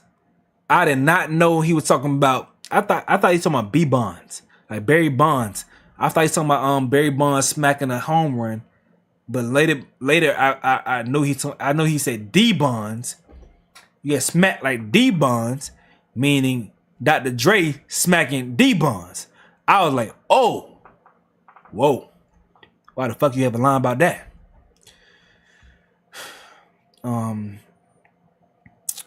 What's some of that? I think that was Soul Survivor. Lil Wayne's verse on Soul Survivor, I believe. You get smacked like D Bonds. I'm trying to get R.I.P. Yeah. Whatever. There's no repercussions, there's no consequences to black men that are abusers in this country. That's a fucking lie, bro. That's a fucking lie. That's a fucking lie. Black men go to jail all the time for the most simplest shit. Why would you just lie like that, bro? That's a lie. That's a lie.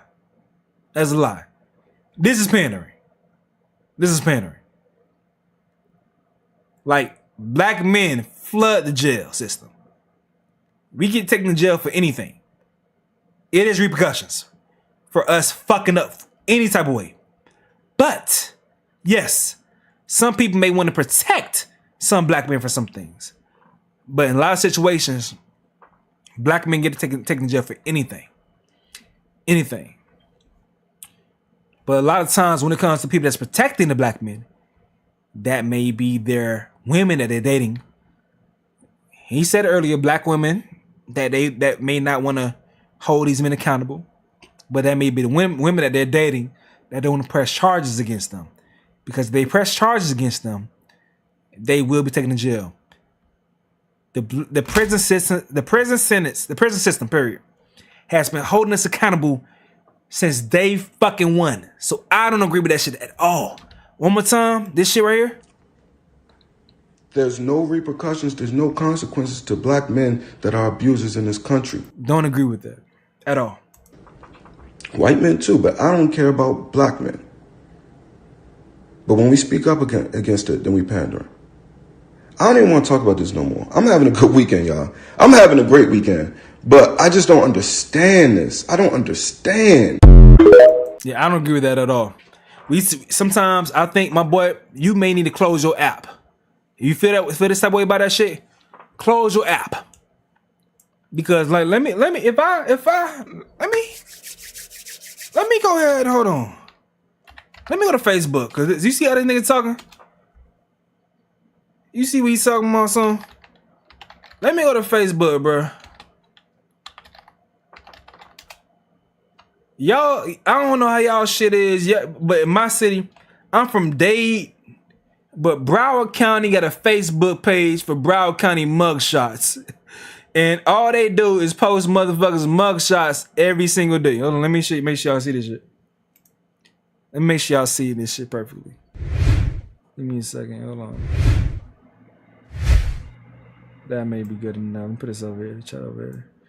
But alright, so you see people mugshots and they show their charges. And so many of these charges be out of theft or whatever, but so many of these charges be domestic violence. So my point that I'm trying to make is niggas be held accountable for domestic violence. Let's go through them. Lawful possession, criminal order. So that's what right there. I just want to see some things for domestic violence. Resisting police officer, robbery. This nigga got robbed. He robbed somebody. What this nigga did. Domestic violence. I scroll for...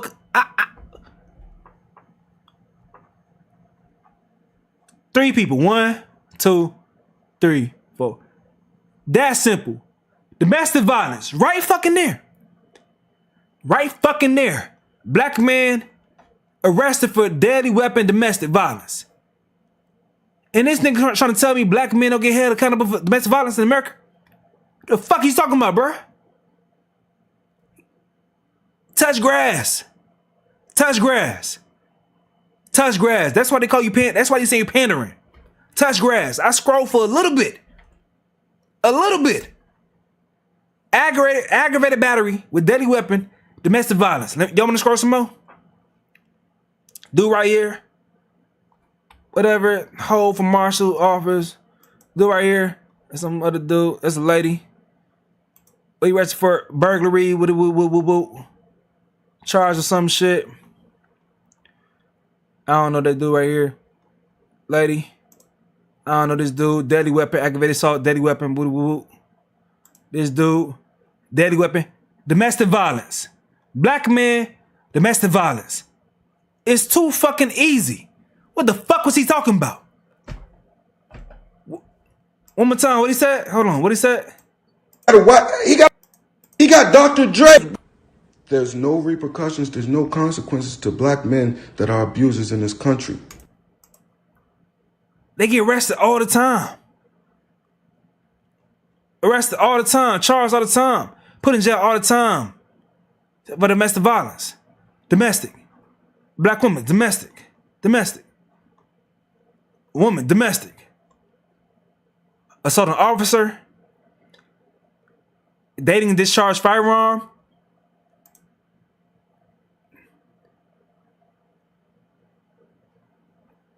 Dating this. What was he doing?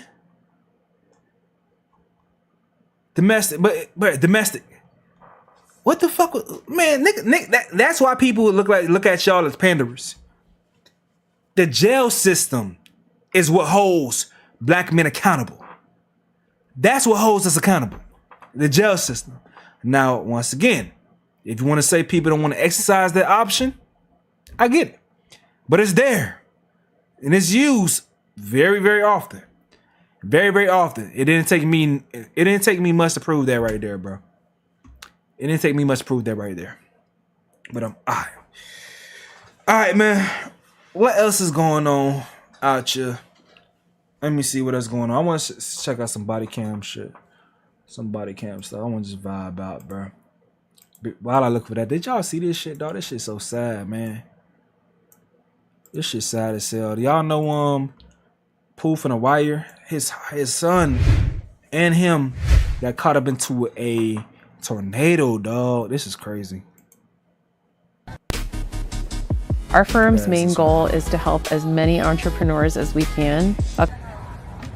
What's up, y'all? So, I just got out the hospital. I'm getting ready to go see my son in ICU. 3 p.m. today, a tornado came through Henry County, Locust Grove, Atlanta. I lost my house. I lost everything in it. And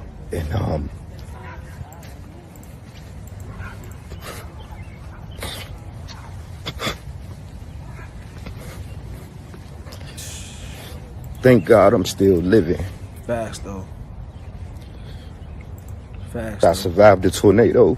My son, he survived. Y'all see his house back there, bro?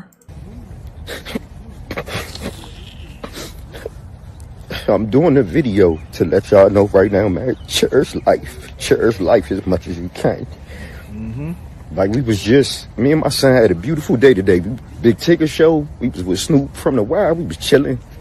And 3 o'clock today, a split second, my house is gone. I just got out the hospital. I got this bruise on my head. I wish could replace the pain with my son. No, I wish he was the one that was doing the video and I was still in ICU. But I just got my phone back because I just crawled through where on March 27th, 2024. And luckily the phone wasn't broke. I found it. But anything else I don't have.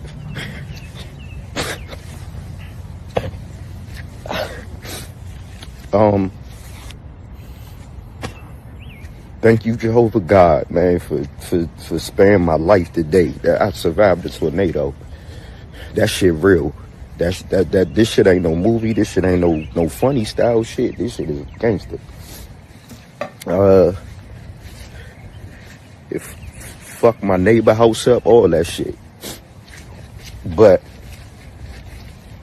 this bounce back gotta be different. Shout out to all my neighbors in my neighborhood who ran to my rescue. My son was thrown 300 feet. God damn, boy. And I was sitting on my bed and I heard the wind and I felt the everything and was wrapped up in the damn covers. Shout out to the police officer out here, man, who said we survived it. But this is from watching your house be built from the ground up in 2020 to 5 years later. That shit gone. Everything gone. I tap back in with y'all soon. That's that boss. Man, my stupid ass got my shit on Do Not Disturb, missing phone calls and shit. My bad. Anybody that's calling me and I'm missing a phone call, my bad, man. My bad. Tomorrow night we hanging though. You watching, you tapping in, see why the fuck I ain't answer your phone call. Tomorrow we hanging. I ain't doing work tomorrow. Tomorrow we big vibing. We big hanging. But yeah, that's sad as hell, bro. That's sad as hell, dog. Hope his son pull through. That's sad as hell, man. That's sad as hell, dog. But alright, I do want to tap into this topic over here. I just got some wild shit. I like. See 2 cases of. Like I told you, I like these body cam things. Like this is my. See 2 cases where officers immediately jump an attack on police officers. This is my favorite type of content to watch when by myself. This and I like watching them boxing videos. Y'all be seeing them hood boxing videos. Those are my things I like watching on my own, my dolo, solo dolos type shit. So hey, we hanging right now. Let's tap in. See 2 cases of suspects planning an attack on police officers, starting with a man who streamed himself hitting officers with a brick on Facebook Live. Atlanta police, stop resisting! Stop resisting! I got his hand, Stop. I got his hand. I got his leg.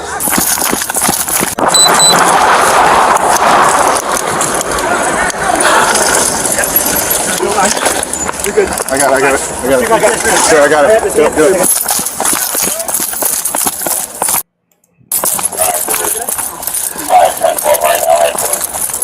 Two cases of suspects planning an attack on police officers, starting with a man who streamed himself hitting officers with a brick on Facebook Live.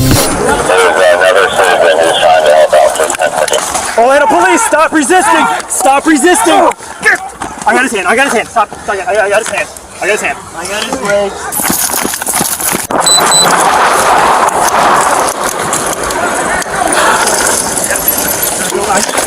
You're good. I got it. Sure, I got it. Do it.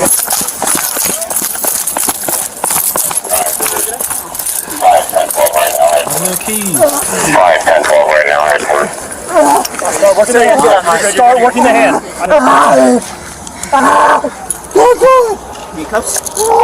The hand's coming out. Watch his face. He was biting the out of us. Are you okay, sir? Yes, sir. Double locking. Oh, we got him here. How's my eye look? This guy's in the of my eyes. Hey, go. Mike, we're good. Mike, we're good. We're good, Mike. Okay. Mike, we're good. You got him. You got him. Are you okay? Hurt, go. We're good. So you think you know Wix, but do you really?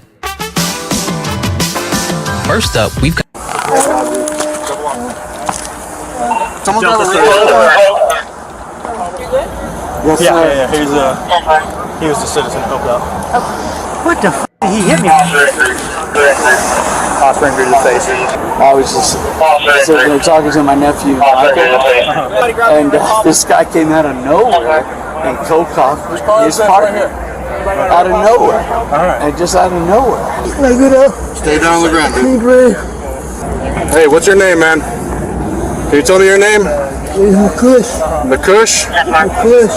Okay, look, we want to roll you on your side, but if you start kicking, we got to put you right back in your stomach. Are you going to relax or are you going to kick me? I'm not going to kick. Okay, I'm going to line up on you. You sure you don't need the fire department? No, hell no. All right. They're on their way here anyway. I've been doing this for 30 years. I don't care. Okay. Well, if they get here and you change your mind, just let them know. All right, thanks. Hey, buddy, we're going to stand you up, okay? Take over. Get your feet under you. Ready? 1, 2, 3, yep. Stay calm for us, please. I'll worry about filling out this top half. If you can just start with your name here and just kind of write what happened, what you saw. Almost like you were telling the story to a little kid, okay? You're really going to explain all that to me? Oh, okay. Yes, sir. Go ahead. Buddy, an asshole. Sir, have a seat.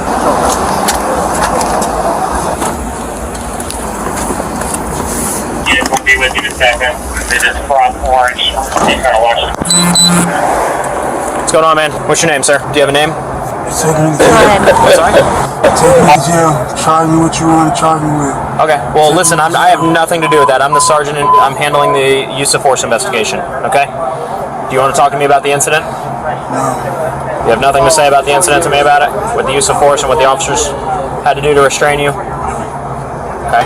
Did you know that they were cops? I don't care. You don't care? Not anymore. I'm sorry? I don't care. You don't care that they're cops or you don't care to talk? I don't care if they're cops or I don't care to talk. I did what I was supposed to do. Okay. I don't have no answers to what the fuck is going on in my life. So, I'm gonna go hide myself. On March 27th, 2024. I'm gonna go hide myself. Gonna go hide yourself? Do you have an ID or anything? What's your name, sir? Still 35 center. Just take me to jail, bro. What's your name? Take me to jail. Okay. Go to car. I don't know. This shit look boring. This nigga, they say, We know man risks his life over McDonald's chicken nugget. The fuck? All right, hold on. Man risks his life over McDonald's nuggets. that finding high-quality foods you can trust can be challenging. That's why After a man gets knocked out for assaulting McDonald's workers with chicken McNuggets, the man's entire family arrives to continue the fight. Hey, back up, police! Cheers, my boy. Appreciate you, my dog.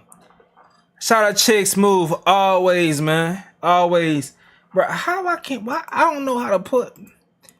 Earlier today, I tried to learn how to put things on the TV, on the screen. When people show love, as far as donations and stuff. But it don't pop up. It didn't pop up. But shout out to my boy Chigs, man. Always showing love. Maybe I'm covering it. Maybe I'm covering it, but whatever. I don't know. But shout out Chigs, man. Appreciate you, bro. Back up. Hey, what's wrong with him? Can you help me? Pull him down to the ground for me. 10-4, we got one passed out. No. Keep him all the way down to the ground, sweetheart. Put his head down to the ground. All the way, yeah. Damn. Hey, sweetheart. Hey, bud. Hey, who hit him? Hey, everybody, hush, and we'll get to investigate. Hey, they had to hit him with a falcon punch or some shit. They slept that boy. Don't even have an attitude with me right now. Y'all called. So no. Hey, relax. Hey, sweetheart, relax for me. Hold on, man. Oh, good. You're good. You passed out. You're So good. just Hang tight. Hang tight. Let's go. I'm good. It's not bubbles coming out my boy nose, man. He got a laceration to his forehead. And snot bubbles coming out, man. God damn. Shut up. I mean, tell your sister, shut up. I'm good, man. Hey, bro. You passed out. No, I'm good. It's okay. All right. If you want to Maybe he was drunk and just fell. sit up, that's fine. All right. Just hold on. You passed out, diggity dog. All right, chill out. I'm good. You are gonna lose your balance. Can you sit for just a second? Yep. Sit. I'm good. Sit. Bro, I'm good. Sit. Yeah, please let me up, please. Hold on, you passed out, dude. No, Have a I'm good. seat. I'm good. No, you're I not. promise I'm You were good. passed out when I got here, so have a seat. I'm Have a good, gas on your man. head. Good. You got EMS on the way. You need to get checked out, dude. I'm going home. I'm good. No.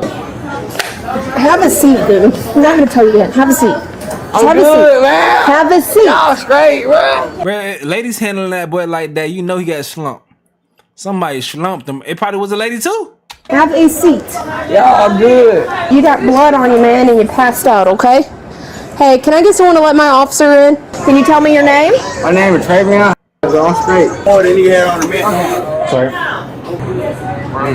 Hey, what happened? Somebody out there is saying they didn't see anything. Saying what? They didn't see anything. Okay. All right. I need somebody to talk to one of the employees. He was passed out right here with blood.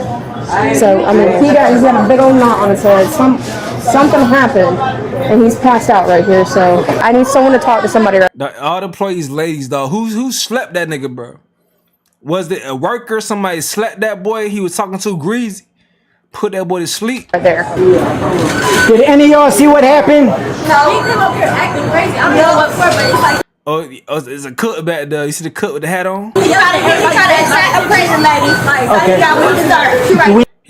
He tried to attack a pregnant lady. He got what he deserved. That little lady right there say he tried to attack a pregnant lady. He got what he deserved. Let's see what's going on. You know where that pregnant lady is? What? Do we know where the pregnant lady is? That he My son, she's in the back. So he attacked her? Yeah, Oh, so somebody that worked there. Okay, that's a nigga right there. It's legit right there.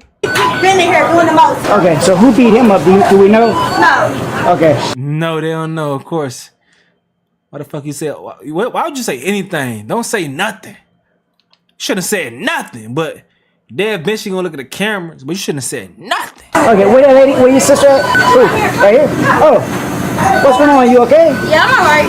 You don't need an ambulance or nothing? Okay, so do you know this dude? I don't know him. He just came in. I guess he drunk or whatever. So he was like, I'm gonna go to the restaurant and get my money naked. So I walked up to him. I said, stop being disrespectful to me. I guess one of them gave him naked. He threw them nuggets at him. He threw them at who? He threw it at me. Did anyone else see him throw the nuggets at you? Yeah, the camera. Can you pull the camera up for me? I can't put. I'm not a man. Who can pull it up? Watch it. Can you pull the camera up so I can see him throwing the nuggets at her? You can have a seat on a chair. Hold on, let me bring a chair to you. We definitely need to get you checked out because you passed out. At least let EMS look at you, okay? I'm alright though. I'm straight. Listen, you possibly have a concussion, alright? You got a big old knot on your forehead. Can you tell this officer what happened to the best of your ability? I just came in to get my food to go home. That's it, man. I ain't trying to do nothing else. Alright, it's a little bit more than that because you were passed out. So what happened? I just came in to get my food to go home. Your head just busted by itself? So after he threw the nuggets at her, because he's in the wrong, who knocked him out after that? One of the employees did. They want to see the camera. You on your way? On his way. He said he'd be here my Man, he left. Nigga split him and left. That's what you're supposed to do, dog. Damn, why she told him? I don't know, dog. If I was a manager before. I had to talk to police officer before in this situation. In this situation, what would I do, dog? I don't know. I don't know. I don't know. That's tough. That's tough. That's tough. That's tough. That's tough. That's tough. Damn. That's tough. Cause you calling him back for him to be questioned, but he eventually will have to be questioned. But what if he answers the question the right way, prove his self-defense? Because you can't defend people in Florida for sure. So I don't know if this is Florida, but my situation, that's what I'm speaking now. You know, damn, that's tough for real, for real. Okay, so he threw the nuggets. So after he threw them, he stood there and kept cussing. He was still going on and on. He would not shut up. So he was cussing. He would not leave. And he was cussing at the pregnant lady. Yes. And then Buddy put the hands on him. And where is he? Oh, this definitely is down south. He said, Buddy put the hands on him. That's some Florida lingo. I don't know any other place that use Buddy like that. I may be wrong, but that's how we use Buddy in Florida. Like, you know, oh, Buddy did that. Buddy did that. Miami, this shit little dated. I don't know what Jit say nowadays because no Miami lingo done took over. People be saying way different shit, but we would say shit like fool. My time of day, fool did that. Buddy did that. Yeah. I don't know. Jit did that. The McDonald's dude that beat him up. I don't know. But he's left for the day. He's left. I don't know. He on the property or he gone yet. I don't know. But he's not back here cooking food. No. I don't think they from Miami though. I don't see him. I came here to get my. They definitely not from. They not from South Florida for sure. Was there any verbal altercation that happened between you and the employees? No, because I was outside. First I was outside, and then I came in here to get my food. Well, how'd you get the gash on your head? Ma'am? How'd you get the cut on your head? Because I was in the car. What? Oh, okay. And I came inside here. What? Okay. To get my food. I think I know what happened. So based off. Here, hold on. Tell her. So why they ain't showing the footage though?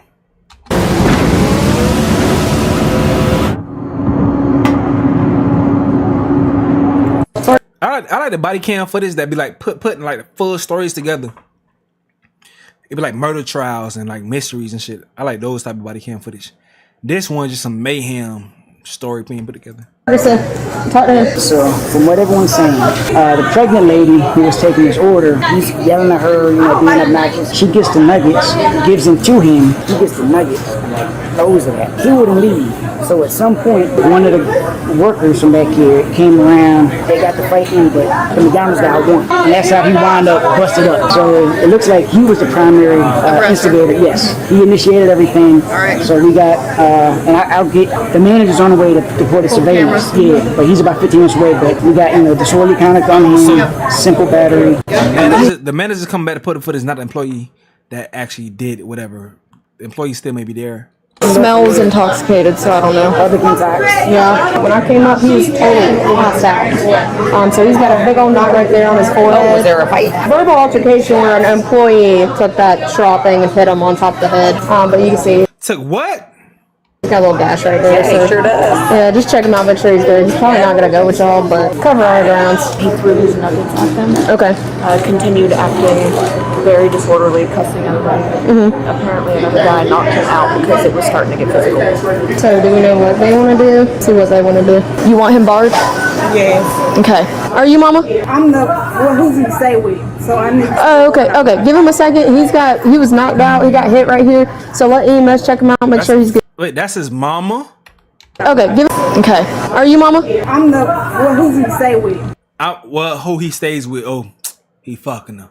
So I need. Oh, okay, okay. Give him a second. He was knocked out. He got hit right here. So let EMS check him out, make sure he's good. But so did it happen here? Yes.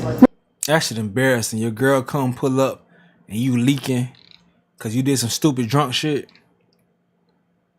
Embarrassing. We're trying to figure out what's going on and what we need to do, okay? A McDonald's worker now gets into another verbal argument with this lady as she's walking out. Okay, but I'm not talking to you, bro. I got somebody on the way to you. You, bro. You at work. You, bro. What the fuck wrong with her? The police, they're right. The police right there. The police right there. Why the fuck would you do that? I'm saying though, y'all don't really let me talk. Hey, Wait. It's different though. It's different. I thought it was a random person. The way the person said it was like it's a random person. This person is affiliated with the nigga that got knocked out.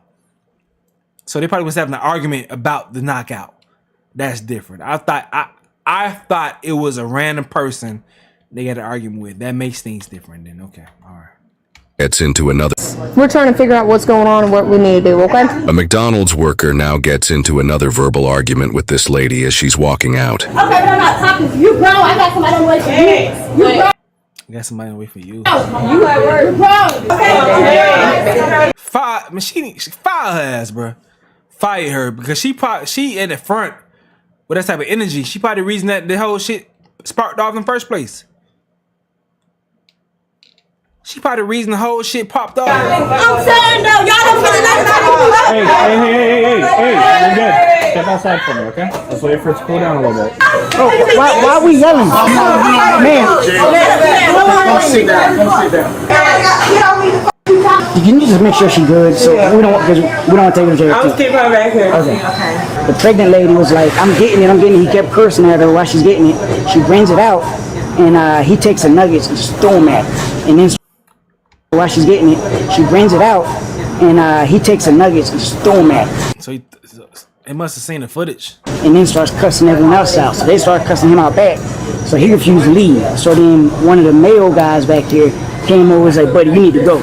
And they got the scuffling, but the McDonald's worker won, and that's how he wound up busted up on the table. Okay, so it's just a fair equal combat, and he lost. While waiting for the manager to arrive to watch the surveillance footage, Okay, so they didn't see the footage. the angry female worker from earlier comes outside and begins arguing with the suspect's family. Okay, are you her mom? Yeah. Can you please take her? She's not gonna calm down. She not gonna calm down. The fuck? If she don't calm down, she may wind up going to jail. She don't care. She already got a record. So I'm telling you, she ADHD. She's not gonna calm down. You can't take her home somewhere? She working. And that be the problem. And that be the fucking problem. The man telling you your daughter is wilding the fuck out. Get her out of a position to get apprehended, taken to jail. And you saying this stupid shit. She working, remove her. Fuck, working right now. What the fuck you talking about? Wealthfront offers a cash account that has one of the highest interest rates on the market. If I send my money to... Get her from out of it. Move her. The fuck you talking about she working? Okay, cool. Some shit that went down. She wilding out. Remove her. Get the fuck up out of there. The fuck you talking about? Telling you, she ADHD. She's not gonna calm down. You can't take her home somewhere? She working. She not fucking working. She yelling. She yelling. She ain't fucking working. Hey, she's about to go for disorderly conduct. She'll show him out. She ain't fucking working. That's the stupid shit that be going on, bruh. No.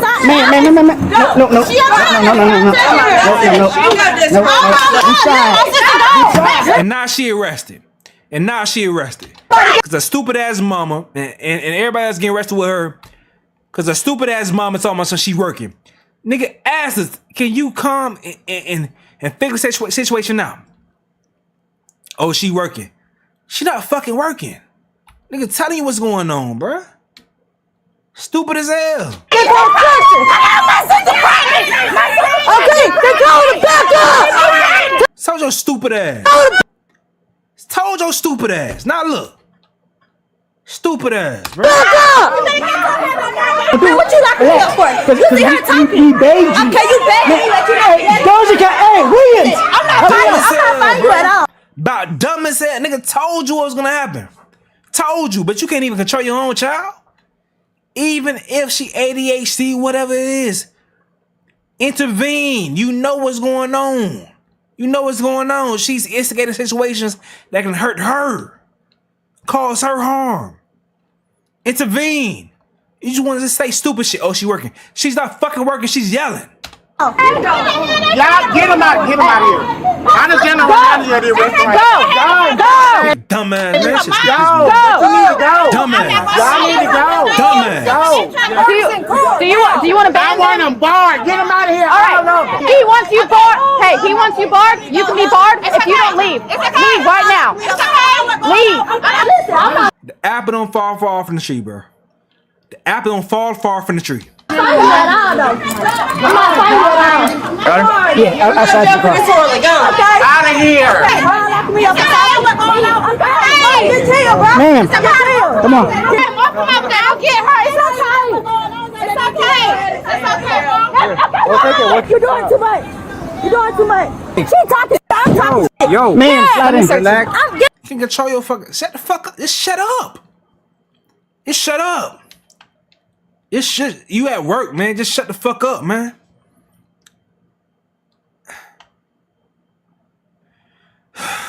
Shit, I don't get people that just want to just spaz out for no fucking reason. Not understanding circumstances, not seeing the big picture. I don't get that shit, bro. Shut the fuck up. Let the crackers do their thing and move on. Shut the fuck up. Police right there, you talking shit. What's like, bro? Bring the shit back, bro. Bring the shit back, bro.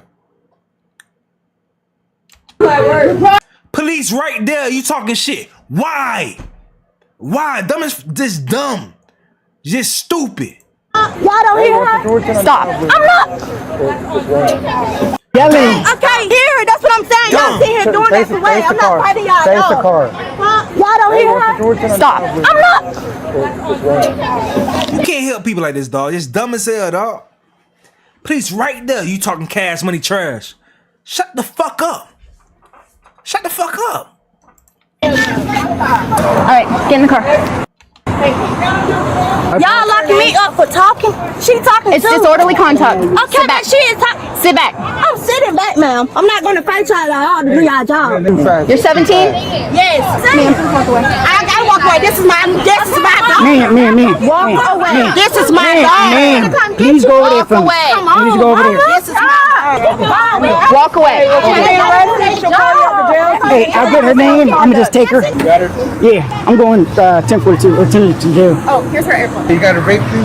Yeah, I got it. Yeah. Hey, you got that citation for us? What citation? Right, dog. Dog, this situation came from the nigga who got his nigga already got his ass beat. He dazed. Remember how the situation started? A nigga got his ass beat. He's dazed. He's dazed. Trying to figure out what's going on. Someone comes to see what's up with him, and the girl starts arguing with the person that came to see what's up with him. What happened between the time we didn't see? I don't know what happened. How the fuck that escalated to this point right here? Common denominator is that girl. Common denominator is a person that working in front register. She's a common denominator. The disorderly conduct? For her? Yeah. Yeah, I'm taking her right now. You can write it? Yeah, I'll okay. take it. All right. When I can get out this parking lot, I'll start talking to you. Okay? I'm trying to get out this parking lot. Yeah, tell me, please. Tell me. That's the man? Yeah. Right here should be fine, just so I can see.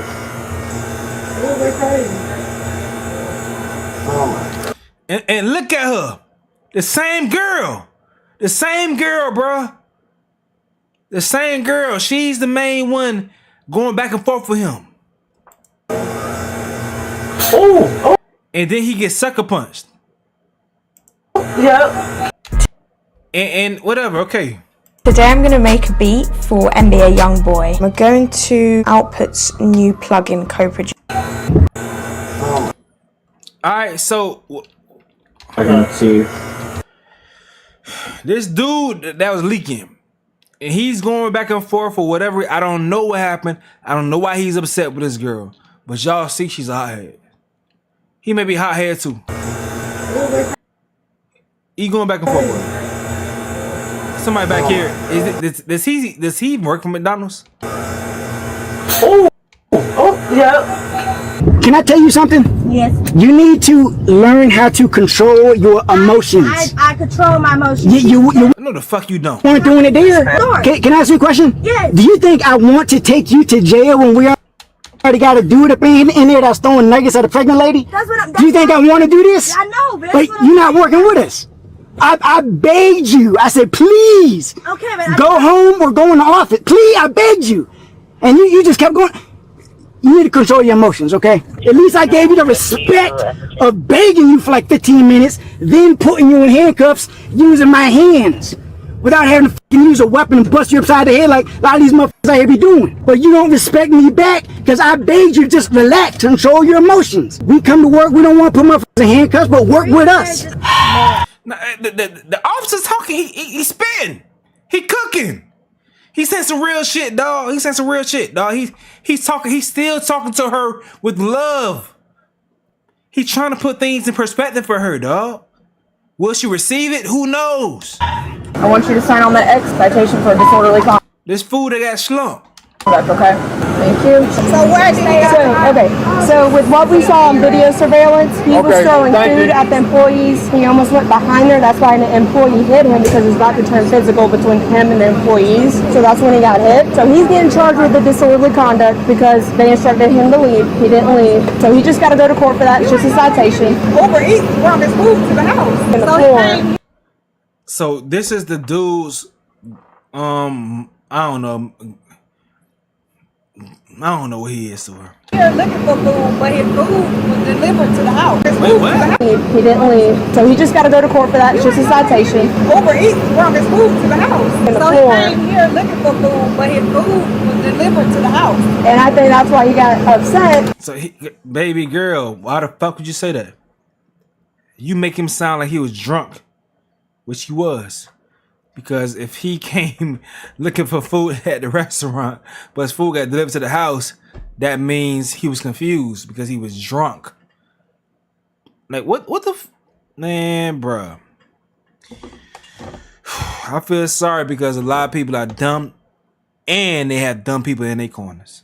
So that's what started the verbal altercation, and then it almost ensued into a physical. And that's when they hit him because they're just like, "Hey, bro, like we gave you multiple times, and you're coming over here trying to be physical. He's just gonna get cited because we could have charged him with simple battery for throwing the chicken nuggets at the girl, because that can still be considered simple battery. But to make it easier tonight, and with what's going on with him, I said disorderly conduct.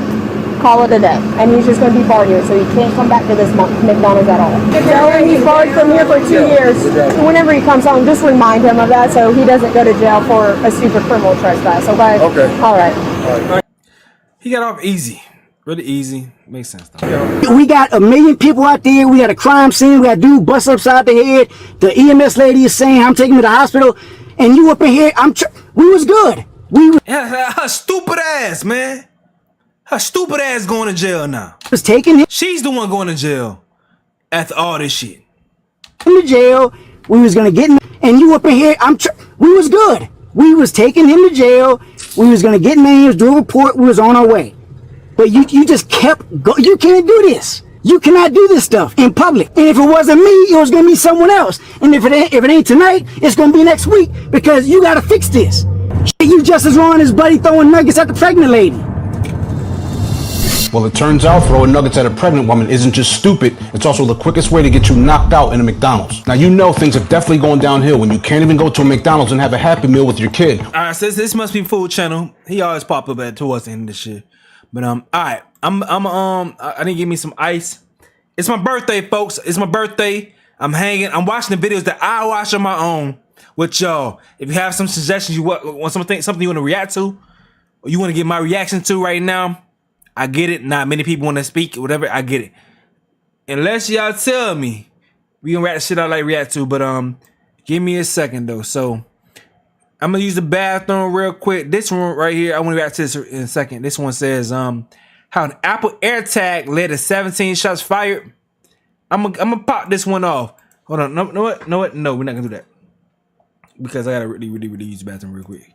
I want to pop a little quick one off first. Man, that one crazy. Let's pop this one off. I'm gonna use bathroom. We can be right back.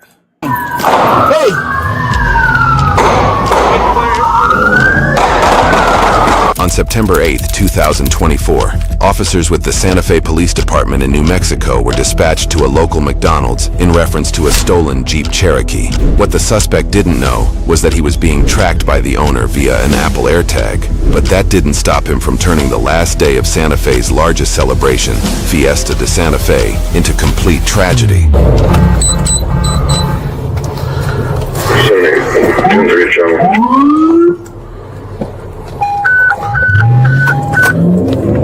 Vehicles fleeing North St. Francis.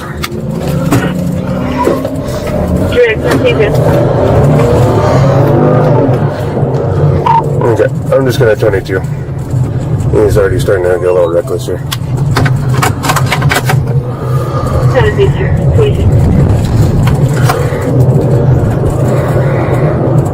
So, can you go over to the police? He continued northbound St. Francis. Looks like state police just engaged. Actually, that looks like maybe SO. Wix. One platform, any website. Unlimited creation. Describe your needs and goals. And AI will transform your tailored brief into a unique website that's ready to perform in minutes. Customize it. Shape your visitor's experience with show-stopping visuals and interactions that elevate every part of your site, down to the finest detail. Control everything on the platform where form meets function. Monitor, measure, and manage all your website's activity from one place. Stay constantly connected so you can take any action and improve your site's performance at any time, from anywhere. Evolve effortlessly with scalable solutions that grow with you, turning what you've got into where you want to go with confidence and persistence. Personalized, customized, ready to go live. Wix. Spring is vastly approaching, and spring is the perfect time to do a fresh declutter, clear out the junk, clear out all of the funk. Having a clean space can also help you have a clean mind. And I am walking into this whole new chapter of life, walking into being a whole wife. I love therapy because it has helped me so much, and it has just helped me navigate with so many changes in my life. I'm telling you, like, I didn't need therapy before. I definitely need it now. But now that I'm healed, I'm whole, I'm more clear in my mind than ever before, I still feel like I want to continue to have that support and help me navigate through this newness in my life, because this is something I've never experienced before. I have therapy through BetterHelp. If you haven't heard of BetterHelp, BetterHelp is an online platform where you can find a therapist that can cater to your needs. I love that you can set up the preferences on there, the kind of therapist that you would want. And that part, I always talk about this part, that part was like a game changer for me, because I had to change. All right, my bad, folks. My bad. All right, I know it's not a lot of people still here. Oh, we still got 30? 30 people is a party for me. 30 people is a party. That's family. I usually don't like too many people in my church in the first place. But because now I can say whatever the fuck I want to say. And I ain't gotta worry about no bullshit. I can say the fuck I want to say. Okay, perfect. Let's have some fun. Now, this one going crazy. On May 16th, 2020. This one got 9 million views. When blowing up your enemy's car goes wrong. I want to see this one right here. I love these videos. This is my birthday. Y'all gonna watch my favorite videos with me for my fucking birthday, man. May 31st, Gemini gang. It's my exact birthday. We hour and 57 minutes, my shit. I'm gonna torture y'all my favorite type of content, which is body cam shit. 23. Officers from the on May 16th, 2023, officers from the Monroe Police Department in Ohio were dispatched to a situation involving a vehicle being intentionally set on fire. Hey, do you live here? Come tell me what happened, hon. Yeah, let's come over here. Tell us what happened, okay? I don't know. Let them deal with it. Is there anybody else in the house we need to know about? I need you to stay here and let us deal with it, okay? Come tell me what's going on and who's all in the house. Nobody? No, just my bird and my two cats. Okay, well, they're taking care of that. Let's take care of you real quick, okay? It's just you by yourself, so. I was dead asleep. Yeah? And he said, who's outside? We've got cameras on the house. He said, who's outside? And I said, what are you talking about? He said, who's the man that put something on her car? Because he's at work, and I guess he notified him that somebody was outside. So he looked, and he said, there's a man putting something on her car. Okay. And I pulled it up. I said, oh my God, hold on. When the victim says she, quote, pulled it up, she means their house surveillance footage, which shows shows the entire crime being committed. The suspect, wearing a loose-fitting pair of lighter-colored sweatpants, latex gloves, a darker-colored shirt, a hat, and a mask, sets a box-shaped object on the vehicle. He dumb as said because, like, unless he's unless he hired, I'm pretty sure I would know who this nigga is. I would know who he is immediately. If I know him, I don't gotta see his face, know who he is. A darker-colored shirt, a hat, and a mask, sets a box-shaped object on the vehicle. He then sets another object on top of it with a fuse-like wire sticking out of it. The suspect lights it with a lighter and walks away, which leads to the entire front end of the vehicle being engulfed in flames. Came over, set a square box on top of her car. Okay. It just looked, I mean, I can show you, but it was something square. Walked all the way back. And he does not look like a hitman. I may be wrong. But fool don't look like no damn hitman. He like a scorned motherfucker. What we gonna say? Over there and got something that almost looked like a lampshade. Set it on top of it, and then he lit it. Okay. He lit it, and then he walked away, and that was it. Did the video show where he went? I'm not Do you sure. have access to the video? I can pull up what I have right now. That's fine. While the victim shows the officers the surveillance footage, the fire department arrives and puts the fire out. The vehicle is a total loss.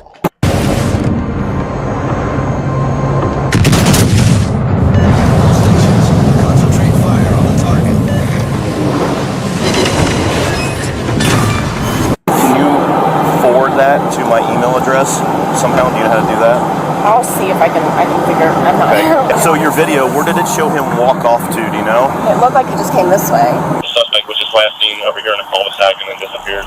This officer, as well as many others in the area, both on foot and patrolling in their vehicles, all begin to look for any suspicious people in the vicinity. 10 minutes later, officers find a vehicle parked on the side of the road, only about 2 minutes away from the crime scene. Oh shit, he's leaving. What's going on? Hey. Hey, what's going on? Not much. Just wanted to rest up a little bit. I have a long drive. Why are you doing it out here? No reason. Hey, keep your hand up. Yeah, I'm just putting my seat up. Well, keep your hands up. We're on the first cul-de-sac off of... Stop reaching at your seat, okay? Unlock the door. Where do you live? I'm from New York. You're from New York? Yeah. What are you doing out here? Just came to visit a friend, really. Where's the friend live? Down in Cincinnati, but he's working, like, doing some construction over here.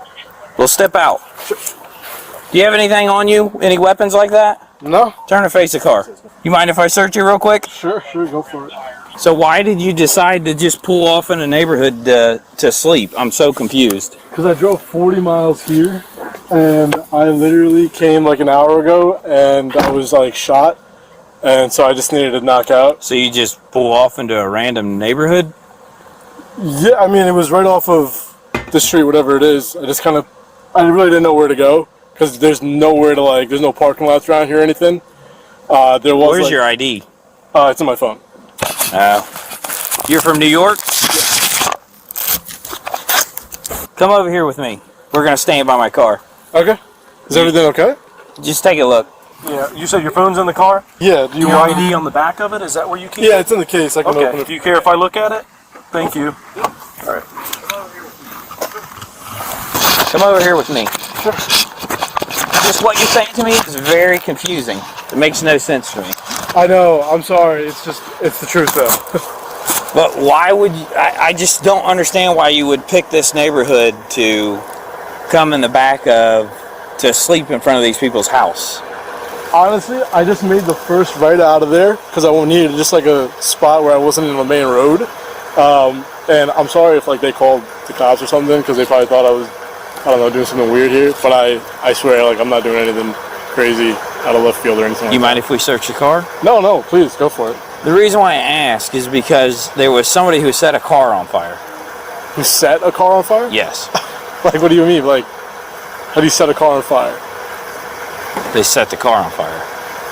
They lit the gas tank? Mm-hmm. That's crazy. Yeah. And then you're back here. No, I mean.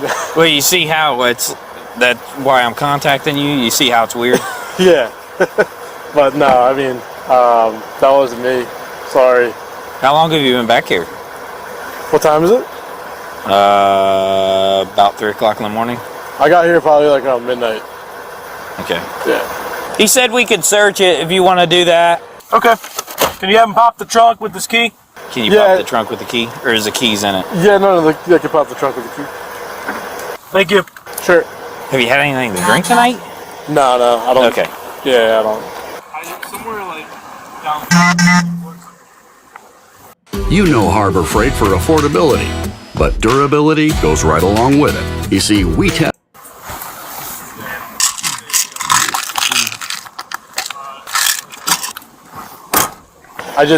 I came because I landed at CVG, and I drove. It's like 40 miles, and I was already shot from the freaking flight. So where does your friend live? This nigga is somewhere like fucking lying. down there, but he obviously lying, man. And how many views it got? It's got 9 million views. It must be good. It must be good. I'm gonna give it a chance. I'm getting bored, but it must be. I'm gonna give it a chance. works up here. Okay. Yeah. Down where? Near CVG. Near the airport. Yeah, but I'm about to bounce if everything checks out here. Cold? It's warm. Let me ask you. You be honest with me, okay? Yeah, sure. Are you waiting for somebody to get back in the car with you? No, absolutely not. Because if you be honest with me, things go. Things will be a lot easiher. But if you're lying to me, then we're gonna have some issues. I understand, and trust me, I'm from New York. I've ran into cops before. When getting pulled over for speeding or something like that. I know the best policy is to be honest, and I'm not waiting for anybody. And I didn't set anybody's car on fire or anything like that. Promise you. You cooked me, not on any drugs or anything. Okay. I don't drink. So I'm sorry, but. Well, give me a minute. Yeah, take your time. Sure. Or two. Have you had a good look at who it was? I got this mail over here, but I'm not finding anything that would relate him to it. Right now, we're just gonna figure some things out, okay? So you're not free to leave until we do that, okay? And then we're waiting for your information to return. My information to return? Yeah, your ID. We ran your ID. Oh yeah, okay, that makes sense. Sure. The only problem, see where we're coming from? Yeah. How far? I mean, if that was your house, wouldn't you be a little creeped out? I thought that's what happened. I thought they called the cops on me because I was sleeping over here, and I was like, shit, they're just gonna think I'm trying to rob them or something. But no, something like that. I honestly just made the first right off that road. Made the first right because I was like, yo, I need a place to just knock out for 30 minutes, and it ended up being a few hours. But yeah, I wasn't trying to hurt anybody here. This officer has now sent a picture from the surveillance footage that shows the suspect, so he can compare it to this man they're investigating. Yeah.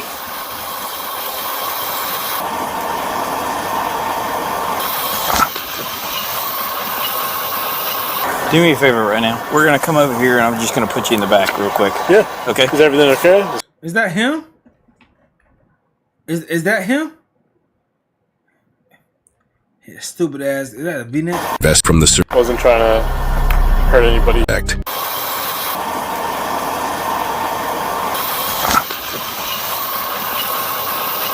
Do me a favor right now. We're gonna come over here and I'm just gonna put you in the back real quick. Yeah. Okay. Is everything okay? Is something come back badly on my ID? V-neck, loose shirt, beard. No hat. But the pants, it's supposed to be a lighter color pants. But they have to check the card to see if he switches pants. Okay. No, not for right now. I just want to put you in the back of the car real quick so I can look at some things and go from there, okay? Okay. You want to close my doors? Yeah, I'll get it. You want to take my keys? Yep. But you see that right there? Yeah, I'll get it. You want to take my keys? Yep. If the light is shining a certain type of way, the pants will be lighter than the shirt, but I don't think that'll be the thing. I don't think that make a difference.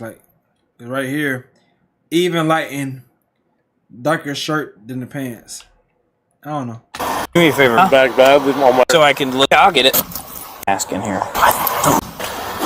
Yep. Close my door. My keys. And go from there. Right now I'm looking for the side profile. Okay. Okay. You want to close my door? Because the side profile what stood out for me from the other guy. Doors. Yeah, I'll get it. You want to take my keys? Yep. Alright, so the side profile. See the beard right there. Alright, that's the side profile. Alright. Comes all the way down there. He got a lineup. Nice. He has a recent lineup. It's about the same outfit. I want to see if there's a mask in here. I don't know if there was a COVID mask in there or not. Did he say who he was coming to visit from New York? Why that's so important that he drive here? No. It's just weird that you would come to visit a guy for... This is Pod 5, the first fully immersive sleep system, built to give you that long of a flight. Here's your COVID mask. You got a mask? You got it? Yeah. Okay. He's got a lighter in here. He's got a torch lighter.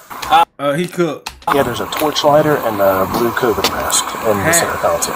There's no luggage. There's no backpack. Yeah, there's no hat. Where's the hat? Well, where's his luggage at? Where's his bag? Let's detain him. Yeah, he's in the car, right? Well, yeah. You searched him Let's just leave him there, wait for the detectives. So, like, I'm always like, I'm gonna be honest with y'all. I'm getting used to like understanding what makes sense for an arrest, you know, or to detain someone. So these are officers. They're waiting for detectives. So detectives have to make sense of shit. But they probably want to detain them for the detectives to be able to come there and be able to talk to them, you know? Because the officers, they're on the front line. I think what happens a lot of time is that we think these people, the frontline folks, it's like they have some type of merit when it comes to an investigation. A lot of times, because you're in the front line, you don't see the big picture. You don't. A lot of things get past your face because you don't see the big picture. It's like if you are arguing with your lady, or you're a woman arguing with your man, it takes for someone else to understand the dynamics of your relationship and then hear the argument and see, oh, this is why this particular thing made you so upset. In comparison, in other times, other relationships, it's not that big of a deal.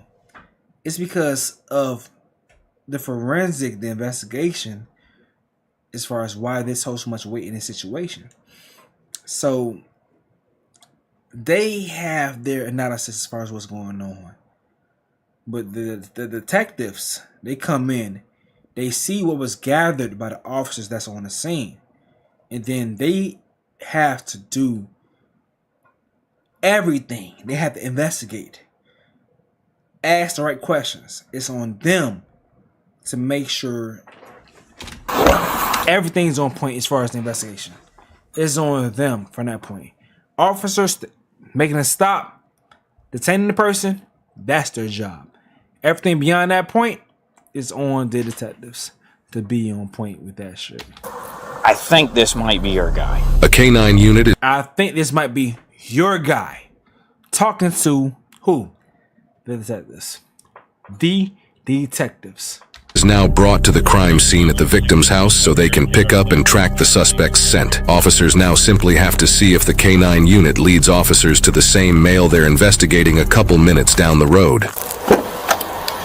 So be honest with you, man. We got a dog that's tracking right now. Okay? Okay. From where the crime happened. Okay? You be honest with me. Is that dog gonna lead straight to this car? No.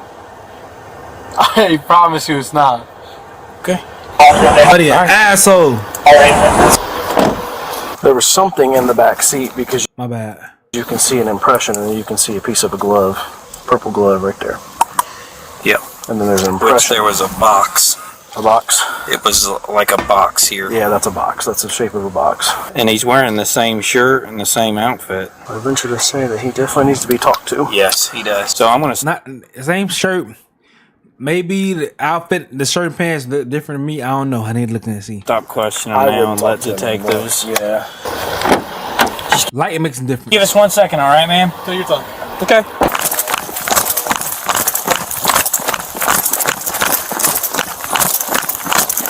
Male under investigation.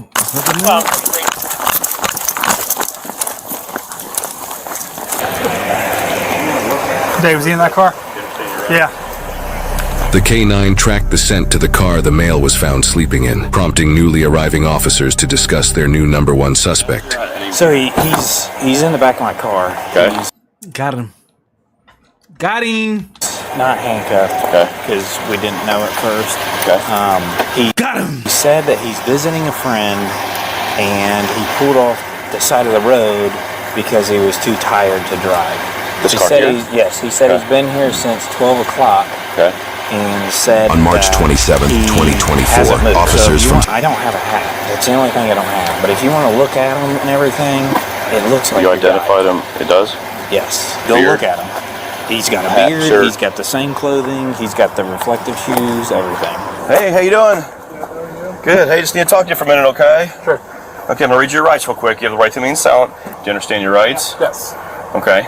Were you involved in a situation down the street where you lit something that caught on fire? No. I'm gonna point blank ask you. No. No? No. Okay. I understand that you're over here visiting friends, but you parked over here for a reason. Is there anything else you want to tell me? It's not me. That's not you? No. Sure looks like you and everything you're wearing. It's not me. Oh That's shit. not you, huh? Not a lights on. Dark shirt. Gray pants. It's him. The fuck? Before you couldn't tell.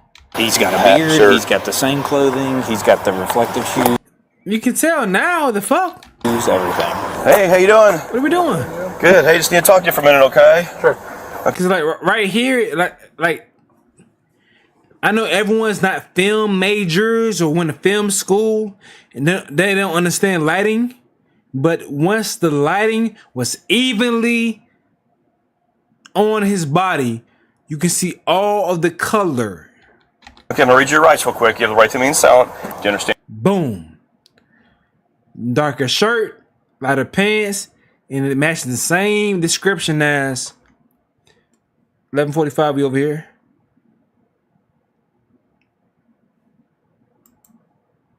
This right here.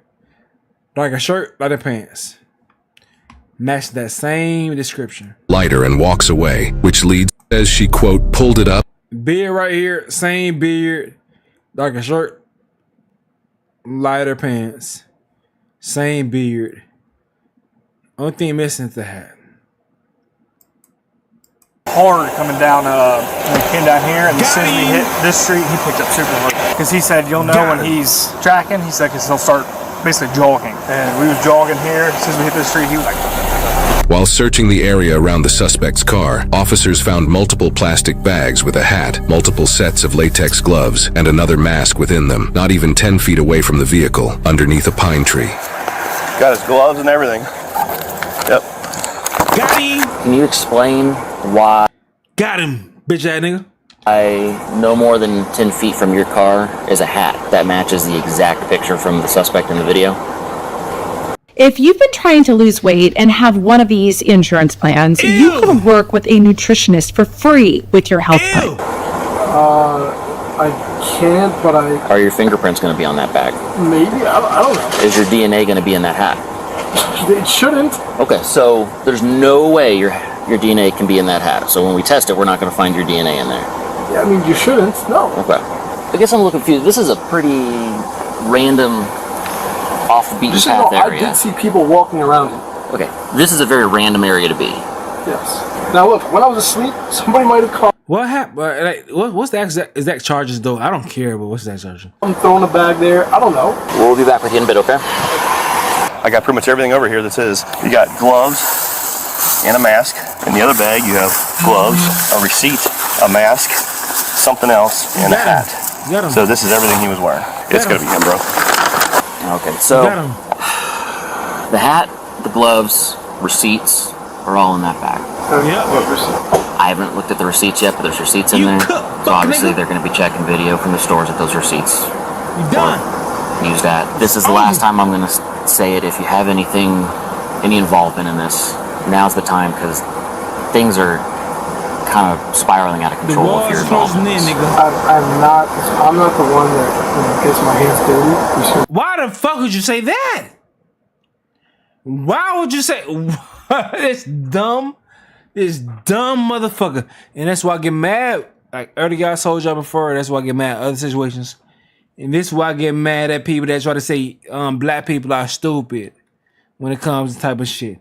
Why would the fuck we say that? This is a dumb idiot. What's the term? How can I call him? I can't say nigga. I can't say you a dumb nigga. You know, nigga. Asshole. I don't know if it's asshole. He's just dummy, idiot, imbecile. You know, stupid as hell. Maybe, I don't know. Damn, here I am grasping for straws to find a way to insult somebody.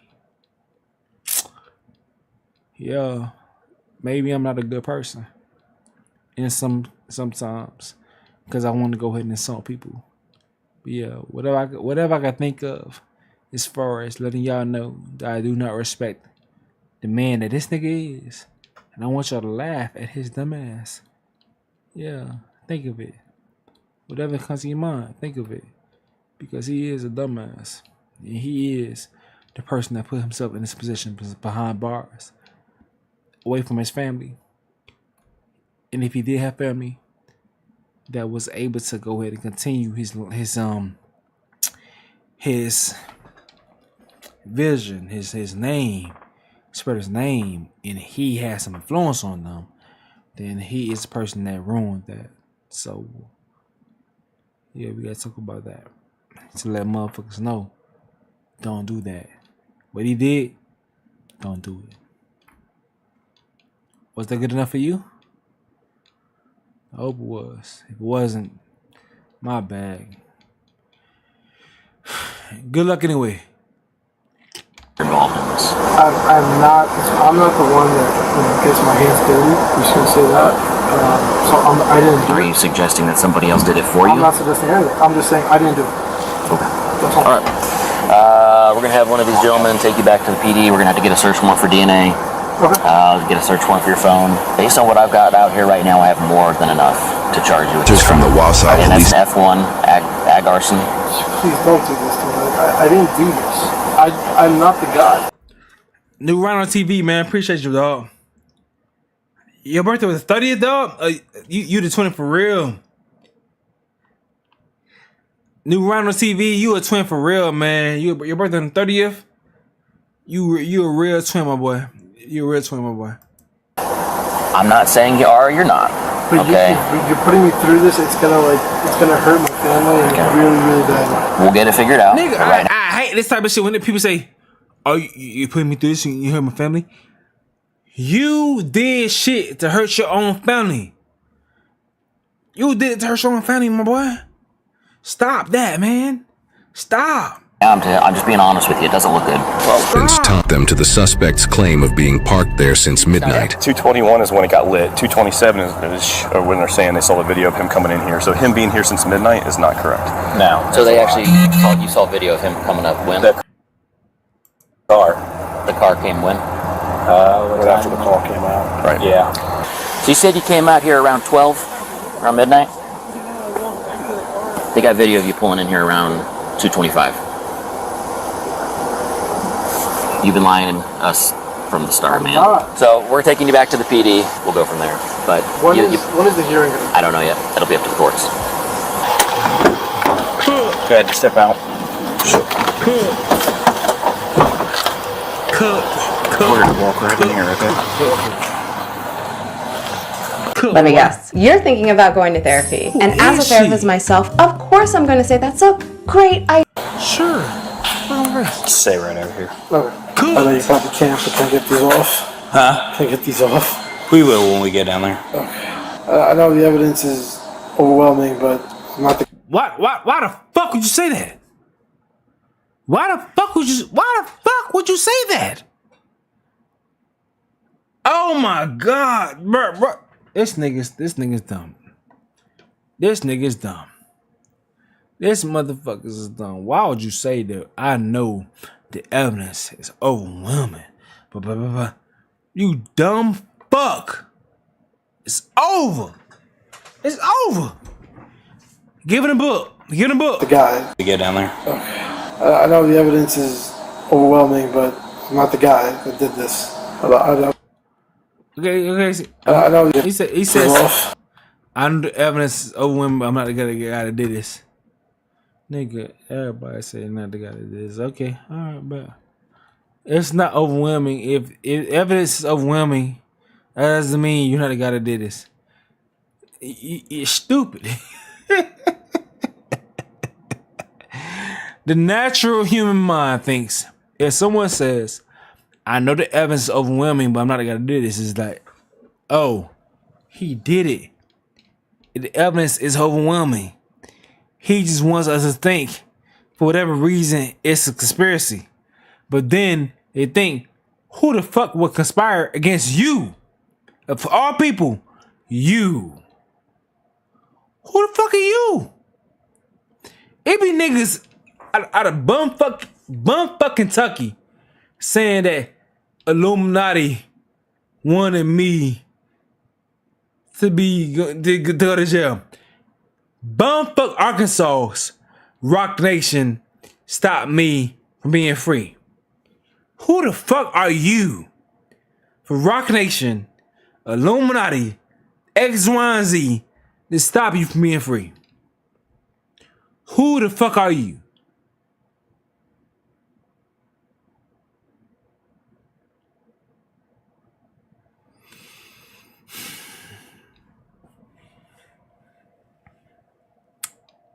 Bro, I ain't gonna lie. I never thought I'll be the person that will be the person that gotta say real shit on platforms to let niggas know that they're delusional. I never thought that I would have to be that one to let motherfuckers know that they are delusional. Never thought that. But it's necessary. I have to. That's why my guys, I'm not AMP. I'm not none of that shit. Nowhere near that. And I would never have been considered for that. But if I pop across the radar, that's why I may pop up in content for certain instances, because I'm gonna tell the truth, man. I will always tell the truth. I'm never gonna lie to y'all. You may not agree with my decision, my input, but I'll never lie to y'all. Huh? Can I get these off? We will when we get down there. On May 16th, 2023, officers from the Just not. Aggravated arson, breaking. Yeah, you told me I'm being charged with it, like I did do it, so.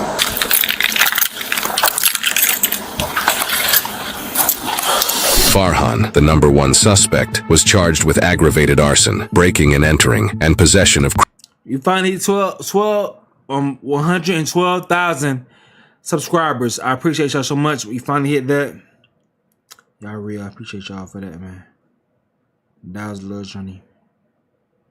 I appreciate y'all for that, man. Criminal tools. His vehicle was towed and impounded. And I ain't gonna lie. I know if I work hard the way y'all want me to work, I know y'all can get me to 14,000 by what day it is? June 15th. If I give y'all what I'm supposed to give y'all, as far as 3 to 4 videos a day, relevant content, I know y'all would give me 14,000 subscribers by June. 2,000 subscribers. 2,000 subscribers by June 15th.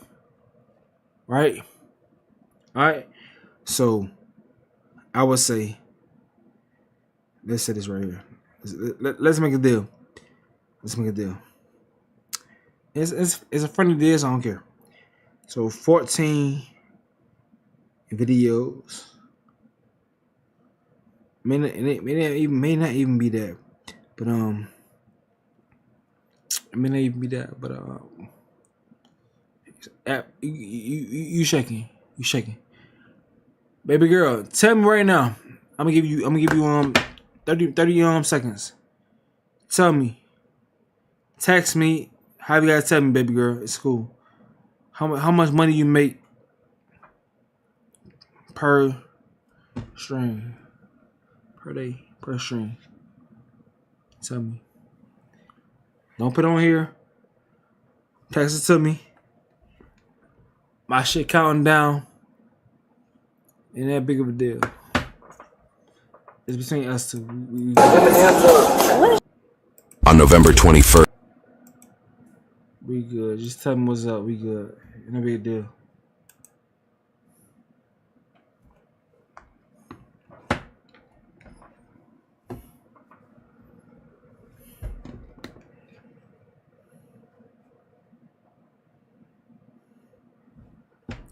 All right. Should delete it.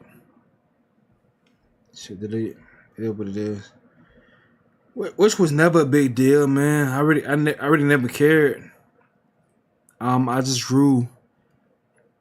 I gained a good relationship with a lot of guys that did care about that, but I did not care, dog, because I'm a dog. I'm a dog. You want some shit? And I'm here. And I'm in good health. You gotta come through me, man. So figure that shit out, man. Real shit. Figure that shit out right now. Yeah. I've been waiting. This shit. I know it's my birthday stream, but to keep it G with y'all, I know we gotta still handle business. And if anytime we had to be official, it's on point. We can deliver the proper messages, bro. But yeah, nah, my boy, I'm good over here. You guys want to have any conversations? Let me know. I'm here. Any conversation you may want to have, and it's cool with me. I got my people on point. My people are chill. We're ready for whatever you want to talk about, whatever you want to discuss. We're here for it. All right. Let me know what may comes with that. I'm here for it. And we can do what needs to be done. All right. That's all I have to say. I've been experiencing things. I've been taking things in, but I know what needs to be done. And now it's time to see if other people agree with it. And that's my stance. And that's our stance. And with me being a leader of my people, that's that. Respect that. And now I don't know who may be watching this footage, or watching what's going on. But if you have questions about anything, make sure you send those questions to the proper authorities, to the proper chains, and we will be able to fully address it. If you don't send those questions to the proper chains, and things happen in the process to fuck up what you receive from us, and you think that is inciting the war or things of that sort, I don't know what to tell you. I don't.